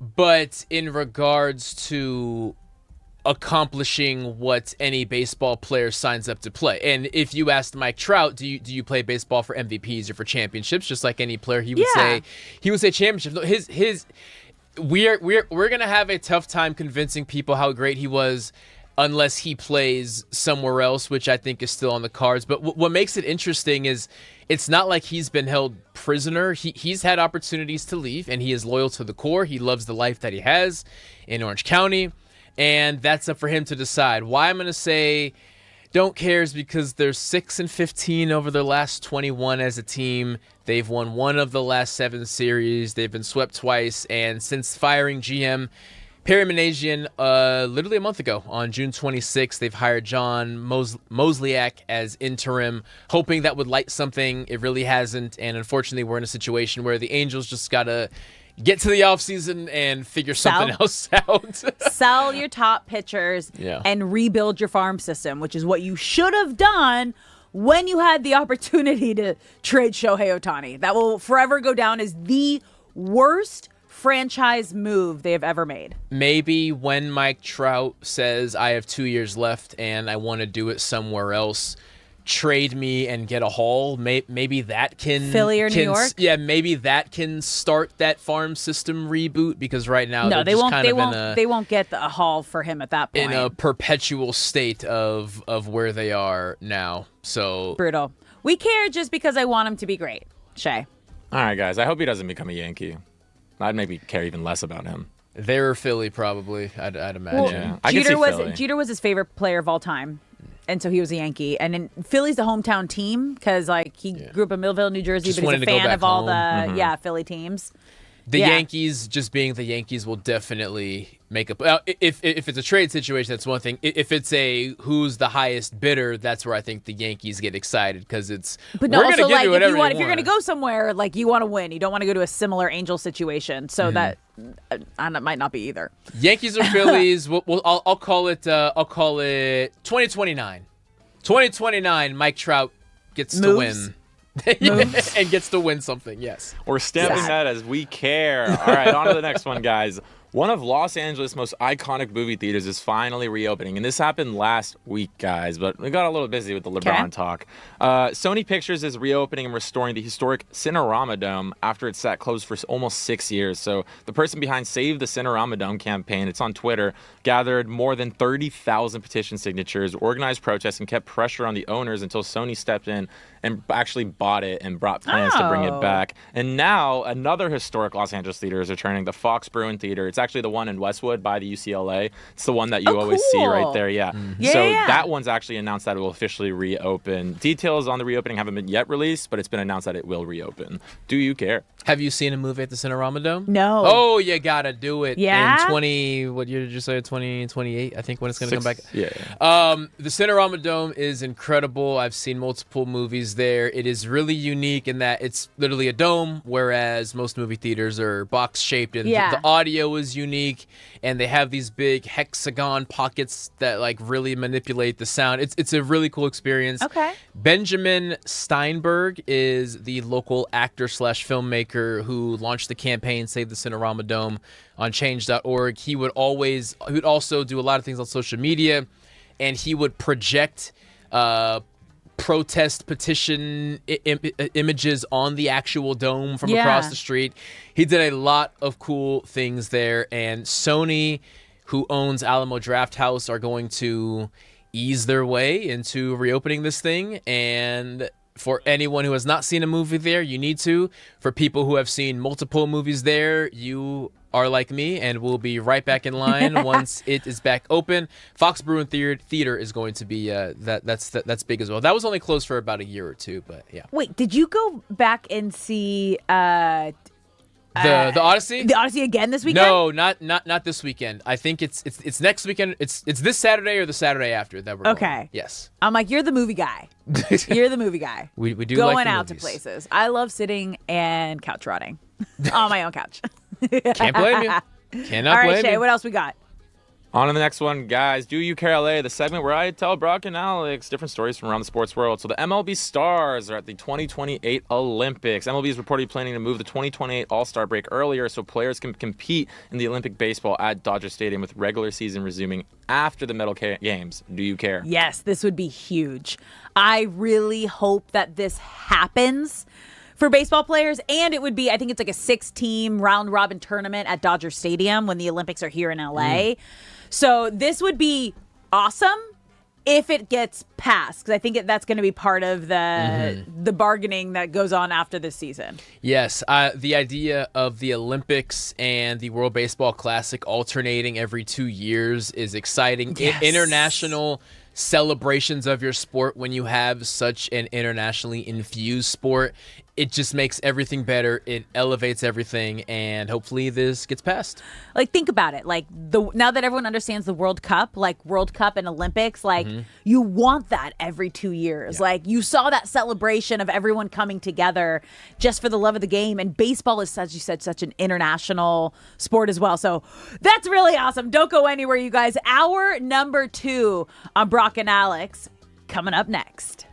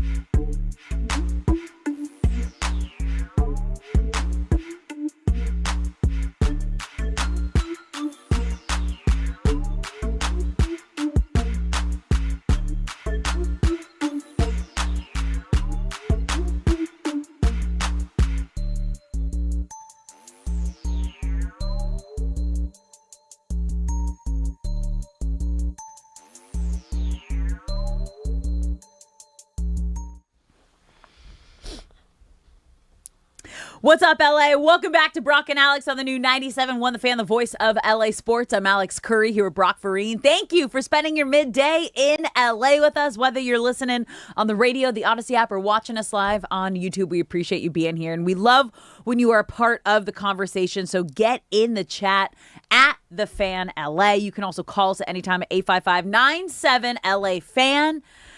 Hour number 2, you guys, and what a day. What a day. So I took a different route to work today because a couple of the lights were off. I have to say one of my favorite things driving around like the city parts of LA, and my family grew up all over. So like we're always like street warriors, and I love like little random sneak attack back alleys opposed to well, like you're gonna skip everything. You know, where Waze or everyone takes you to go. And on Hauser, when you're going under the freeway, there's like a full setup similar to when you're leaving Dodger Stadium. On Sunset, how they basically have like all these tent restaurants set up. And they had it like all set up like under the freeway pass on Hauser where it looks like a full outdoor restaurant. They have like all the grills going. They have tables set up everywhere. And I just love seeing that throughout the LA community. Like, there, you can find some of the best street meat that way. The summer conversation that we had to start the show definitely lends itself there. You just want to be outside. Now, right now, it's from 3 p.m. to 5 p.m. You should take your butt inside. But the push to be outside, and I see it in a lot of kids' faces, the realization that they're going to be in school 2 weeks from now. Is and it 2 weeks away? And they are maximizing their time outside. Maxing. I saw so many kids at the park on Friday and on Sunday, just outside kicking soccer balls, throwing footballs, and there's just this feeling of, I'm going to be learning biology in 2 weeks, so I need to be outdoors. Shay, isn't maxing like that's like the new kind of like a Gen Z, like explaining certain things, right? Like just maxing something? No. But like, just affirm no. Like looks maxing is like when you max on your looks. Yeah. I've seen people. So I've seen so like people you can use it. like looks maxing. Yeah, so it is. What else is there? It's like no, but yes. Is there just like in other ways? How did you explain it? Is food like is the suffix maxing can be used? Can it be attached to other things? Like, can I food max? Yeah, or... you could. Yeah, it just means that's what doing I'm anything okay, so to then like yes. the max of the. Yeah. Yes. Yeah. Okay. Doing So it then in any, yes. Yeah. I see. That's all I was asking. We didn't do Gen Z word of the week last week, and we didn't. We do had our training camp week. And we didn't do Brock's, does Shay know this word of the week either? You guys need to step up your game. We're taking a hiatus for no. right now. Last week was all about the training camp. Yep. And then LeBron decided to hit us over the head. LeBron James. on Friday. What were your friends' reaction to that, by the way? Did the group chats go off for anybody? They were all very surprised. And then once the dust kind of settled, there was excitement over what they can do. And then that dust settled, and it was, wow, this could also go really horribly wrong. Yeah. That was kind of the 1, 2, 3 of the weekend. Friday was excitement. No, Friday was shock. Saturday was excitement. Sunday was, ooh, if this does not go well, he may need to play another year just to have a palate cleanser on his way out. If it goes really bad, does he do something like that? No, he said this was his last. So, and no more. Like, this was his final decision. He said that in his tweet. See, that's the thing, and it's great wording by him.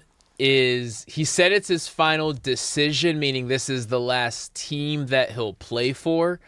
But if they win a championship, he rides off into the sunset. I think if they even have a deep playoff run, he probably rides off. If they go out there and win 30 games, I just have to imagine he runs it back one more time. But maybe that also drains you too much. I don't know. He's not making money, basically, which is crazy to say. That $4 million a year is not making money, but like when you're a billionaire, and paying those kind of taxes, like that's. And I'm sure opportunities are going to open up in Philly and New York that haven't been there before. But no, I see it if they reach the Eastern Conference Finals or further, which I see that as their floor if things go well and people remain healthy. This will be it. And we want to hear from you, LA. We want to know how you feel about the LeBron situation. We took all of your calls on Friday as we were here to Levent. Yes. Levent, you can call us at 855-97-LA-FAN, 855-975-2326. So if you want to call, you want to let us know how you're feeling about the whole LeBron and Philly leaving LA situation, give us a call. You are listening to Brock and Alex on the new 97.1 The Fan, the voice of LA sports. Let's talk about them Dodgers. Now, they have the day off today after finishing up on a solid road trip, you guys, to win every series on that Yankees, Phillies, Mets, East Coast tour following the All-Star break. That's a successful road trip. However, the biggest news to come out of the weekend is Shohei Ohtani. Ohtani has suffered another setback. He had a 31-pitch bullpen session on Wednesday, and he received that orthovisic injection to his irritated left knee during the All-Star break. And Dave Roberts shared that he had a little bit of a setback, a little bit of a regression, because he was expected to throw another bullpen on Saturday. But during that Saturday broadcast on Fox Sports, Shay, do we have the Dave Roberts sound when Ken Rosenthal was interviewing him during the game?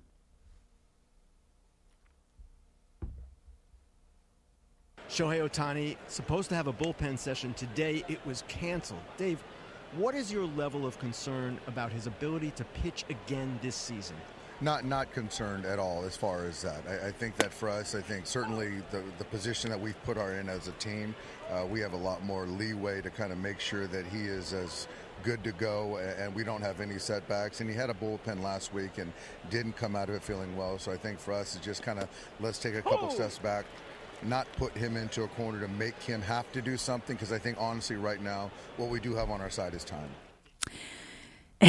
They don't have time, and they should be worried, because even though he's not pitching, he's still DHing.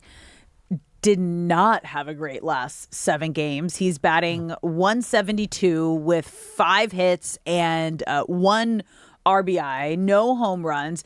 It just feels like he knows that his body's off, and even when he gets bad news, Shohei Ohtani usually comes out and like hits a home run or like does something incredible at the plate, because that's just what he does. It's like, you can't hold me down. Like if I can't do it on the mound, I'm definitely gonna do it on the plate. And it just feels like it's all kind of catching up to Ohtani right now.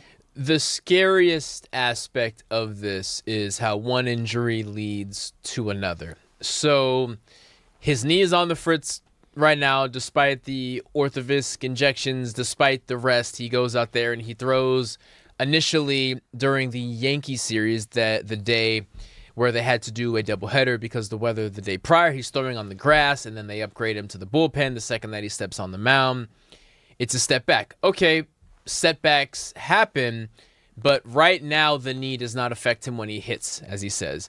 If you have another setback, you now threaten how much that knee can affect you when you hit, right?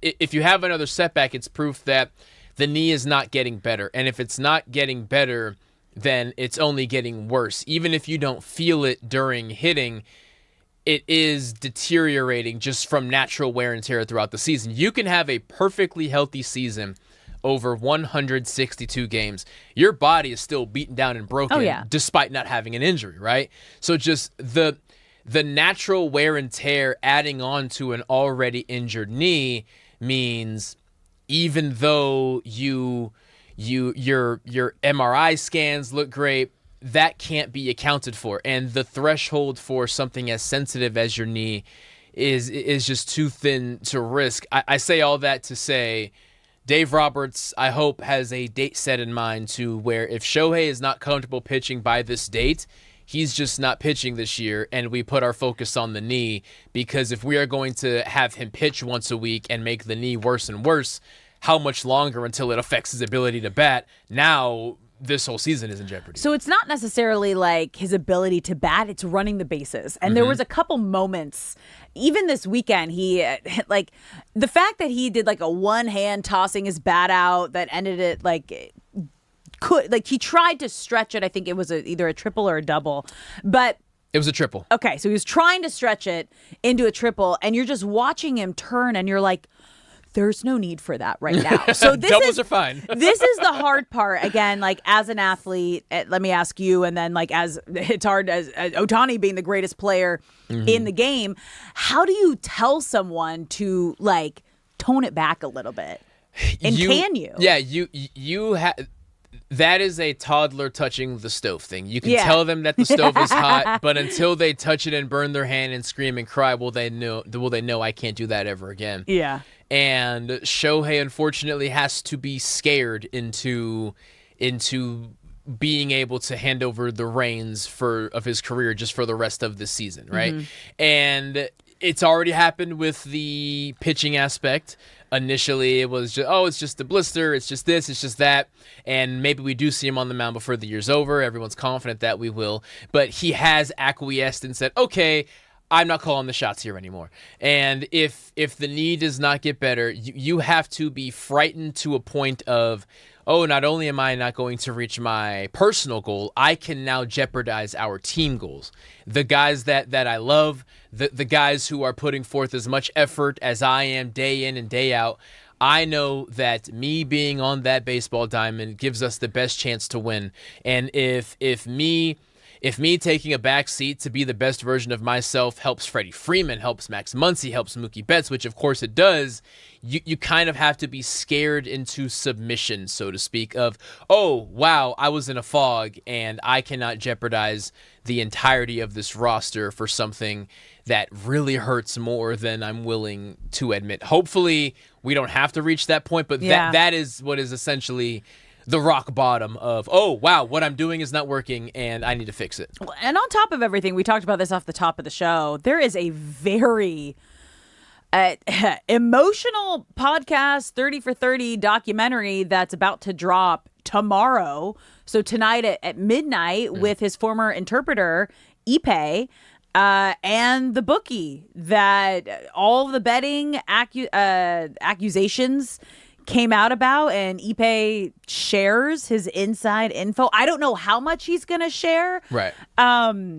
But they've been teasing it all week on ESPN, and his hitting, obviously, I just went through the numbers, have not been Shohei Ohtani numbers over the last 7 games. So over the last 2 weeks, he's gotten the news that your knee isn't great. He had to get the injection. His knee is not responding to it. His pitching is most likely done for the season. So his one goal that he publicly talked about, which was going for a Cy Young, is now done for the season.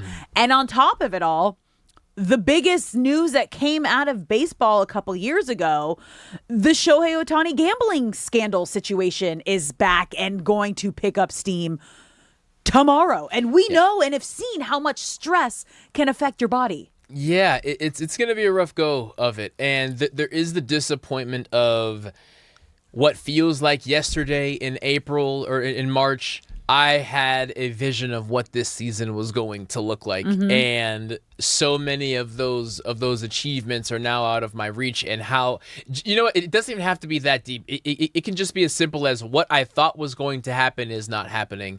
And typically, when I'm Shohei Ohtani, I set my mind to something, I accomplish it because I'm the best baseball player ever.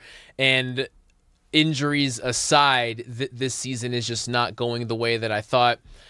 So you add the podcast to it, that is going to bring a lot of media attention, and he will stand up there with his interpreter and answer questions and the irony. Right, and handle it professionally and stone-faced, but there's no human alive who is not going to be somewhat affected by the entire world talking, rehashing something that you thought was behind you. And again, we don't know what the truth is. I think this will definitely add to the other side of the narrative because people are very split on this. Like, you either have like, no, he got fully taken advantage of. They like found the proof. That's what it is. Ipe's just saying these things to try to like lower his sentence or something like that. And then you have the other side where it's like, no, he was the fall guy. Yeah. Like, his best friend became the ultimate fall guy.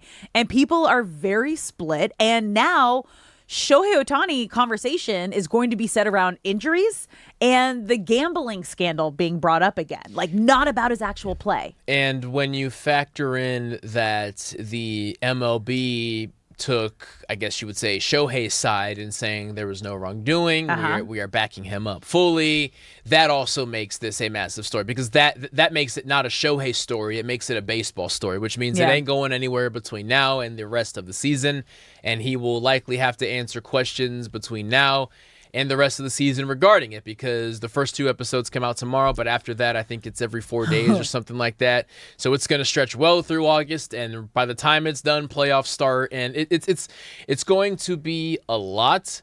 And if you are Shohei, someone who very clearly cares about legacy, not in the LeBron James way, he's not a media forward guy. He cares greatly about accomplishing his goals and being remembered as great. Yeah. And this, for a lot of people, as you said, is going to really beat up that armor a little bit. And if you are Shohei and you are adamant that you did no wrongdoing, it's still going to affect you. It's not something where you can just say, well, that's not true, and it'll go away. This will be a story through the World Series. Yes, this is millions, tens of millions of dollars. Yep. It's wild.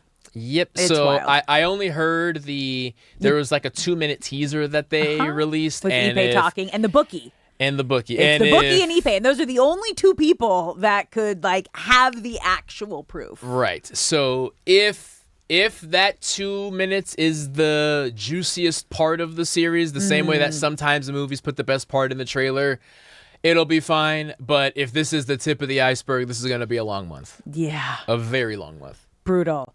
Okay, so aside from that, at what point do you think the Dodgers should stop planning around Ohtani as a postseason starting pitcher? Because I think it has to be now. I don't think you can depend on him the same way I don't think you can depend on Glass now at this point.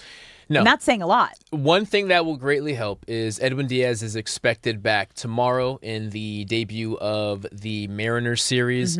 That bumps There's up so much happening tomorrow. I know. That bumps up Tanner Scott from his reliever duties to help out more in the bullpen. That bumps up that bumps up Alex Vesia up in the bullpen. So the bullpen that's not falling apart, but is showing a little more leaks than they typically do is going to get stronger. That helps a ton. Blake Snell hopefully is not too far away from returning. That bumps Emmett Sheehan or Roki, whoever it ends up being, probably Sheehan if I had to say right now. Maybe he can provide to the bullpen. So I look at it as the bullpen is going to get significantly stronger to where if Shohei and Glasnow are not able to be starting pitchers, at most Glasnow joins the rotation. Joins the bullpen. The bullpen has the potential to be night and day regarding potential and how many strong arms they can add there, that I do think it alleviates some of not having Shohei in the starting rotation. So yeah, little update on everybody that's on the IL for the Dodgers. Edwin Diaz, as you mentioned, expected to be activated tomorrow. Glasnow threw 1 inning, 25 pitches to hitters without any problems on the 24th, and is expected to throw to hitters again this week and start a rehab assignment. Okay, that's massive. That's big news. Kike Hernandez had a multi-hit game with the AAA Oklahoma City on the 24th and is expected to remain with them until this homestand. So he could come back this week, Kike. And then Blake Snell allowed 1 run in 2 2/3 innings and struck out 3. So he's in the midst of his rehab stint with AAA Oklahoma City. So there are some positives on the horizon. But again, I think the Dodgers need to start to plan for October, because everything the Dodgers do is not to get to October, but it's to be at their best in October. And with Shohei Ohtani still hitting and running the bases, I don't foresee his knee like fast track to getting better if the first injection didn't work. And this is something that he was born with and something he's been dealing with his whole life and something he had surgery on back in 2019. So the Dodgers need to really consider what is this 6-man rotation gonna look like moving forward. This late into the season, if something's not getting better, it's getting worse, just from deterioration of the marathon of a season. So they have to be careful with Shohei. And as you mentioned, October is the only thing that matters. All right, guys, we're going to take a quick break here. But when we come back, training camp is underway and we are headed to Rams camp. And we're going to talk about some QB action. Don't go anywhere. You're listening to Brock and Alex on the new 97.1 The Fan.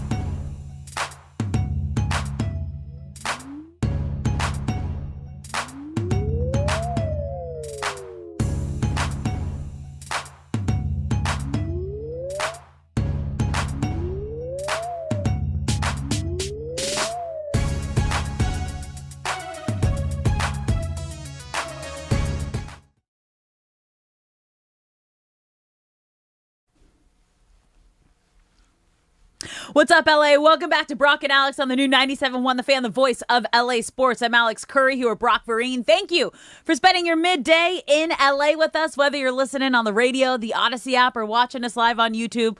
We appreciate you being here, and we want you to be a part of the conversation. We love when you're a part of the show. So get in the chat if you're watching the live stream at The Fan LA. You can also call us at any time at 855-97-LA-FAN, 855-975-2326. We want to hear how you feel about all of the topics we're talking about today. And right now we are about to jump into Rams training camp because they're coming into the season as the Super Bowl faves, arguably the best roster in the NFL.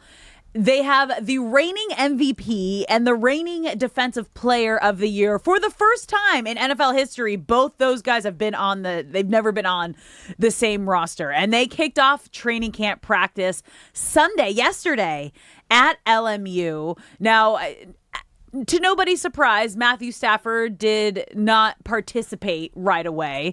We know that he is going to be heavily managed, probably in every other day. I think he said every second and fourth day he'll be out there. But Sean McVay is such a great leader and has such a great outlook on everything. And in his press conference yesterday, this is what he had to say about the Rams' outlook on this season. What we did last year has nothing to do with what's going to happen in training camp and moving forward. Now, you can build on some of those positive experiences, but there's so much time in between. How do we really have that rapport that's important with some of the new pieces? How do we navigate the inevitable injuries or whatever those adversities are that we're going to face? And how do we make sure that we stay connected and we're courageous throughout that journey? I'm excited about seeing us live that more than anything we can say. How important is it, Brock, to have a leader with that kind of mentality like Sean McVay? It's everything. And when you look at teams that put together dynasties, their magic trick is convincing themselves, even though we won a Super Bowl or an NBA championship last year, no one out there thinks that we can do it again. No. Right? You manipulate your mindset. There's the famous clip in the Last Dance documentary of Michael Jordan saying he would convince himself pregame over a fake story or a fake narrative about a player on that team and what that player thinks about him because he was at the mountaintop. He was the greatest, but he couldn't let himself think that going into a game. He couldn't let himself think that going into a workout. And that's what the Rams are doing right now. Of course, they didn't win a Super Bowl last year, but far and wide, they have been the story of the NFL offseason, and they are overwhelmingly going to be favored by most to win the Super Bowl, and anything less than that is going to be considered a disappointment by most. So what you have to do if you're the Rams, and it's a delicate balance, and Sean McVay is a great head coach because he's so good at doing this, is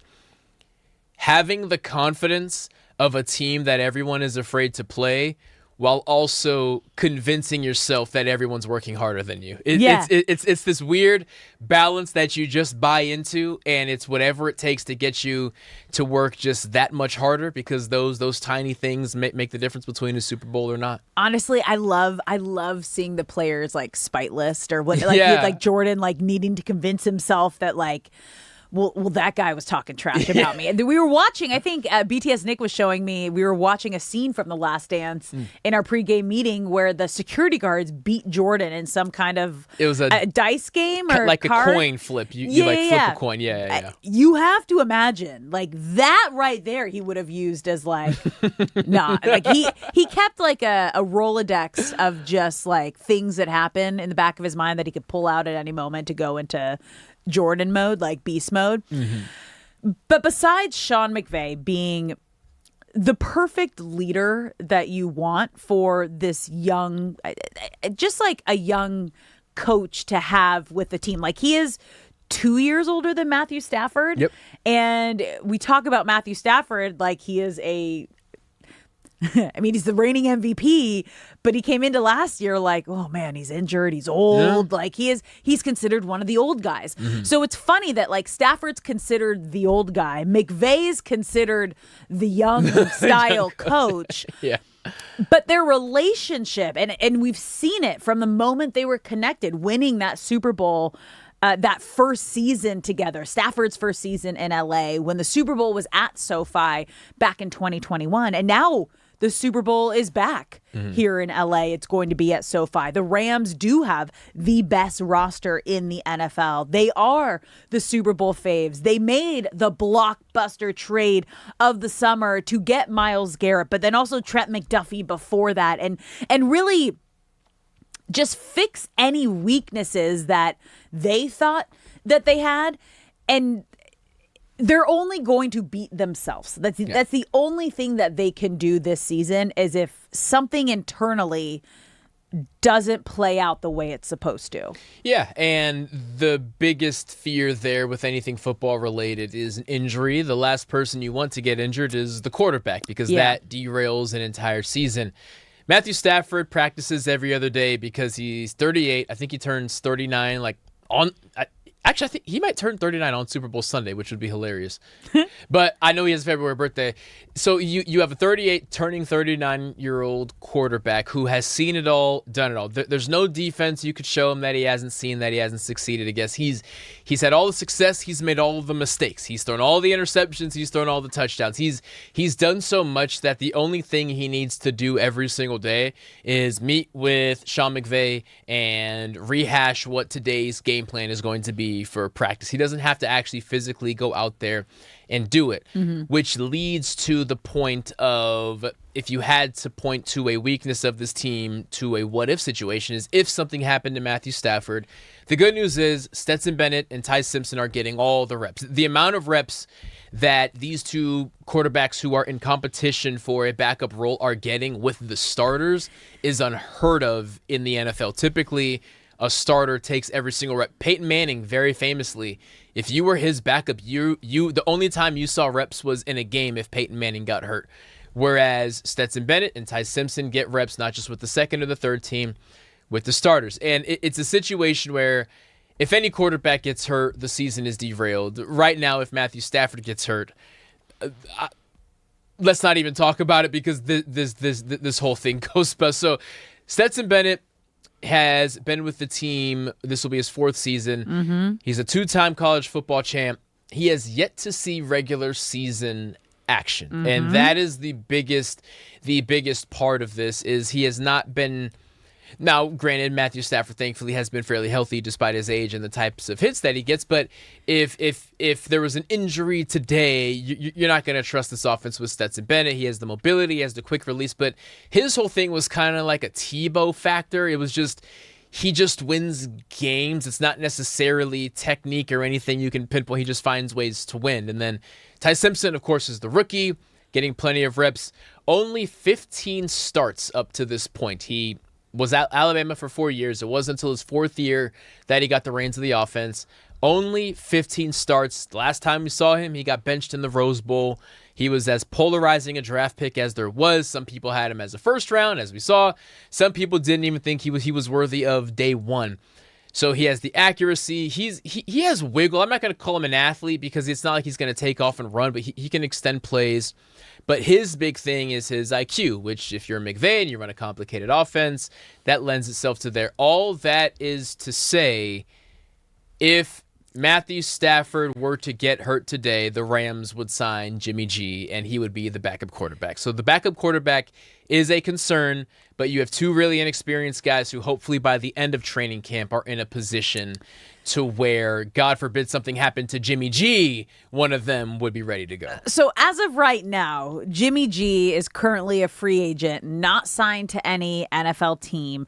He spent the last 2 seasons as Stafford's backup, but there was conversations that he might retire because he hit the open market this offseason and is still unsigned. Pretty quiet. Very quiet.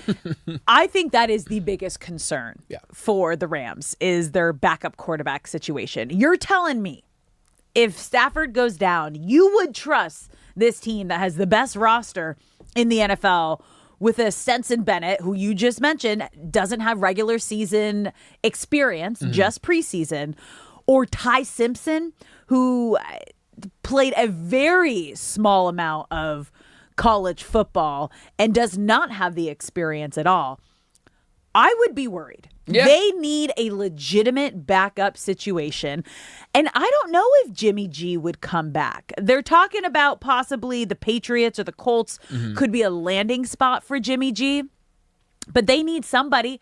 I would feel more comfortable with a Jimmy G who has starting NFL experience, has made deep runs in the playoffs. That is the biggest concern for the Rams right now, is like, who is going to be their backup if anything happens to the reigning MVP and Matthew Stafford? Yeah, Jimmy G knows the system and said last week in his announcement that he was willing to come back for the right situation. And the right situation would be an offense that you are familiar with, in a city you are familiar with weapons you are familiar with, and they're some of the best weapons in the NFL. Worst case scenario for the Rams is another team signs him because they have an injury. Yeah. And now the Rams don't have a potential backup out there who knows the system, right? So I understand Sean McVay's plan here. It's Matthew Stafford only practices every other day. Ty Simpson and Stetson Bennett are going to get 3 times the amount of reps that second and third string quarterbacks typically get during training camp. And they're going to get those reps with the ones. They are going to get extensive experience, and that is huge. However, how much of that actually translates to in-game action? You are always going to rely on the guy who, Jimmy G has played in a Super Bowl. He's had multiple contracts. He has tons of experience. And most importantly, he knows this offense. So it's something to be concerned about if, God forbid, something happens to our 38-year-old king. Facts. So, okay, let's look at Ty Simpson for a second here, right? Because he had an okay opening practice, which is like to be expected. Okay, there's got to be nerves. This is a new system. You're getting out there. There's a lot of eyeballs on you. What are you going to be looking for in this first week of training camp from Ty Simpson? The first thing I look for in a young quarterback is just conviction and command. Okay. Meaning you can make the wrong throw, but I want you to be confident in that throw. I want you to be able to make decisions on time. When a wide receiver breaks out of that route, I want that ball to already be in the air. Now, that ball may be picked off. You may have misread the coverage, but at least you are showing an understanding of what's being asked of you of this offense, right? I'll always say this, I would rather a young quarterback go out there and confidently throw 10 interceptions than hesitate and throw 2 touchdowns. Just go out there and show that you are not afraid to make mistakes, that you are trying to succeed. Last thing I'll say is, what makes Baker Mayfield great is they never had to tell him to go. They had to tell him to slow down. and I use Baker Mayfield because he's kind of the quintessential guy of this. Yeah. You want a young quarterback that you have to say, you're trying to do too much, then you're not doing enough. Why are you hesitating? You need to be more confident. So that's what I want to see from Ty Simpson and going forward in his preseason ability. Go out there and throw your interceptions. Just do them confidently. So then question, like from a defensive perspective, like when they're going up against, your first round draft pick, your rookie, he's going to be having a lot of nerves, struggling a bit. How much are you really trying to throw him off? Because again, you have to remember, every guy out there is fighting for a roster spot. Every single guy on that field. And it's going to make him better. The fact that Ty Simpson gets to take his first reps, mixing in with the ones, getting to throw to Devontae Adams, who's being covered by Trent McDuffie, and Myles Garrett is rushing him. What other backup quarterback I didn't even think about gets that type of experience, right? Oh, I didn't think about Myles Garrett. You do get the confidence if he does see game action whenever that comes down the line of, I practiced with the best. Yeah. The very best. The best were on my side, and I practiced against them. And even if that just gives him one step ahead of other first-round picks, so be it. You will take that one step ahead. Okay. That's making me feel a little better about the development of Ty Simpson. It's like, well, you're going up against the best of the best. So if you can look good against them in training camp, then you're going to be set up for success. But exactly. Still, I think they need a solid number 2 backup. If Jimmy G gets signed before training... If Jimmy G gets signed, right now it's July 27th. If Jimmy G gets signed before August 15th, that will let you know how the backup quarterback battle is going. All right. There you have it. We're going to take a quick break here. When we come back, we are headed to Chargers training camp, you guys. Is this the most important training camp of Harbaugh's career? We're going to dive into that when we come back.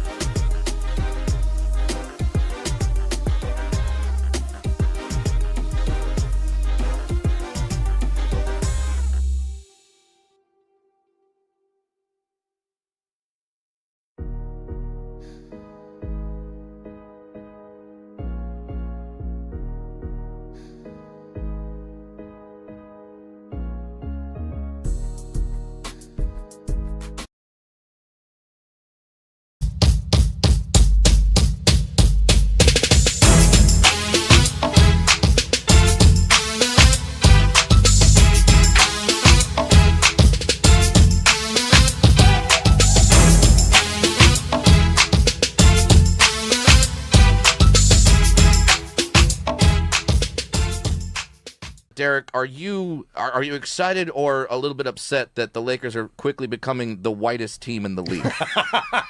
Because quietly, I not even quietly. I think it's pretty outright. We are, holy God! Like, I don't know if we're playing basketball. I don't know if we're storming the Capitol. Like, I don't know what the Lakers are doing right now.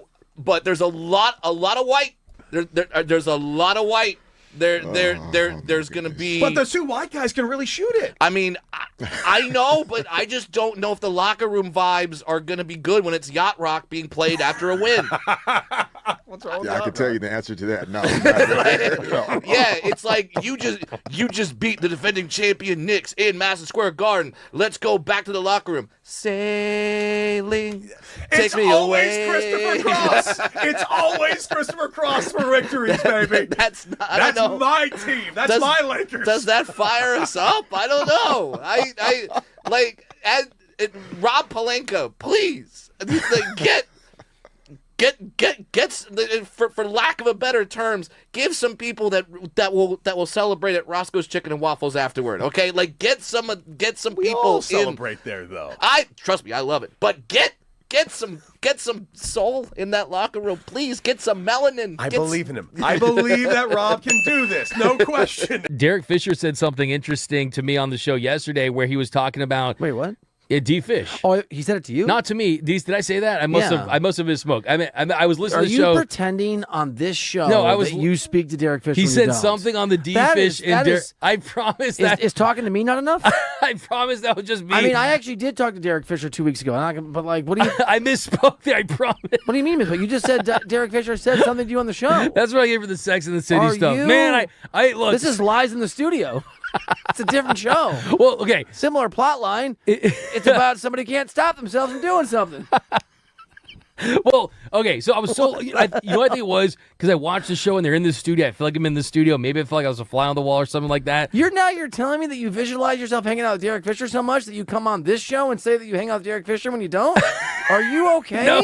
No, I was locked in, okay? Delusions in the Office. That's like the sequel. Well, okay, so the point he was making, though, to was you, that, when you guys had a conversation. Okay, man, I'm struggling. Okay, We're so all struggling. What D Fish was saying was that what Draymond Green was saying on his podcast was about LeBron James and about maybe the motivation for LeBron. Because I want to come at you so bad. Maybe the motivation for LeBron and wanting to go to Golden State. I was talking on the show. Okay, maybe the motivation LeBron's for like, I maybe you. the motivation for LeBron and why he might want to go to Golden State is, to your point, that's why I brought it up, just to slam dunk your point when you're talking about this being a young man's league. That's a lie. That's a 180 attempt. Maybe ain't gonna work. Maybe Can't give me flowers LeBron after you wants slap to me. go to the Warriors because they want to prove that older dudes can still win in this league. I'm not even listening anymore. I'm just like lost in your Derek Fisher talk to me. That's so hilarious to me. But yeah, so the point is... What's hilarious to you? That you said that you're hanging out with Derek Fisher? It's hilarious to me too. Speaking of putting words in someone's mouth, I never said that.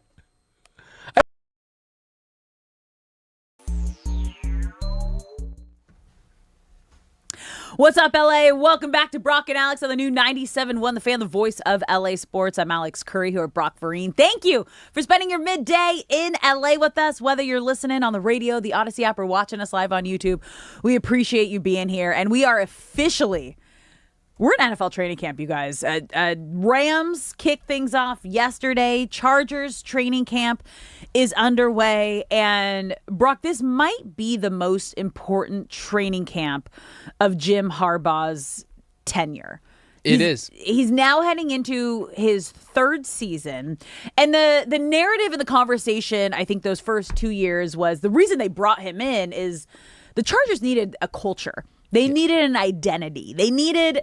someone that they needed consistency, but they needed a coach that understood what it meant to take this team to the next level. And they've had the regular season success, but they still just have not been able to, for Herbert's sake, have that postseason, that playoff success. But when you look at what the Chargers did this offseason, I think the biggest thing, bringing in Mike McDaniel as their offensive coordinator, what are you looking for, and what do they need to accomplish during training camp these next few weeks? An offensive identity, and Mike McDaniel has his system. It's a proven system. It's a successful system. But how much of that system can Justin Herbert ingest? And it's one thing to... What happens during training camp is... as a coordinator, you have all these ideas of things that you want to see. Yeah. But all of it isn't going to make it to your season, right? It's like a rough draft. You are throwing all of your ideas out, and based off how your team responds, how individual players respond, you can kind of really narrow down on what this player's role is going to be and what our identity is going to be. So that's what Mike McDaniel, starting when they hit the field, is going to work on, figuring out plays that they run well, plays that they do not run well, and who can rise to the occasion and needs to have parts of the offense built around them, and who is a liability and maybe needs to be replaced. That's what a new offensive coordinator with a room that is very talented is attempting to do. So rookies reported last week on July 23rd. Veterans report tomorrow, and the first public practice for the Chargers is going to be on Wednesday at the Bowl. And again, all eyes are going to be on Justin Herbert and Mike McDaniel. So it's interesting because we say this is the most important season training camp of Harbaugh's career.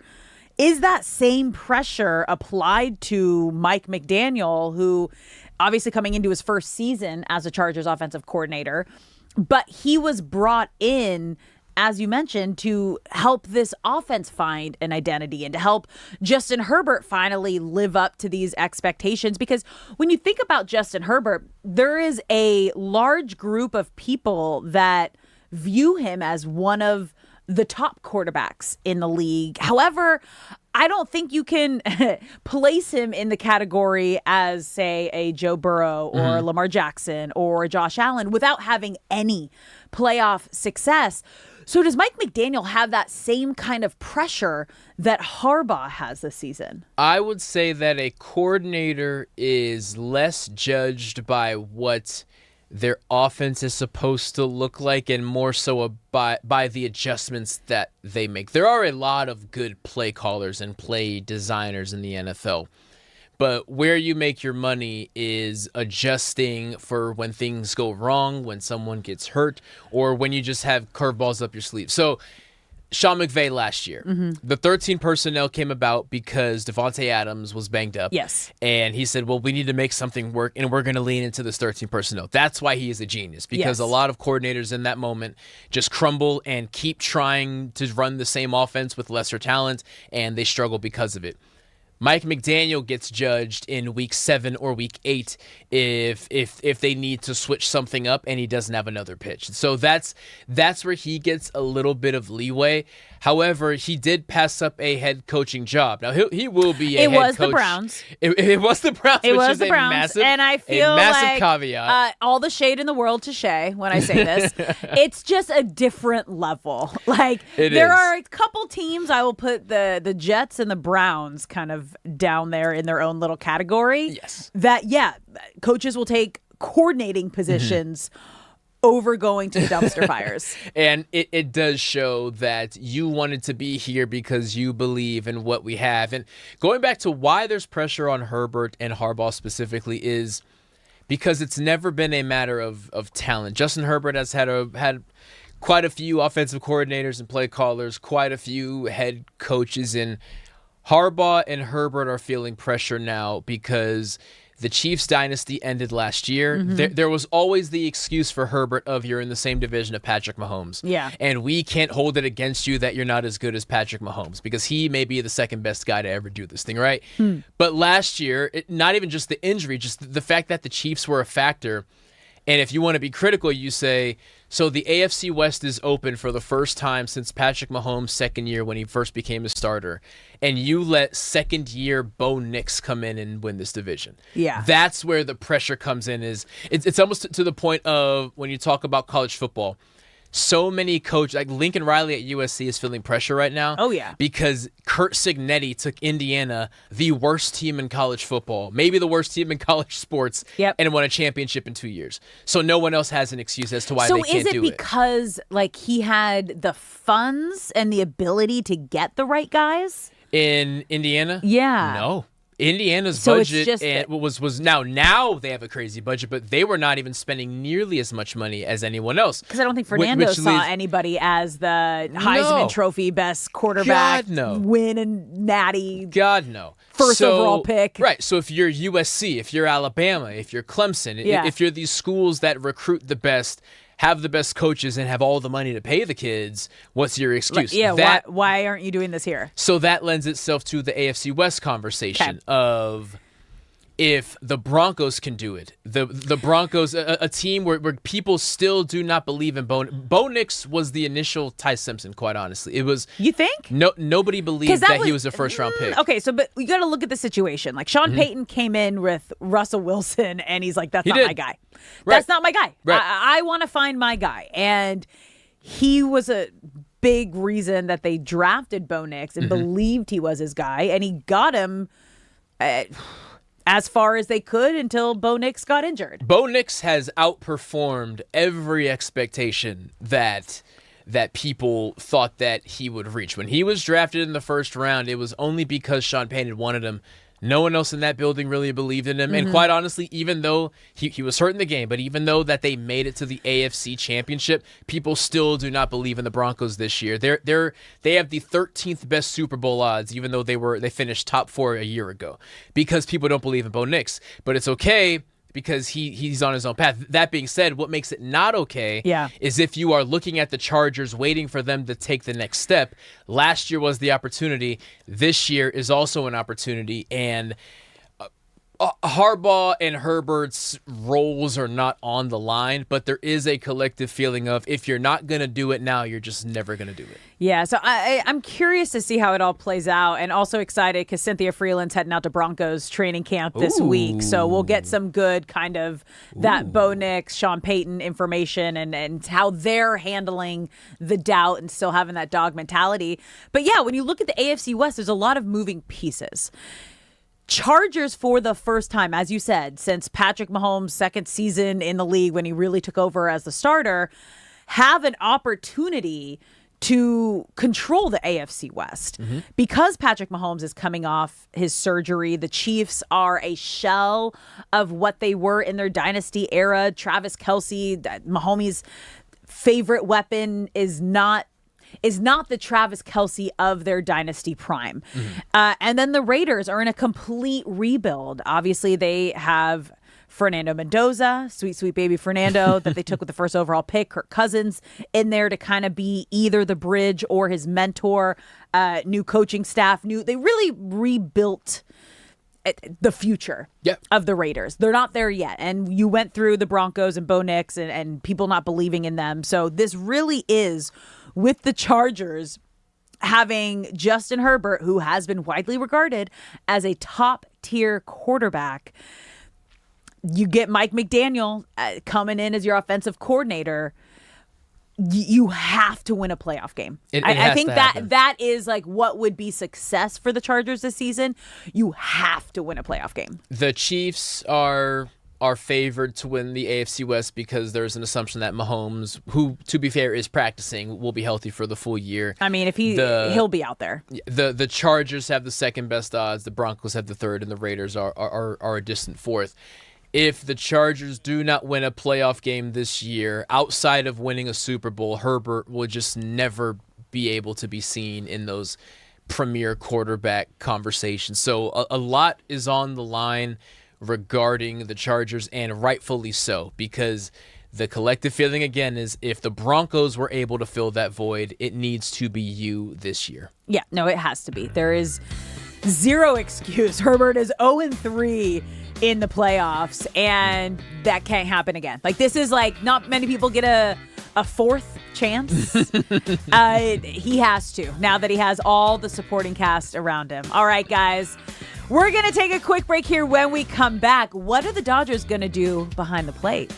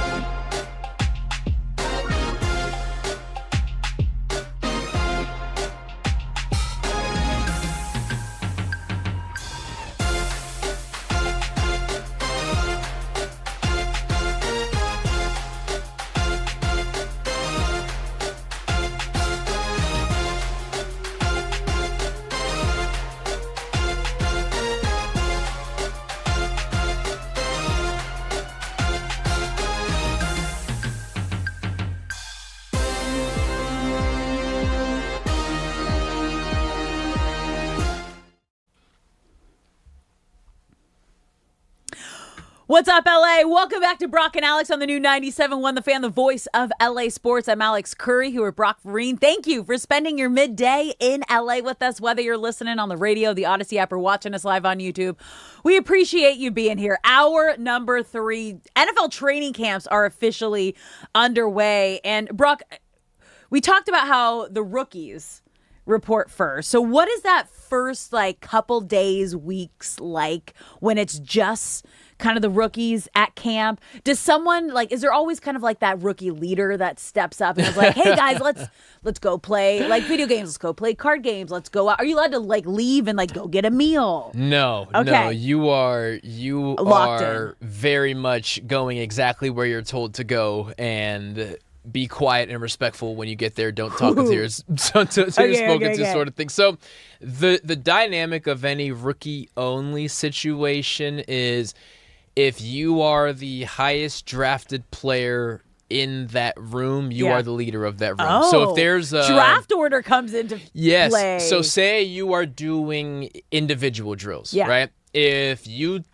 there was an offensive lineman that was drafted in the 2nd round and an offensive lineman drafted in the 5th round, the offensive lineman drafted in the 2nd round needs to be first in line. And then the guy drafted in the 5th round needs to be second in line. And then all the undrafted free agents kind of follow in behind. If there's DB drills, if there's a 1st round pick and a 4th round pick, the 1st rounder needs to be first in line, then the 4th rounder, then the rest of them. So there's you become the de facto leader, and you also want that role because you want to show that you are aware of what's being expected of you, right? If there's an undrafted free agent who's what's called a camp body, kind of just like a tryout basis, maybe I can make it on this team's practice squad or something like that. So like an undrafted walk-on. Yes. It's the NFL version of a walk-on. And he's the first in line, and a guy that we're paying $12 million is 4th in line. Yeah. That's not going to sit well with anyone. So it's kind of an unspoken thing of that's the order that the drills will always go in. Okay, so you were drafted in the 4th round. Where was your pecking order? I was always second in line because Kyle Fuller was, even though I was a safety, he was a corner. He was drafted 1st round, so the expectation was that he would be first in line, and I always had to be second. So when you say second in line, it's to lead, or literally physically when you guys line up for things, you are physically first? Whenever there is a drill of some kind, he had to be first. I had to be second if rookie DBs were involved. Okay. Yes. So literally first in line. Yep. But also in terms of when you guys aren't on the field, bringing guys together and being that leader, does that also the pecking order and that needing to be that specific order fall into play? What complicates that is because he was the 1st rounder, he had more media off the field situation. He had to go do a photo shoot, or he had to go speak at a gala, whereas I had to do about half of the amount of media, half the amount of fundraising or foundation type representing the Bears at an elementary school or something like that. I had half the amount of stuff that he had. So it's difficult for a rookie to host anything. Yeah. But once the rest of the team joins, now it's all the vets, and then the rookies get to go. So the pecking order changes once the rookie-only practices are over. So take us through that, because that's happening for Rams tomorrow. The Chargers. The veterans report tomorrow. So obviously there's a lot of nerves as a rookie coming into camp. But then once the established guys get there, how does the mood and the mindset change? It changes because now as a rookie in those first rookie-only practices, and not every team does those, but a lot do, you are proving to the coaches, this is why I'm here. This is why you drafted me. This is why you chose me.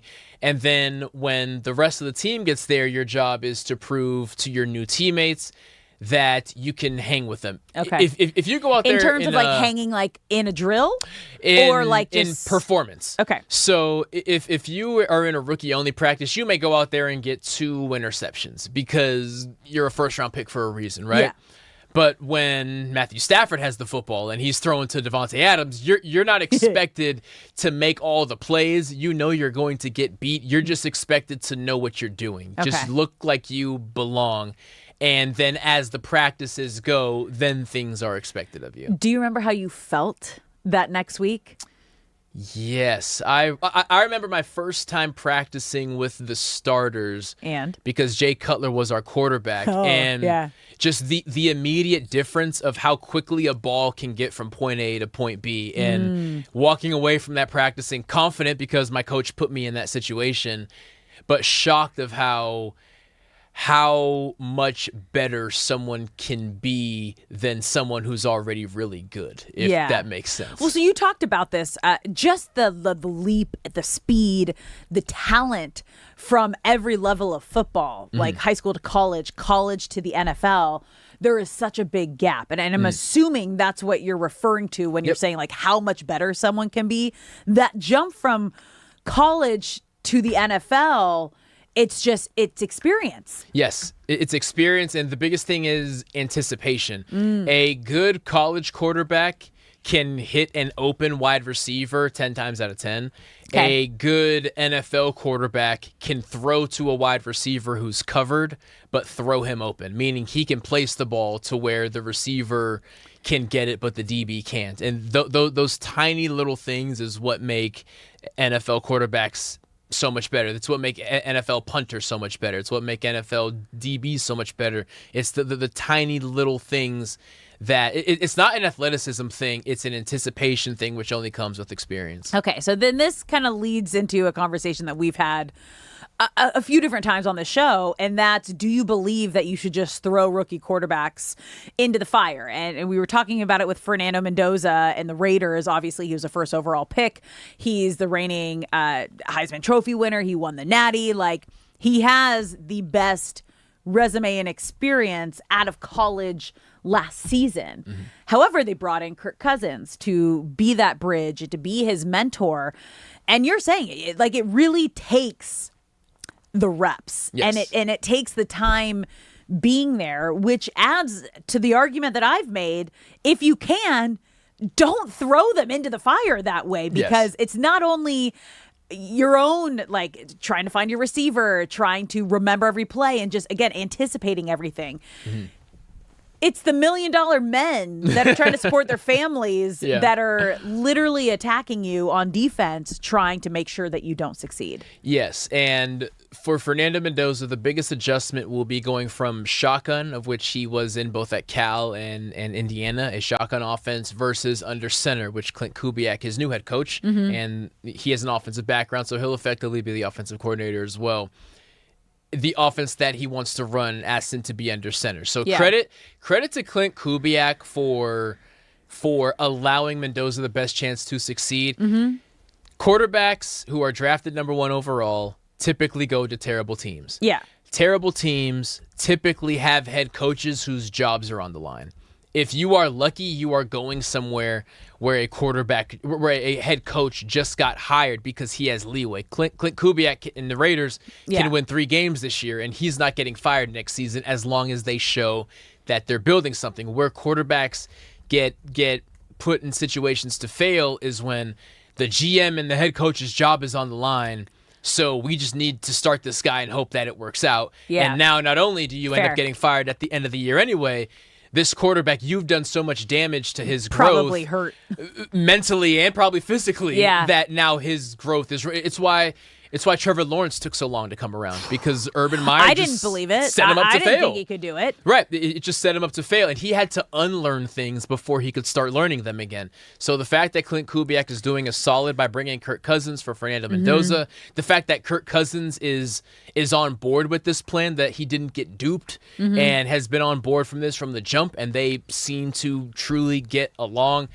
Fernando Mendoza, despite going to the Raiders, who have struggled recently, is in as good of a chance to succeed as any number 1 overall quarterback. But it's wild because you mentioned, obviously, Clint Kubiak coming from, he's reigning Super Bowl offensive coordinator for the Seahawks. You have Fernando, who just won the Natty. So you have 2 people that are literally coming from the best of the best in their respective positions.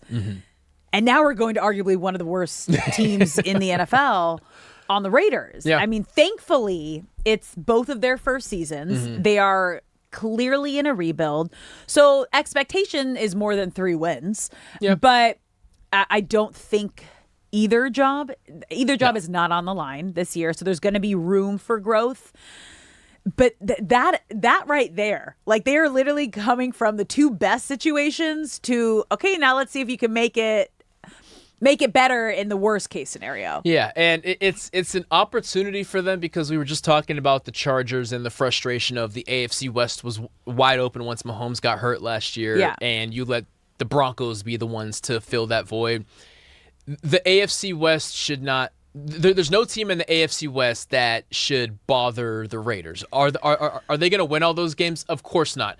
But imagine being in the NFC West. Imagine being the Cardinals, where the Rams, the Niners, and the Seahawks are going to be an issue for the foreseeable future. The hardest division in the league. You said hardest division in sports. Imagine being in the NFC North, where the Bears and Packers have the QB of their future, and the Vikings just got Kyler Murray, right?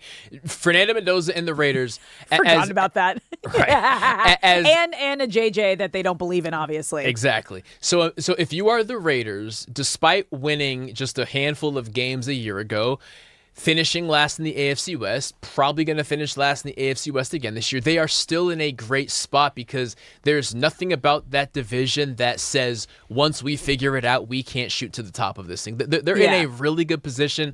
Their defense has been completely retooled. Their defense will impress some people. They have a lot of young pieces. They had my favorite draft out of any Well, they had the most. team. They had like a ton They had a of whole lot of picks draft as hell. capital. They basically got to like As well. restructure their entire team during the draft. And this year they take their licks, and they're going to get a lot of young guys who get a lot of good experience.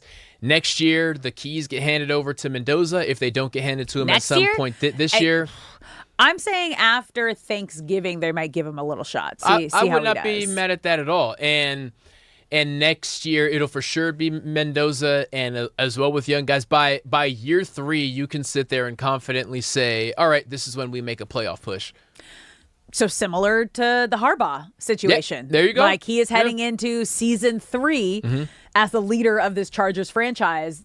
This is now where it's like expectations. If you don't meet them, conversations need to be had. And why Harbaugh is a little more disappointing is because he's already made it to a Super Bowl on NFL level, and because Herbert is held in such a high regard, and Derwin James and Khalil Mack. What Harbaugh inherited is leaps and bounds ahead of the Raiders. So the Raiders getting 3 years would be a magnificent turnaround. Okay. Whereas Harbaugh right now, the fact that they still haven't won a playoff game, even though they've been, right now is considered a disappointment just from a roster-to-roster standpoint. And the fact that they now have Mike McDaniel, former head coach in Miami, as their offensive coordinator, who also comes from that Shanahan-McVay tree. Like, it's now. It has to be now. It has to be now. It has to be now. Yeah. So training camp fully underway. We have our social girl, Lindsay, who is at Rams training camp today. Then she's going to be at Chargers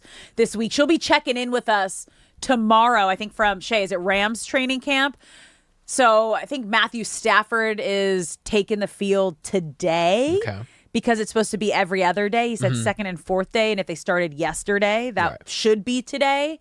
But yeah, Lindsay will be calling in tomorrow from Rams camp. So yeah, we're gonna work it out. If it happens, it happens. Yeah. She should be calling in from Rams camp throughout this week. So if we don't hear her tomorrow, we'll hear her the next day, or Chargers camp, whichever camp it is. We'll definitely take hear all the Lindsay updates we can have get. boots on the ground at training There you camp, go. and all eyes are going to be for the Rams camp, that backup quarterback situation with Bennett and Ty Simpson, and hopefully we're getting the first look at Matthew Stafford taking the field today. You're listening to Brock and Alex on the new 97.1 The Fan, the voice of LA Sports. Baseball coverage on the new 97.1 The Fan, the voice of LA Sports is presented by Xfinity. Score the most reliable Wi-Fi, one price, 5 years guaranteed. Xfinity, imagine that. Now, we spent a lot of time today talking about the Dodgers situation with pitching.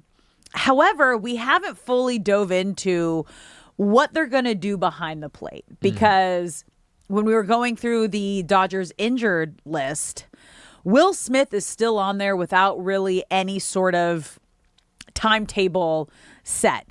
I would assume the Dodgers need to move forward with the idea that they might not get him back this year. With the neck stiffness that's turned into inflammation. I mean, it could have always been inflammation.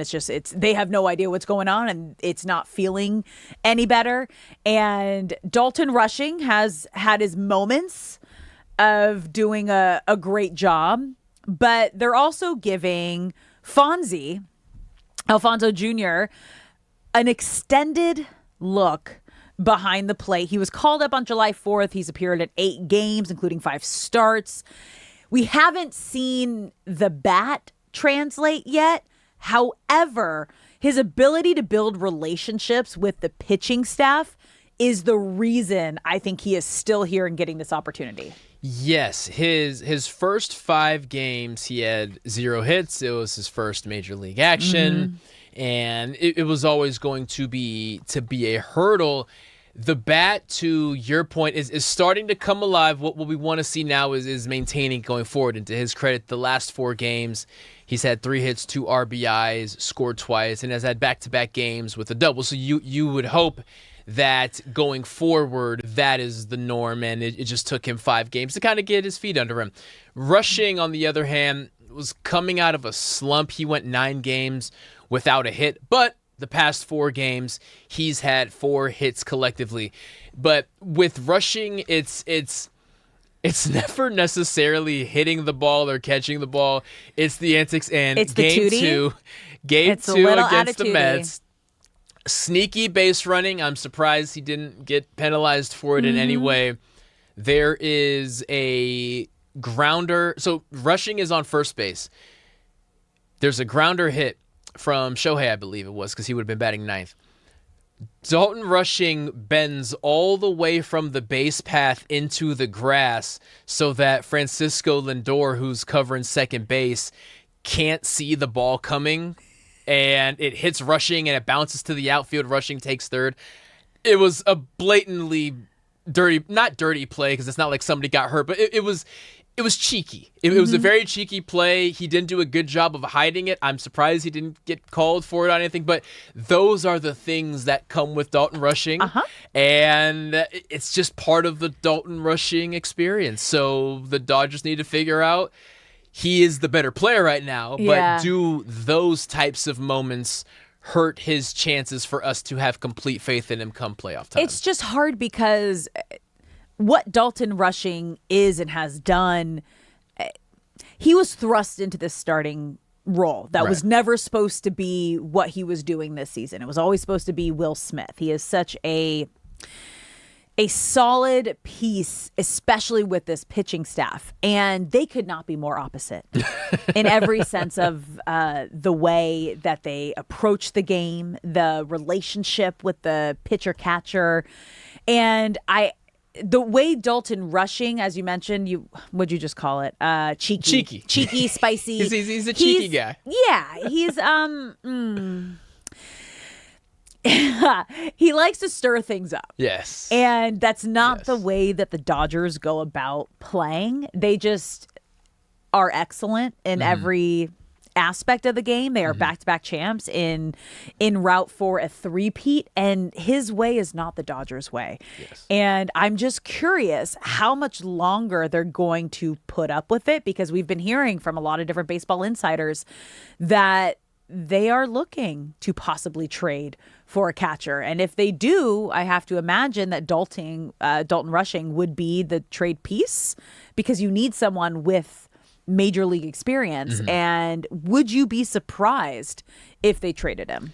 No, I think you nailed it perfectly in that his way is not the Dodger way. His way is a good way. I expect him to be a major league player for a very long time and have tons of success behind the plate. But I do feel that it may not necessarily be in a Dodger uniform. He's the perfect backup catcher. He is a high energy guy. He's the little brother that you love to have around for a half hour, but at 45 minutes you're kind of annoyed and wish he'd go in another room. Like he's a perfect backup catcher and insanely talented, super young. Last year was really his first year with true experience. I think he started 30 games or so in relief of Will Smith.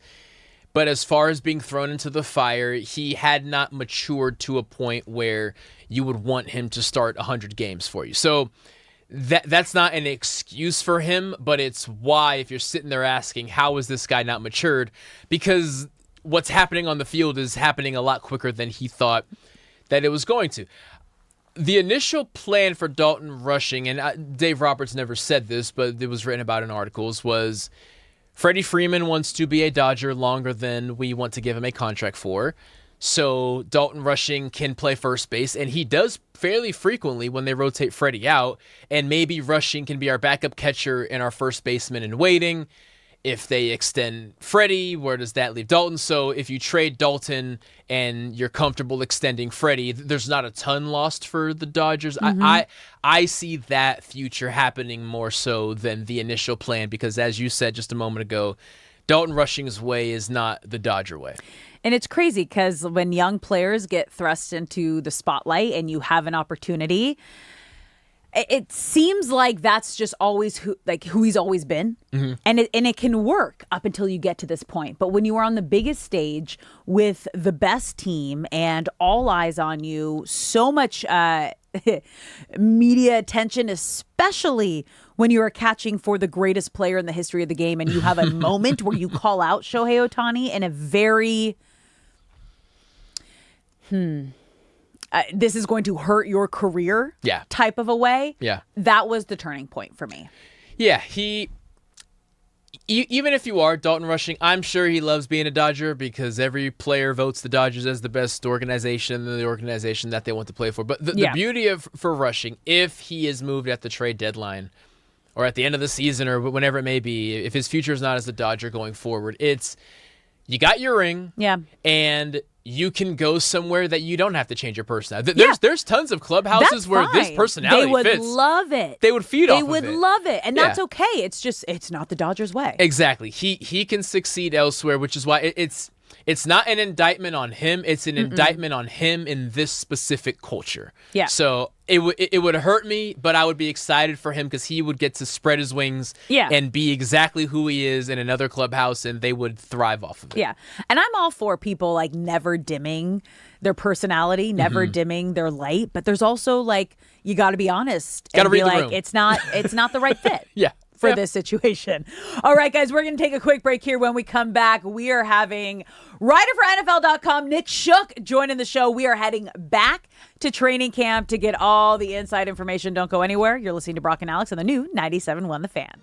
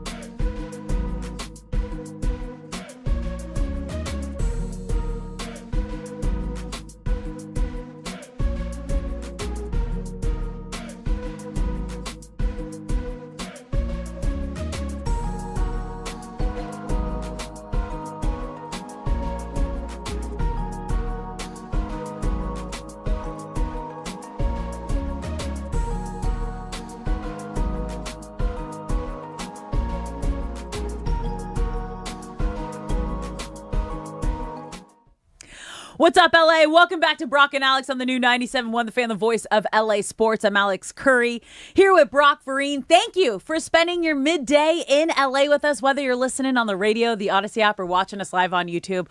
We appreciate you being here, and we love when you're part of the show. So if you're watching the live stream, get in the chat at The Fan LA. But as we said, you guys, it's officially training camp. So we are going all in on all things NFL. So I'm so excited to bring in our first guest of the day, Reiter at NFL.com, Nick Shook. Thank you for joining the show.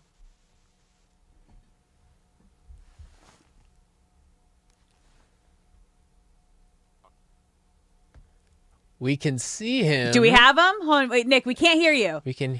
Are we back? Do we have volume on? You look great, my friend. That part you nailed. Epic setup. Do you guys have him? Okay, we'll get back to Nick in just a second. I was like, he had such an expressive I know, intro. he's so excited. I was like, I wish I could relive. He's so pumped. So we had Nick on the first time right when the Myles Garrett trade went down because he's based in Cleveland. He made it very clear, do not say my team. I was like, how's everyone feeling out there? So excited to kind of get read the temperature, the state of the situation. Yeah, the Browns have been in camp for a couple days now because I saw some clips toward the end of the week. I want to say Friday they hit the practice field. Okay. But don't call Nick a Brown. How about now? You got me now? Yeah! There he is. Yeah. There we go. I was like, I see the words are coming out of his mouth, but I'm not hearing anything. Yeah. I was saying thanks for having me on, guys. And I recommend you watch on YouTube. First time we've done this on camera. You get this bald head and this blue background. Let's do it together. It's beautiful. It's beautiful. It's my favorite. You're glowing, Nick. You're glowing, honey. Let's get started, though, with the Super Bowl faves, arguably the best roster in the NFL right now, the LA Rams. And we talked to you right after that blockbuster trade went down for Myles Garrett. What is the state of the NFL's feeling, the entire league's feeling of where the Rams are at right now? And if they don't win a Super Bowl, is this considered a bust of a season? Oh, yes, that's a great way to frame it. And I don't like to be, Super Bowl or bust with most teams, but the Rams operated like they're Super Bowl or bust this offseason. So this is exactly how they should treat it. I mean, they did a lot of what they did in the years leading up to the 2021 Super Bowl run, which is, basically giving up the picks of the future, trying to go get proven talent right now and build up and load up as best as possible to try to chase a ring. And I think this was really inspired by the way they lost in the NFC Championship game last year. I mean, I've rarely ever seen, we know Sean McVay can go on, and he's very detailed in his, recollection of things that happen in games, but it's not often that you see him as despondent as he was when they lost that game. And I think that drove their motivation throughout this entire offseason to never let themselves be in that situation again, in which they couldn't get a stop. They had an explosive enough offense, but they could not get a stop on the road on the doorstep of the Super Bowl. So what do? They go rebuild their secondary. Then they go swing the massive trade for Myles Garrett, and that sets the expectations higher for them than anybody else in the NFL. So this is the one team, I think, that if you don't win a Super Bowl, it is considered a failure because all your chips are pushed to the center of the table, not to mention the fact that you have Matthew Stafford for 1, maybe 2, maybe however many more years, but he's on the back 9. The roadmap that you have with him is a lot shorter than it would have been in years prior. So, yeah, it's all in for them, and those are the expectations they have to be. And, Nick, what is it specifically about this team that you are most excited to see? I mean, honestly, I want to see if this defense and the way they've rebuilt it actually delivers. So we know what they have in the front. We know that they like to put out their own new fearsome foursome in the promo pictures of them releasing that alternate uniform. In that like near midnight Eastern time reveal. It was the Rams reveal uniform thing. And luckily, I had some time to prep for that because I was not staying up until midnight to write about their uniforms. But you know that they advertised their front. They know where the strength of their defense is. They knew where their weakness was, which is in that secondary. They've gone out and they've tried to, address it with the likes of Jalen Watson. You go get Trent McDuffie in a trade. Hopefully that fixes things. That's what I need to see about this team more than anything, because I know what their offense brings to the table. Am I a little worried about their receiver depth? Yes, but did they make it work last year because they, led the league in the shift to 13 personnel and that sort of thing? Yes. So I'm not really concerned about this offense. I know what they can do. I need to see if this defense can deliver on the back end, because if I see that early and they can stay healthy, then I'll be very, very confident in them making a deep run in the playoffs and trying to get to the Super Bowl. Well, let's stay with the defense, because even right after the Myles Garrett trade went down, about an hour after that, all anyone was talking about was, well, is Aaron Donald going to come out of retirement now? Like, can you imagine if you have Myles Garrett and Aaron Donald together? What would that do for this Rams defense if AD does come back? I think it would just make them deeper. It would probably raise the stakes a little bit more, but I think it would just be more enjoyable and more fun for Rams fans than anything. And the funny thing about that whole development, because that's exactly what happened. You're right. They trade for Myles Garrett and it immediately shifts toward, is Aaron Donald going to come back? At the time, it felt like social media bluster. Maybe it's not going to happen. But now we've seen some little hints since then that makes you think, I think this might happen. And as Aaron Donald said, if he can find that fire again, he'll, give it a go. So we'll see if he actually does. I think back to like the final years of Michael Strahan's career in which he just like sat out training camp and then just like right before the season was like, oh, I'm coming back now. I could see Aaron Donald doing that. I could see Aaron Donald waiting until a month or two into the season before really returning when they need him most. But what it would do for them from a football perspective would just add depth to this front, which is already very good, which is already deeper than your average group. It would only make them that much better on paper. It is Super Bowl or bust for the Rams, but they are in the NFC West. What threat do the reigning Super Bowl champion Seattle Seahawks pose and the 49ers, which are Shanahan-led? Yeah, it's funny because depending on who you ask, it seems like some people think that the turnover that comes with every Super Bowl winner may actually set this Seahawks team back a few steps. If you look at our record predictions among our, writers, experts, analysts over at NFL.com and associated platforms, I think I was way ahead in the pack with predicting their record. I think I only had them losing like 2 or 3 games because I still believe in what they did and what they've built on this defensive side of the ball, which is a unit that's versatile, that is attacking, and still has a guy like Nick Eamon-Warry, the ultimate chess piece that really allows Mike McDonald to do what he wants. But there are questions, understandable questions, starting at running back. You lose Kenneth Walker to the Chiefs. You're essentially leaning on Jadarian Price to become your running back one fresh out of Notre Dame. You don't get Zach Charbonnet back, at least not for the start of the season, given that his ACL injury occurred in the playoffs. So there are legitimate questions on that offensive side of the ball. There's also year 2 with this offensive line gelling. Can Sam Darnold produce what he did last year? Is he going to lean on Jackson Smith and Jigba as much as he did last year? I like the makeup that they have roster-wise, just in terms of talent at receiver, what they have at tight end. Everybody's a fan of the Barnyard, A.J. Barner. But the question does exist in the backfield. Can they be a balanced offense with a remade or a new look? I don't know if I would say remade because that tends to give a positive connotation. It's a little more uncertain. That's the big question for them. When it comes to the 49ers, can they be better than they were last year when they dealt with so many injuries and still managed to make it to the divisional round? We know what to expect when it comes to the standard that the Niners, hold themselves to under Kyle Shanahan and John Lynch. But can they be better than they were last year? Because they were still pretty good given all the things that they struggled with. It is one of the toughest divisions in the NFL. I put it as the second most difficult division in the NFL in my division power rankings, behind only the NFC North. And I think for top-end talent, this is the best in the NFL in terms of teams that have legitimate Super Bowl aspirations. But again, the Rams are familiar with this. These are teams that they've played for quite some time. These are coaches that they faced for quite some time, given Mike McDonald's only been there a couple of years now. And I think they're very prepared to try to navigate those waters that will be, the treacherous, uncertain bog that is the NFC West. Well, let's move to the AFC West and talk about the Chargers, because for the first time since Patrick Mahomes has really been the face and starter for the Chiefs, it feels like there is an opportunity for the Chargers to take advantage of the situation. And now having Mike McDaniel as their offensive coordinator, Justin Herbert really needing to live up to the league's expectations, Harbaugh going into his 3rd season leading this Chargers team. Is there an opportunity for the Chargers to finally take control of the division? I don't know if I would go that far, Alex. I'm not sure if I would say take control, but maybe come out on top is something that I could see the Chargers doing. This is also a very difficult division. The Broncos are not a team to be taken lightly. Yes, they won 14 games last year, and they had this dreamlike season, and they were nearly AFC champions. That's also one of the most complete rosters in football.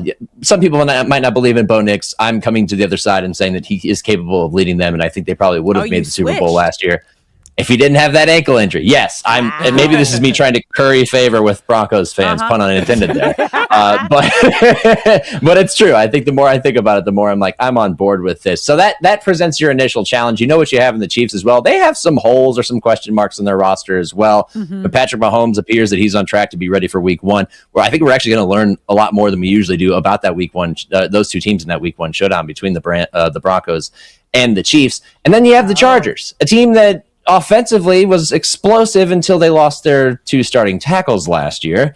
And if they can keep their tackles healthy and actually keep Justin Herbert from having the entire defense on his back immediately after the snap, then I think they got a shot. Mike McDaniel's going to play a big part in that because we know for all of the attention he got with the Dolphins for being this pre-snap motion guy, explosive offense, he's grounded in the running game. That's where he made his name with the 49ers. And I think they're very well built to take advantage of that if that offensive line can hold up. I like what they've done at tight end. They have a lot of depth with Oronde Gadsden. You go get Charlie Kolar, a very good blocking tight end, David Njoku, a little bit of both. I like what they did at fullback with Alec Ingold because they want to continue to pound the rock. And what they have at running back with Amarian Hampton, Kamani Vidal, and Keaton Mitchell, an explosive, fast, home run hitting running back that I think they lacked last year. So they're built for it too.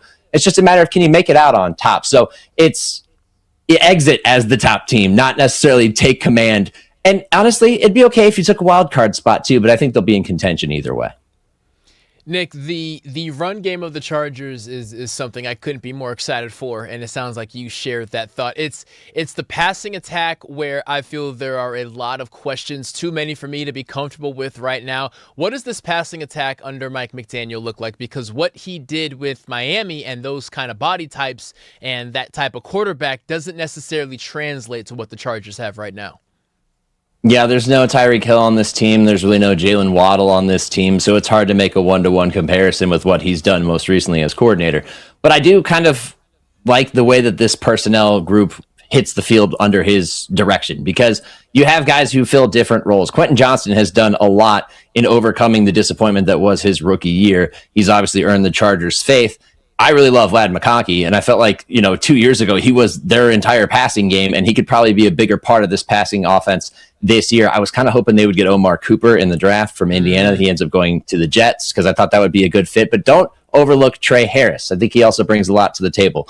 My concern is their depth at receiver, which if you look at most depth charts, once you get past the top 3, you end up having the same thoughts on paper. You're just like, I don't know. Like Brennan Thompson, rookie, draft pick, day 2 guy who dealt with injuries and is more of a vertical threat than anything. They needed somebody to take the top off the defense, but is that enough to really build out this whole group? That remains to be seen, which is why I pointed to the tight end group, because I think they're very versatile there. With the likes of Oronde Gadsden, who I think is one of the better tight ends that nobody knows about yet, and David Njoku, who usually has consistent hands, but every once in a while he'll drop the ball, but he's an athlete, heck of a player in Cleveland, now happy to be in LA with the Chargers. And then you add in Kolar. You got a lot of versatility and diversity in this offense that allows you to be able to throw the ball around. And what's most important is you have one of the better quarterbacks in the NFL in Justin Herbert. And again, as long as you can keep him upright, you can do a lot with a little with that guy at quarterback. All right, Nick, before we let you go, sticking with quarterbacks, but I want to go back to the Rams situation. We were talking about depth. When you look at who the Rams have right now as the backup quarterback situation, that kind of feels like the weakest link for me right now in the Rams. If Matthew Stafford goes down, do you trust either of these guys in Ty Simpson or Bennett? Yeah, we did a camp battles to watch, top 35 camp battles to watch or to care about on NFL Daily last week. And one of the ones that we threw in at the end was the backup quarterback job with the Rams because while Matthew Stafford's coming off that MVP season, he was also dealing with that back issue going into last season that made many of us think, well, is he even going to be able to play? Yeah, yes, exactly. Yes, exactly. Yeah. And then so behind him, now you have Stetson Bennett, a guy who has just been a preseason hero and at one point was just completely gone, during a season. And then you have Ty Simpson, a guy that a lot of people probably thought they overdrafted, but they believe can be the future. Ty Simpson's got to win that job to justify that pick. That's a lot of pressure for a guy who's not actually gonna be on the field, at least if everything goes according to plan. I think it's never a good scenario when you have to turn to your backup. You would like a plus backup, a veteran, a guy that you can trust. Maybe a Gardner Minshew. Jacoby Brissett's going to start in Arizona, but he's another plus backup in this league. Maybe even a Marcus Mariota behind him. You don't have that. So you hope that between the two, if everything goes according to plan, then it's Ty Simpson's job, and you hope that he shows enough that if he were thrown in the fire, he'd be able to handle it. But yes, I think any contender, if they lost their starting quarterback, the expectations drop significantly. That would be the case with the Rams as well. Nick, thank you. We appreciate you coming on, but you just added to the anxiety of just keep the man healthy. Keep the man healthy. No, we can't go out on doom and gloom. Let's be positive here. Everything's great. I'm sure it's sunny and wonderful there right now. Who is your way too early Super Bowl prediction? I'm always really bad at this. I always swing and miss on these, but I'm putting the Rams in there, and I don't know who's coming from the AFC yet. But I'm putting the Rams in there just because I think they're all in and they've constructed this team well, so they're going to do it. I think. I love that. After, when we have you on next, we'll have you fill in the AFC spot. Okay. Now, hopefully, I have a couple weeks to figure that out. Yeah. That'll be a fair trade. Thank you so much for Thanks, coming Nick. on. Love it always. Thanks for having me, guys. Yeah. Yeah. Canada, I love that. Canada on a negative note. What are you doing, Curry? That was bad. That was my B. That was totally my B. All right, guys, we're going to take a quick break here. When we come back, we're going to take a look at the new look Lakers. Do you believe in them? Do we believe in them? We're going to talk about that next. You're listening to Brock and Alex on the new 97.1 The Fan.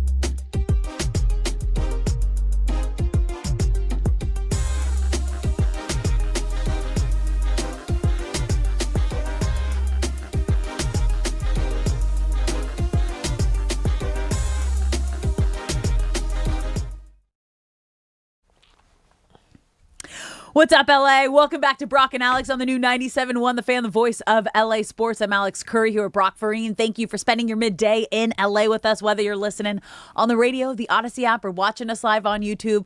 We appreciate you being here, and we want you to be a part of the conversation. So if you're watching the live stream, get in the chat at The Fan LA. Shay, how has the chat been going off today? Oh, did I lose you? There he is. No, we're here. We're here. How's the chat going on? You gave me. I can't see your face because you're right behind the camera. I just see your hands go up. This random person is FaceTiming me today. They're like 5 times, and it's like an email. Wait, random? Random. Do you know them? I have no idea who this person is, and they keep FaceTiming me. Can I ask you something? Have you bought something online from a sort of sketchy website recently? Yeah. Well, that's why. FaceTiming? They're sending. I never put my cell number. But you said they're doing it via their iCloud email, right? It's a weird email. Like the @ is. Oh, so it's an email. At Yes. mednet.ucla.edu. You can do it via email if your email's linked to your iCloud. Just the @ That's just the @ Oh my God, they're calling me again. Do you answer it on air? Here, I didn't figure this out. Are you answering it on air? Because that would be really funny. Just seeing what's up. So for anyone who is like Shay, as he figures out his situation, hopefully his identity is not currently being stolen. Ooh. You're going there? Just kidding, Shay. I would never put that on you. But for people who, if you are frequently getting FaceTimes from an email, it is because you bought something recently using the same email that's linked to your iCloud, and they can kind of backdoor that way into your phone. It's very scary. Do you know somebody that recently got hacked their identity? Is that why? No, but I was getting a lot of spam calls, and then I just went on a 45-minute deep dive of newer ways that you can being scammed. If you think Sean McVay is an innovator, scammers are innovators. Oh yeah, they're always working up with they're something working new. Overtime. I also love that we're still on a split screen with Shay as he's just leaning over his phone. Yeah, you're still on camera, Shay. I'm just letting you know. You're still on cam. Your mic's off, but you're still on camera. BTS Nick did you dirty over there. Dude, this guy is trying to say I called him. What? I'm on a show right now. Well, that's how he gets you. That's the scammers start a conversation with no, don't you remember? You called me or hey, are we gonna get coffee? And you're like, no, we never did coffee. I just want to then they point start a something conversation. out. Really quickly, let this be a warning for anyone else. If a clear scammer is calling you 5 times in a row, don't answer them on the 6th time. No, okay. What are you doing? You guys gotta hear this. This guy goes, it's Eric Schweitzer with the alpacas. This is, I'm like, what? And he goes, yeah, you called me. I go, I have no idea who you are. I with the alpacas. And he goes, oh, this has to be a mistake then. And then just hangs up. Yeah. Shay. Do you care, LA? The segment where we All right, sorry, guys. What were we talking about? What? New look chat. Lakers. How's the chat? Is what I was asking you about. The chat was asking about who's calling me. Oh. They were wondering. But no, they were actually because asking. you're on air and you're on camera, freaking out. Dude, this guy has not stopped calling me today. I was like, what is happening? Thank God nothing bad was happening. All right, That's anyway. Good. The chat is going off. Again, a lot of Rams fans in our chat, and they get scared every time you bring up the possibility that Matthew Stafford might not end the season with them. Because no, we're not saying that. We're not saying that. We're just saying who is their backup QB. Exactly. Who is their backup QB? Because you don't even want to think about that. I felt good with Jimmy G. I felt good with Jimmy G. He obviously did not feel good, though, because he decided after 2 seasons to test the open market, but no one else felt good about Jimmy G because no one picked him up. He'll be back. You think? He'll be back because it is. Let me rephrase that. If the Rams reach out to him, he will be back. Again, I think wants to be wanted. Yeah, and if you're Jimmy G, you go from being a starter. Remember, he had starting opportunity in San Francisco. Then the Raiders brought him in to be a starter. Then he kind of had to take a back seat, being a backup quarterback. And I don't fault him for saying, let me just take one last look out there.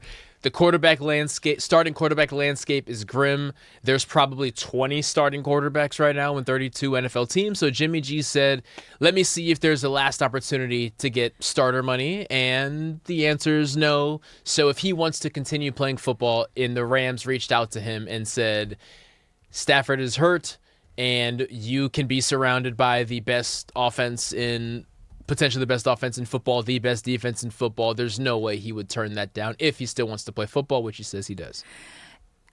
Can we just say how weird his career was? It's strange. Like starting in New England and Bill Belichick thinking he was the future, and then Tom Brady being like, no, absolutely not. Get him out of here. Yeah. So then ends up in San Francisco and has moments of greatness and makes a Super Bowl run, makes deep playoff runs, and then just kind of then gets kind of one last starting opportunity with the Raiders that fizzled out fairly quickly. Very quick. And he'll if he chose to, he could be a backup quarterback for another 8 years if he wanted to, because he has the starting experience.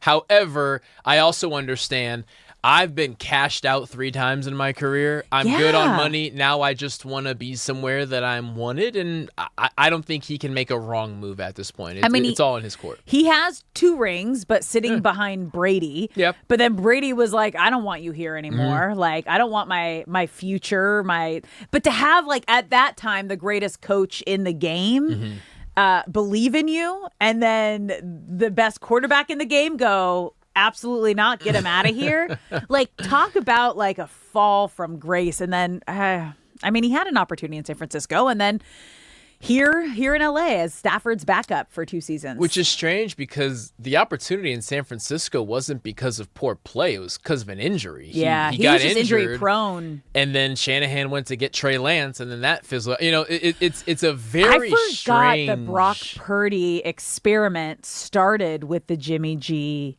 injury. It was such a strange. Like, he was third string, fourth string, and Lance got hurt as well. So Jimmy G's story is a weird one, but he is definitely like a winner in every aspect. He has the rings, he got the money, he has the fame, and is a very liked and respectable guy to where whatever he wants to do post football, he'll be able to do it. It's a pretty good life.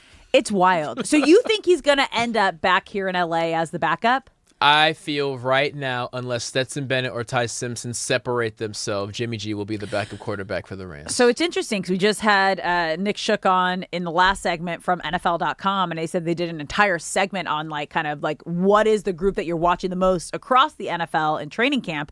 And they said the Rams backup quarterback situation, because Ty Simpson better figure out a way to win that job to justify him getting drafted as a 13th overall pick, because I think a good portion of Rams fans, they were showing the live watch parties of when the Rams picked him, and everyone went boo and went boo and were shocked, and it wasn't happy-go-lucky. It was WTF is happening right now. Yeah, and he needs to be able to justify that.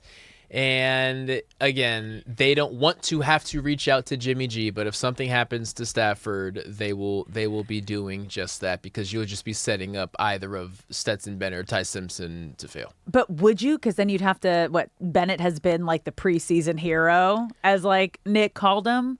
Yeah, he always balls in the preseason, but he has yet to appear in a regular season game. Experience. Right. Whew. All right, guys. Hour number 4 coming up next.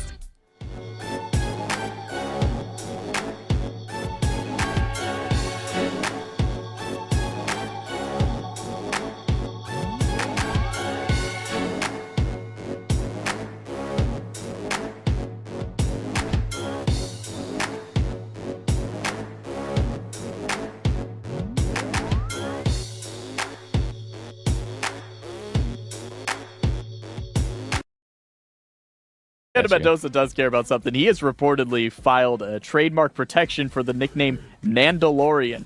It is unclear whether or not Disney will fight it. I mean, A, come on, Disney. And B, do you like the Nandalorian?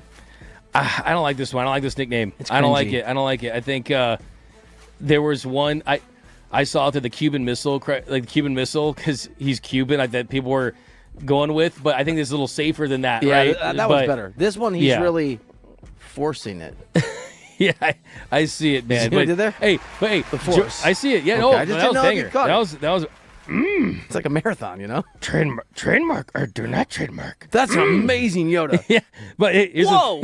That cease and desist is coming from George Lucas and Disney. Is it true you stood up today in the break room or like in the public area and just did that out loud and people look like, what are you talking to yourself? There was a couple people that did, and I ran off. I didn't say anything. It was extremely awkward. I hit it with a you don't say. Did Nick Van Exel ever like have like an issue with you coming in? It's like, oh, this guy's coming for my gig. Because at the end of the day, when you draft a guy, kind of coming for your gig a little bit, at least a little bit. No, for sure. I'm sure he felt that way. The best story I have, which still pisses me off to this day, is the summer before we started training camp. UCLA men's gym over on the UCLA campus is like, that was the hub and still is in a lot of ways for summer basketball. Oh, yeah. Great spot over there, pick-up Paulie. games, 5-on-5s, all the best guys in the league end up there at some point throughout the summer. And on this day, I go over there to play and compete, and Nick Van Exel's on one team, I'm on another team.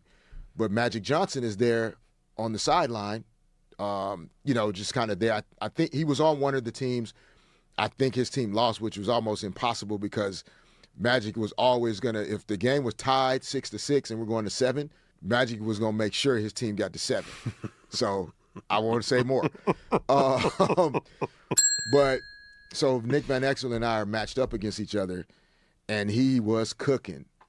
But Magic is literally on the sideline enjoying the fact that Nick Van Exel was frying me. Oh, no. In front of your guy. And I'm like, yo, I cannot believe this is happening. Like, Magic is literally my greatest of all time, and he's over here laughing at me getting fried. And so it wasn't so much Nick. He was great. He never gave me the energy that, like, I know you coming from my spot. Yeah. And I always give him a lot of love for that because I definitely was coming for his spot. Like, it just as a competitor. Absolutely. But he never made me feel that way. But yeah, that's the story that, like, yeah, bro. You ever talk to Magic about that? I'm like, dude, No. you have no idea. No, I've never. Well, you might hear about it now. No, because it's like, if you get 5 minutes to talk to Magic, you're not going to bring up the time that he was laughing at you. You're going to be talking about a whole bunch of other stuff. Absolutely. How can you not?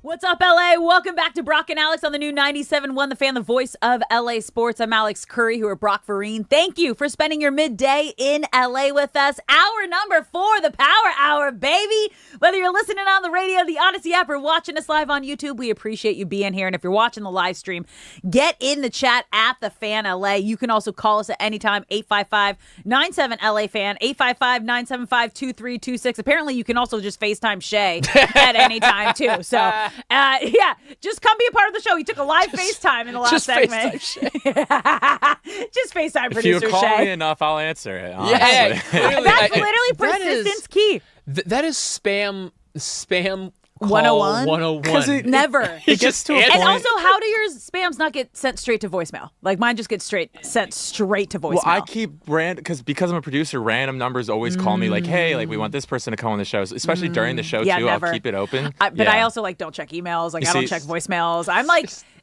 Alex, I do this. not I do great. this so you could be like that. I tell so people, funny. I'm like, just text me. The idea it's the only way you're of, going to get a response. This spam call has called me 5 times. I'm going to answer on the 6th. Is just Dude, you know it's what we just should the do? We should have a funniest- bit. We should have a bit where, like, if they call more than 3 times, Shay, you pick up and pretend to be somebody else. And put it on the air. And, yeah, like, I get we a lot need of something spam like calls. that. I get a lot of spam calls. Stop signing up for things. Shay. I have Stop. it's like random. It's like even my PR emails and stuff. Like my number and all that gets like put into these random lists, and then like it's for you guys. You know, Sure. It's for you guys and the Sure, information that blame we it get on on this us. show. Sure. Making himself My a martyr. hands look like this, so It's your not- hands can look like It's that. not me. Shay's call log looks like this, so that ours can look Which like is that. great because, like, Brock's, like, not an online, like, social media person. I'm not, like, an email, phone response person. So, yeah, Shay's just working We cover all overtime. the bases. You know? in all of that, so we can have my peace of gosh. mind. I'm curious, Brock. So we just obviously I've jumped now on your afternoon coffee Welcome situation, aboard. but today is very much a caffeine day. Like my weekend has just been run by caffeine more than usual. Your weekends, are you just as strict where you won't wake up with coffee, or because it's like casual, you'll get coffee with breakfast? I will have coffee with breakfast. So sometimes. So it's just work days. Breakfast, yeah. Sometimes breakfast is first thing in the morning. Sometimes it's later in the day. But I'll have coffee at 7 a.m. on a random Sunday. Okay. But because it's not a work day. Yeah. So that's every. Now when football season comes around and I'm working on Sunday, now we're back to the typical schedule. But for example, this recent Sunday, I had coffee in the morning. So we did the silliest thing during COVID when I wasn't on the road as much and I was just in studio, and then I wasn't in studio on Sundays, and we were watching. That's when I really first got into like Red Zone because I was actually home. Okay. We decided to do a espresso tasting, and I didn't factor in the situation. Can't be good for the heart rate. That can't be good for the heart rate. We tasted 6 different espressos before 11 a.m. Oh my god. My husband and my like best friend would come over early and watch all the games with me while my husband would sleep in. And he came out and we were just like, oh, the games are so good. Do you know what's happening? He's like, are you guys okay? I was like, well, we just did an espresso tasting. He's like, why? Did you? Did you do this on your own or did you go somewhere? Yeah, no. Because I was gonna say, there's no way they can legally provide this. No, this is because so everything I do to the extreme, and I got back into coffee during COVID. I didn't drink coffee for I didn't grow up with coffee. I didn't drink it in college, and then I got back into it. I think when I did the World Cup in France in 2019. So I got anytime I'm in Europe for extended periods of time, I get back on the espresso train. And then COVID hit. And then it was just like, well, I guess I'm just like a caffeine fiend again, and got my espresso machine. And I had the little Italian, the espresso pots. And I got all these different beans because I was like, I got to see what bean I love now. Now I got to find my bean. There's an infinite number of them. There's so many beans. There's so many flavors. And yeah, we did a full taste test, and I was bouncing off the walls at 11 a.m. tasting. And do you know what we were cleansing our palate with? Oh my God, what? Baileys. Oh my God, you gotta... Happy Sunday. Yeah, clearly. Happy Sunday Fun Day. That was definitely the COVID way. I'm Things just were glad wild. your heart still beats regularly. Things were wild and unhinged. You're listening to Brock and Alex on the new 97.1 The Fan, the voice of LA Sports. That's a power hour right there. Yeah. This is the power hour, you guys. We didn't get to the Lakers. Do you want to hit the Lakers, or should we go into Dodgers right now? How are you feeling? I am feeling like the new look Lakers are going to be exciting, and we can do a quick recap coming off of the heels of LeBron, what the Lakers are working with before we jump into onto the baseball diamond. Let's do that. So obviously the big news this past weekend that broke Friday, right before we came on the air, you guys, LeBron James heading to Philly, 2 years, $8 million league minimum with a player option. So the first thing I think about is, things must have been real bad in LA with the Lakers if he was willing to sign in Philly for chump change, especially when a month ago the conversation was, well, it can't be anything less than $20 million. Otherwise, that's like a disrespectful kind of slap in the face to one of the greatest players of all time. Well, he did not care. As he said, it wasn't about money. It was just about wanting to win again and his best chance at winning his 5th ring. Mm-hmm. So he's in Philly, and now the Lakers in LA, the book is officially closed because there was a 1% group of people that thought maybe he would return because the new roster that the Lakers put together kind of now feel like the perfect fit for LeBron James, but it's done.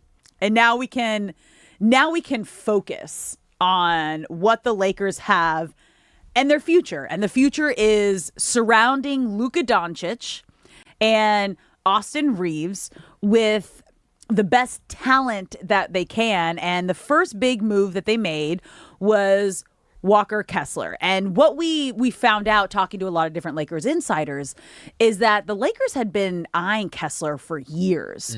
So this was kind of their big move that they already had. Obviously Austin Reeves, they didn't trade him and they gave him the max deal, but this was the big offseason move. Yes, and it is important to highlight that Rob Pelinka had his marching orders and he fulfilled every single bit of it. And Walker Kessler was the biggest domino to fall, meaning with a pick and roll offense, you want a big that can attack the hoop, play above the rim when they need to, and provide defensive relief from Luka and Austin Reeves. And that is exactly what he will do. When it comes to this Lakers roster, are we sitting here talking about them the way that we talk about the 76ers?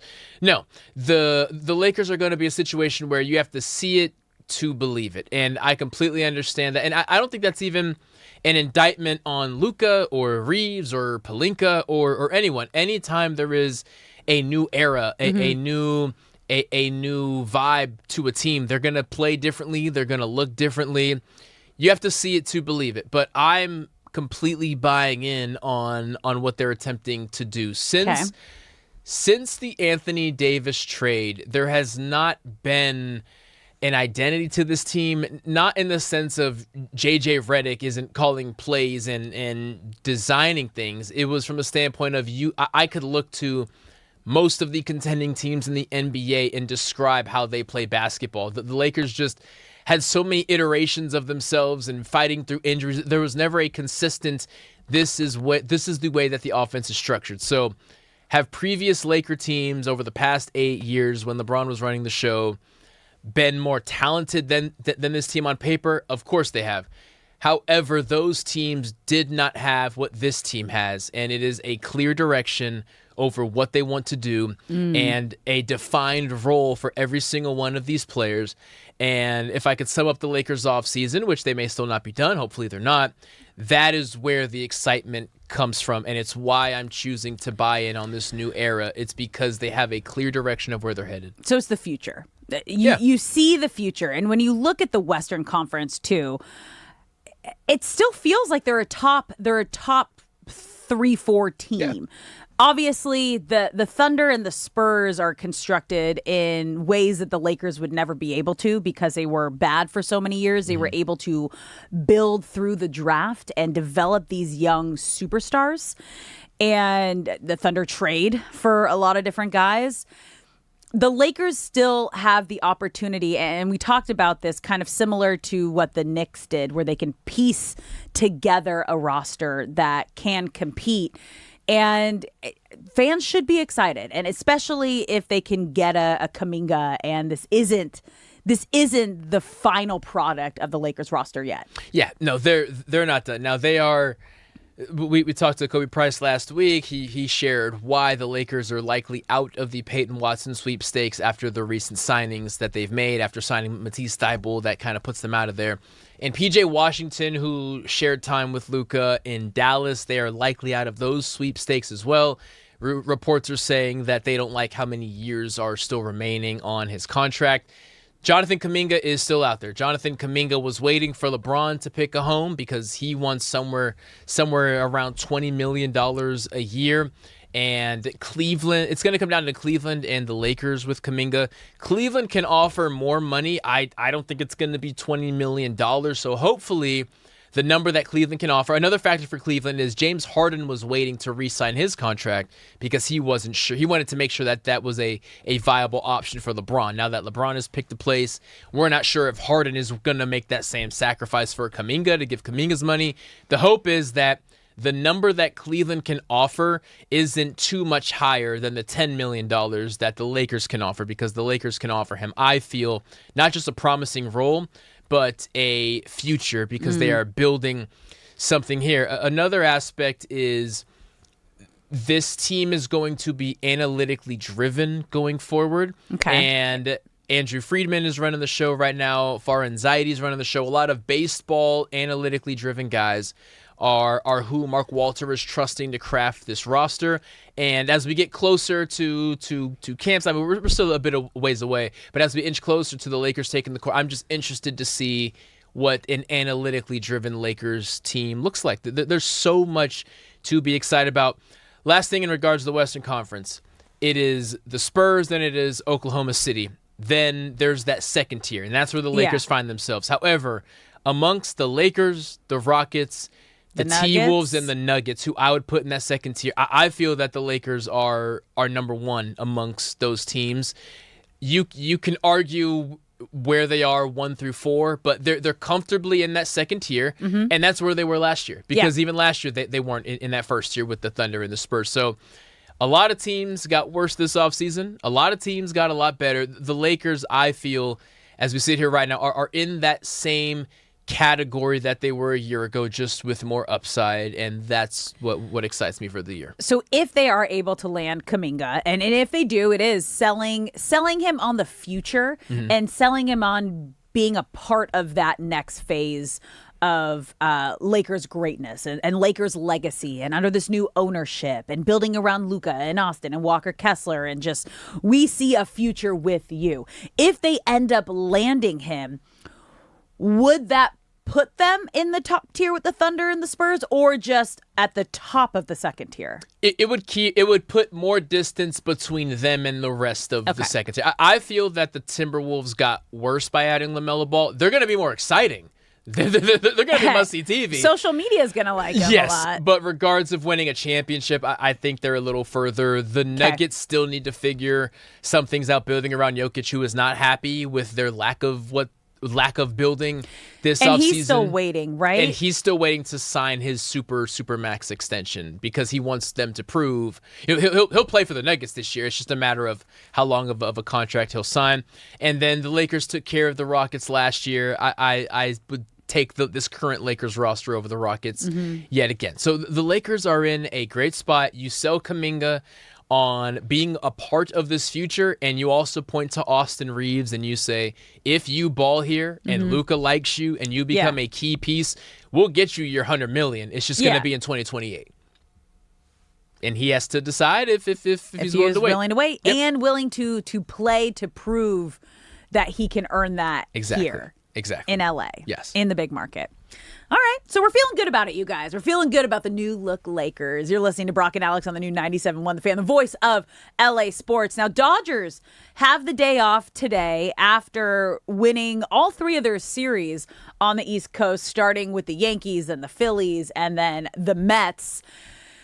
But we did get a little bit of unfortunate news over the weekend on Saturday, and that was Shohei Ohtani suffered another setback. So after he did a 31-pitch bullpen session on Wednesday, Dave Roberts called it a little bit of a regression. Shay, do we have the sound from Ken Rosenthal interviewing Dave Roberts during the broadcast on Saturday? And he asked if he was concerned. Ohtani supposed to have a bullpen session today. It was canceled. Dave, what is your level of concern about his ability to pitch again this season?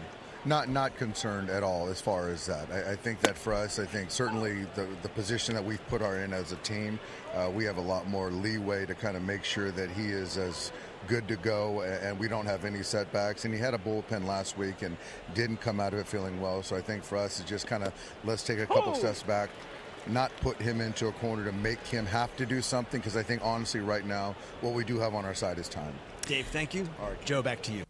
They don't have time, and I don't think they should push him to come back at all. If you want a healthy Ohtani, even in the lineup, you got to hold him back from, as you say, protecting the player from themselves. I'm understanding that mindset and that conversation that you're having right now, because Ohtani's timeline has significantly changed. Before Saturday's canceled bullpen, the Dodgers were targeting some point in August for his next pitching appearance. Now Ohtani first has to show the Dodgers that he can handle throwing off the mound and have another bullpen session without having discomfort. And the knee situation is something, again, that he was born with. The bipartite. Did we get it? Bipartite Yes, patella. yes. And something that he had surgery on back in 2019. So I literally hold my breath when I'm watching him try to stretch out a single or a double to a triple like he did this weekend. And he is extending the knee. And so there's situations and moments where I look at him and I'm like, you do realize you still want to play in October, right? I know pitching is the conversation, but now I'm looking at you like we got to make sure you're healthy to play at all in October. Yes. And just off the simple fact of how long the baseball season is, we are officially at the point where if something isn't healing, it's getting worse because you're playing almost 200 games on the path to a World Series, and that is so much wear and tear on the body. Just because an MRI shows that something is fine, everything is deteriorating. That's what makes baseball so unique.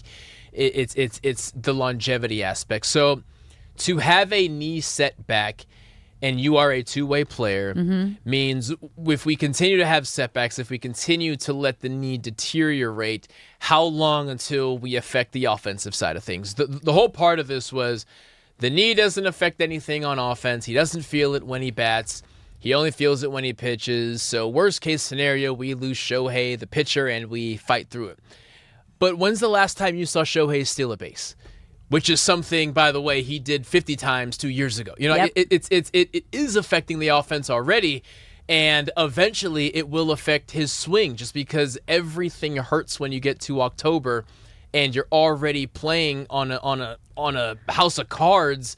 It brings about some very dangerous and scary conversations that you don't want to happen, but you do have to plan for it. As a manager, as a baseball fan, you have to plan. You expect the best case scenario, but you have to have a plan for the worst case scenario. And we're heading down the path of what can Shohei even contribute come October if we just keep grinding away at that knee. We're going to continue this conversation after the break. Do you guys think that Shohei Ohtani should be shut down for a bit, not even worrying about pitching? Are we concerned we're not even going to see him in October? Call us at 855-97-LA-FAN, 855-975-2326.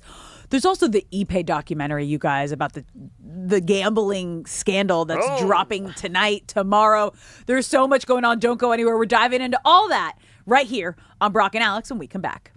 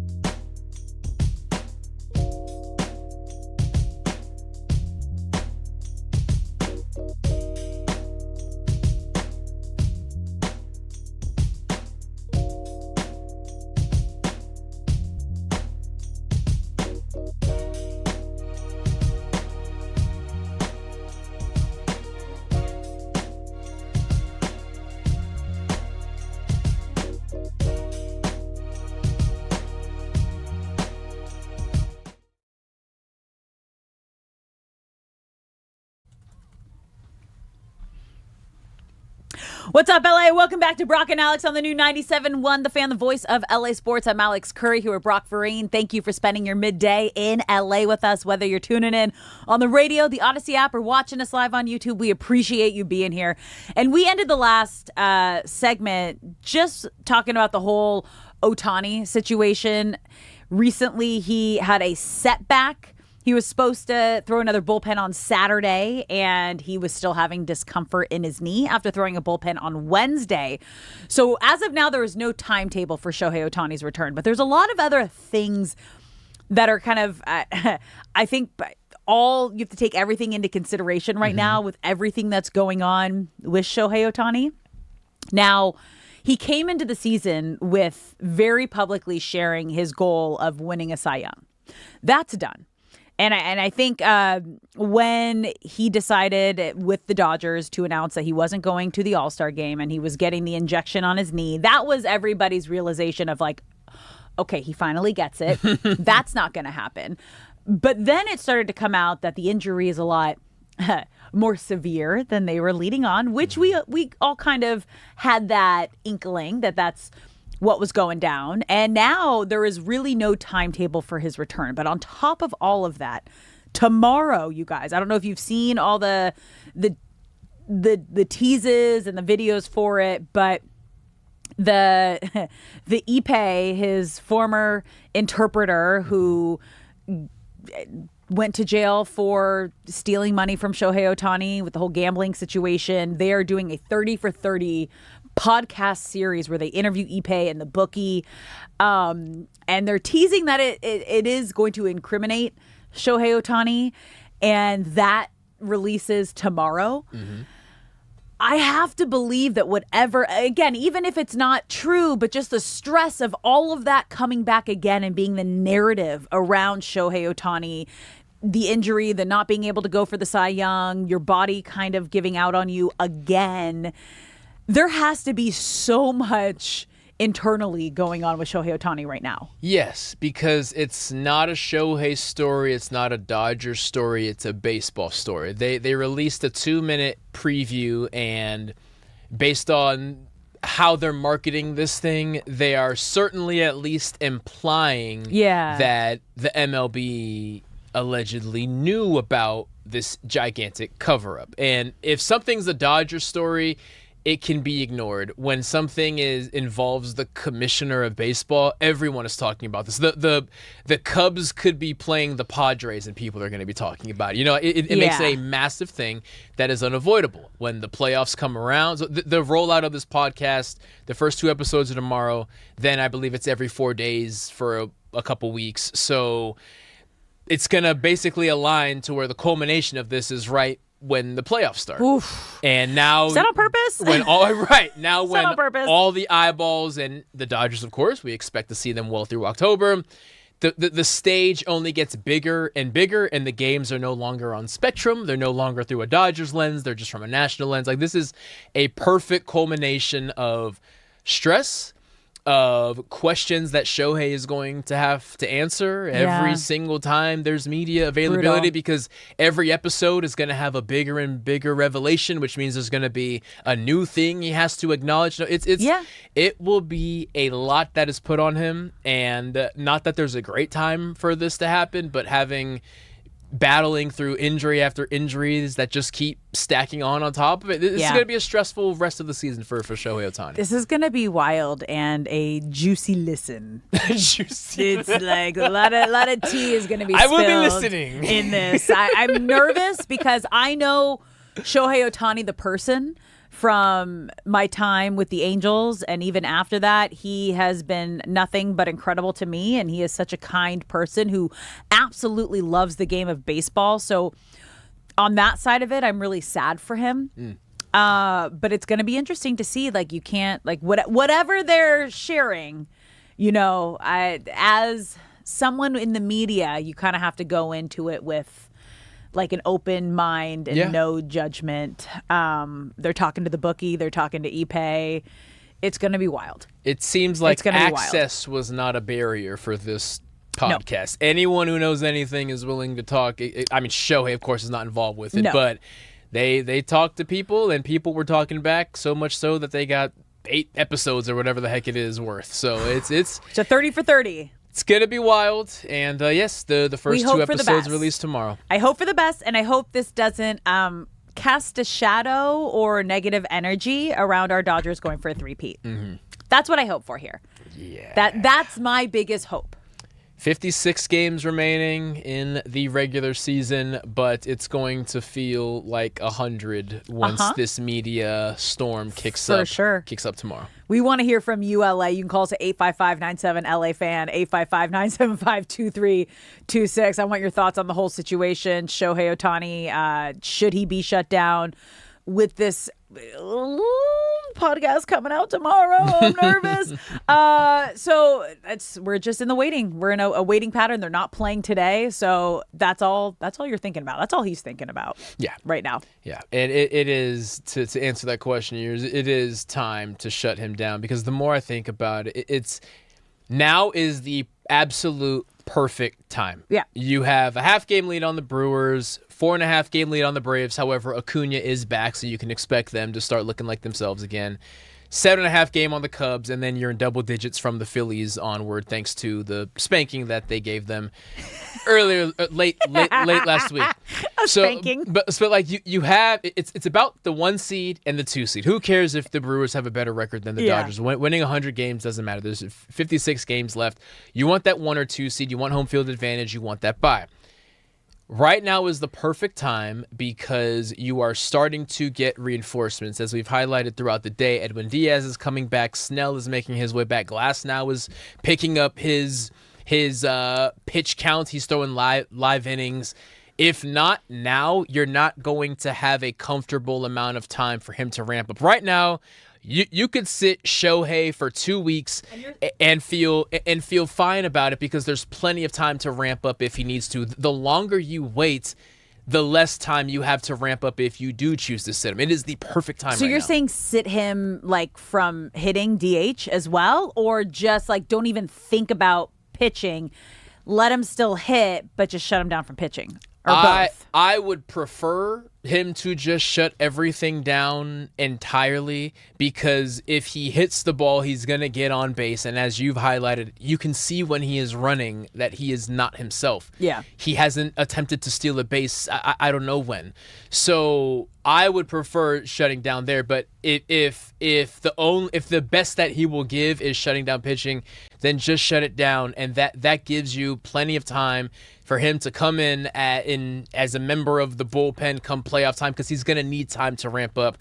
I guess the point I'm trying to make is the longer you wait to shut something down, the less of a ramp up you have until the playoffs. It is the perfect time. Okay, so then is it better then, because obviously all this, the podcast, 30 for 30 with his former interpreter Ipe, drops tomorrow.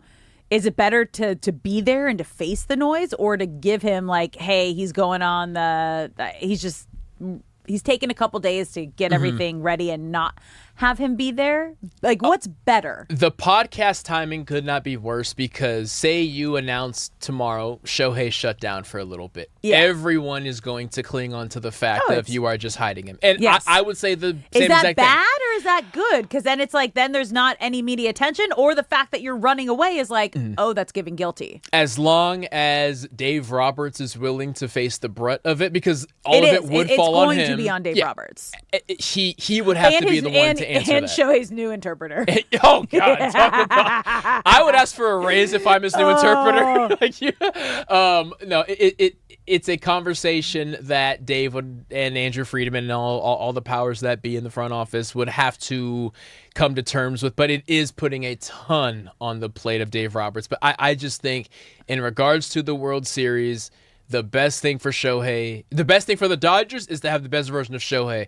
The best version of Shohei comes with him just doing the least amount of athletic activity that's not going to happen. Like, there's no way that you're going to convince him to do that. And if he's in the lineup, as we saw him, he's stretching a double, trying to get a triple, running it out like on a reach one-handed swing. Like, Shohei, your knee. What's Your knee is not 100%. What are Right. you doing? And again, the whole point that Shohei has been trying to make is it only affects pitching. I don't feel anything when I'm batting. But that may be true. But two things. One, eventually it will. Two, it's affecting your offense. Because if it's affecting your base running, it's affecting your offense. So if we just break it up into offense and defense, your offense is being affected, which means you are affecting the Dodgers' ability to score runs. And I think if you phrase it that way, you can realize how big of a deal this actually is. So if you shut him down, though, like, what if the knee feels even worse when you ramp back up? At this point, I think it's Right, a risk because you're just we're like taking. you're just kind of running on adrenaline. True. I think that's up to the training staff, and the Dodgers, I'm sure, have, just like everything, they have the best in the world, and that's for them to monitor. I just think right now, whatever the plan is not working great, and that needs to be adjusted. And if you risk making things worse in hopes of making things better, just from a philosophical standpoint, that's just something you have to live with. But right now, we know what we're doing as a Dodgers organization. They're sitting there saying, what we're doing is not working. Something has to change. At what point, because I think it's right now, do the Dodgers need to start planning for a postseason that doesn't include Shohei Ohtani in the pitching rotation? It helps that Emmett Sheehan and Roki Sasaki are both coming off of great starts over the weekend, and I'm with you. I think it starts right now. Yeah. I think things need to be put in place. Conversations need to be had with people regarding, hey, Sheehan, when Snell comes back, you're getting bumped to the bullpen, but just so you know, we need you. Like, you are going to the bullpen, or we're going to work you out, hopefully, as a bullpen arm with the mindset of Shohei's not going to be here. Hey, Tanner Scott, Diaz is back. You're no longer a closer, but just a heads up, you and the whole bullpen need to operate under the mindset of Shohei may be part of this bullpen. I think conversations start now of what potential future plans could look like. So right now, obviously, you have Yoshinobu Yamamoto, who even on Saturday, didn't have his best stuff, but still had a solid outing. As you mentioned, Roki Sasaki is the new big glove, you guys. The new, it looks like, those giant hats that everyone gets as a joke. Yes. It looks like if there was a glove that was like that. Please go search up this glove for anyone who hasn't seen it. Is this serious? It's bigger than his head. It's beautiful. You know what? Who cares? It's working. It's working. That's it's all working. that matters. So Roki and the glove are working. Justin Robleski has been just their absolute solid number 2. Eric Lauer, the team just always wins. When he's on the mound, finds a way to win. They just find a way to win. And Sheehan, we're not getting the depth. There hasn't been a ton of consistency, but he's doing enough. And then you have to look at, Blake Snell is on the horizon. He is in the midst of his rehab assignment with Oklahoma City. He allowed 1 run in 2 2/3 innings when he had his last start on the 24th. So there is a light at the end of the tunnel for Blake Snell, and he'll obviously be on a pitch count when he comes back. So his starts will be considered a bullpen-ish game because he might be able to give you 3 to 4 innings. But with that in mind, I think the Dodgers need to prepare on a October and a postseason without Shohei Ohtani in the rotation. 56 games feels like a lifetime. When you factor in baseball really doesn't have days off, 2 months is going to be here before we know it. And at that time, it's too late. Because we're in the last week of July. You got to factor in ramp. Right, we're almost in August right now. How did that happen? Plans have to be made, and wondering what they do at the trade deadline. We're going to find out here in a couple days. It's not that far away. Yeah. Are we like 2 weeks away? It's probably slightly less than 2 weeks at this point. But Dave Roberts and the powers that be that are above him in the Dodgers organization, I'm sure right now have 5 different plans set up. We are 1 week away. Monday, August 3rd. There we go. From the trade deadline. So the Dodgers could be active because they have the most capital to trade. We've had multiple conversations with MLB insiders that it could be pitching, it could be catching because Will Smith might not come back this season. Dalton Rushing, they have been getting Alfie some looks but so if Shohei's out, like they definitely will be looking for pitching. Yes, and rightfully so. And again, October is the only thing that matters. The Dodgers just can never have a regular season. It always has to be an irregular season. But they're gonna find a way. I've no doubt this team finds a way to three-peat. It ain't gonna be pretty, but it hasn't been pretty the last 2 times either. Yeah, So but they'll get the job done. All right, guys, we're gonna take a quick break here. When we come back, who do you think should be the Rams' backup quarterback, and is that their weakest link position? You're listening to Brock and Alex on the new 97.1 The Fan.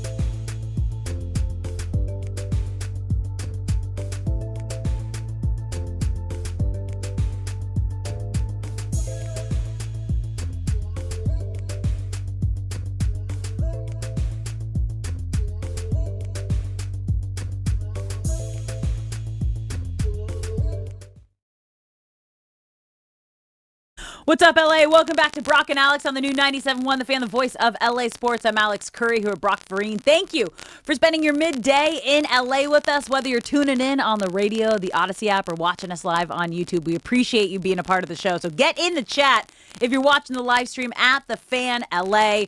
We've hit it all today, you guys. We just kind of went on a deep dive of Shohei Ohtani and our thoughts on shutting him down, at least for a couple of weeks so that knee can heal. Dodgers are off today, back in action tomorrow here in LA with the Mariners in town. A quick week little homestand before they head back out on the road. But also this week, you guys, training camp is underway, and the Rams held their first practice at LMU yesterday. Obviously, Matthew Stafford did not participate, which no one is surprised considering how Sean McVay does.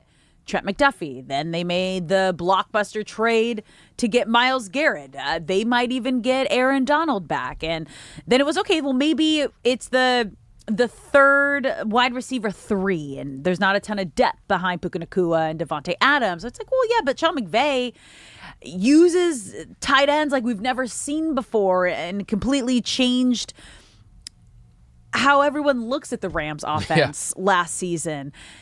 And the one conversation we haven't fully, really just dove into is their backup quarterback situation. Because right now, you guys, it's Stetson Bennett and Ty Simpson. Yes. And Bennett hasn't played in a regular season game, just some preseason games. And Ty Simpson, everybody's reaction when the Rams drafted him, especially Rams fans, were like, excuse me, what? What? This is what you did? Why? No. So there's a lot to prove. And we had Nick Shook on from NFL.com earlier today, and he even shared they were doing an across the NFL, what is the biggest battle that you're keeping your eyes on? And they did a whole thing on the Rams backup quarterback situation. Yes, if you are heading over to LMU and going to check out some of the publicly available Rams practices, first, say what's up to Lindsay representing the Fan. Second, clue in on that backup quarterback battle. And it's going to be easy to follow because Matthew Stafford only practices every other day, which means Stetson Bennett and Ty Simpson are going to get looks running with first the ones. reps. Stetson Bennett is in his 4th year. He's a 2-time college football champion, but his calling card as a 4th-round pick is really just the Tim Tebow factor. And what I mean by that is Stetson Bennett is 5'11". He doesn't have any real insane attributes. He's pretty mobile, but throughout college, he just finds ways to win. He just found ways to win football games, and that's why they brought him in. He missed an entire season away from the team from personal reasons, but throughout his time as a Ram, he has yet to see regular season action. Ty Simpson, of course, is the 1st-round pick, has only started 15 games as a college football quarterback. That's insane. And it took him 4 years to crack the starting lineup at Alabama. The last time we saw him, he was benched in the Rose Bowl after a very successful season, but just a disappointing final effort, which led to the shock of him being, for many, being drafted in the 1st round. He's incredibly accurate. He has wiggle, meaning he's not going to take off and run, but he's going to extend the play and maybe make a defensive end miss and find someone downfield. But it's his IQ as well, and in a very, very complex Sean McVay offense that lends itself. So that is a battle worth watching. Also important to note, Ty Simpson finally signed his rookie contract since Mendoza finally signed his. Yeah. Ty Simpson signed his, so there's no speed bumps there. Both of them are going to go at it on the days that Stafford is not practicing, and one man will come out as the back quarterback. And he's got a lot to prove because the narrative around Ty Simpson was he went too high. He doesn't have the experience that a lot of, I guess, first rounders have coming out of college. And then there was also the history between his father and Les Snead. So apparently there was a conversation where his dad and Les Snead are friends, and he asked, should Ty go back for another year of college? Should he enter the draft? And Les Snead said something along the lines of, oh no, he'll be a first rounder. He should enter the draft. And then fast forward to the draft, and the Rams select him with the 13th overall pick. And then that story slowly started to come out. So it's like, Can Ty play so well that no one's questioning his dad and Les Snead's relationship, and no one's questioning how high the Rams took him in the draft? Yeah, it's funny how it's almost unfair to Ty Simpson, and we're talking about someone who just got a fully guaranteed $25 million contract as something being unfair, but it is it's unrealistic to expect him to be thrown into the fire. God forbid something happens to Stafford, to be thrown into the fire and just immediately succeed. He's only started 15 games. Pat Mahomes started 2.5 years, and he wasn't even number 1 overall pick, so that's not even a good example. Baker Mayfield started for a while. Kyler Murray started for a while. Like, how many games you've started in college is there's a pretty direct correlation toward not how you'll finish your career as an NFL player, but how quickly you can start having success as an NFL player. There's just things that you just have to learn through experience, and he does not have that. As a first-round pick, to bring this full circle to something that Nick Shook brought up, and you asked me earlier how the training camp hierarchy works and drills and stuff like that, where I was saying how Kyle Fuller was the first-round pick when I was drafted. I was the fourth-round pick. We were both DBs, so he had to be first in line. I had to be second in line.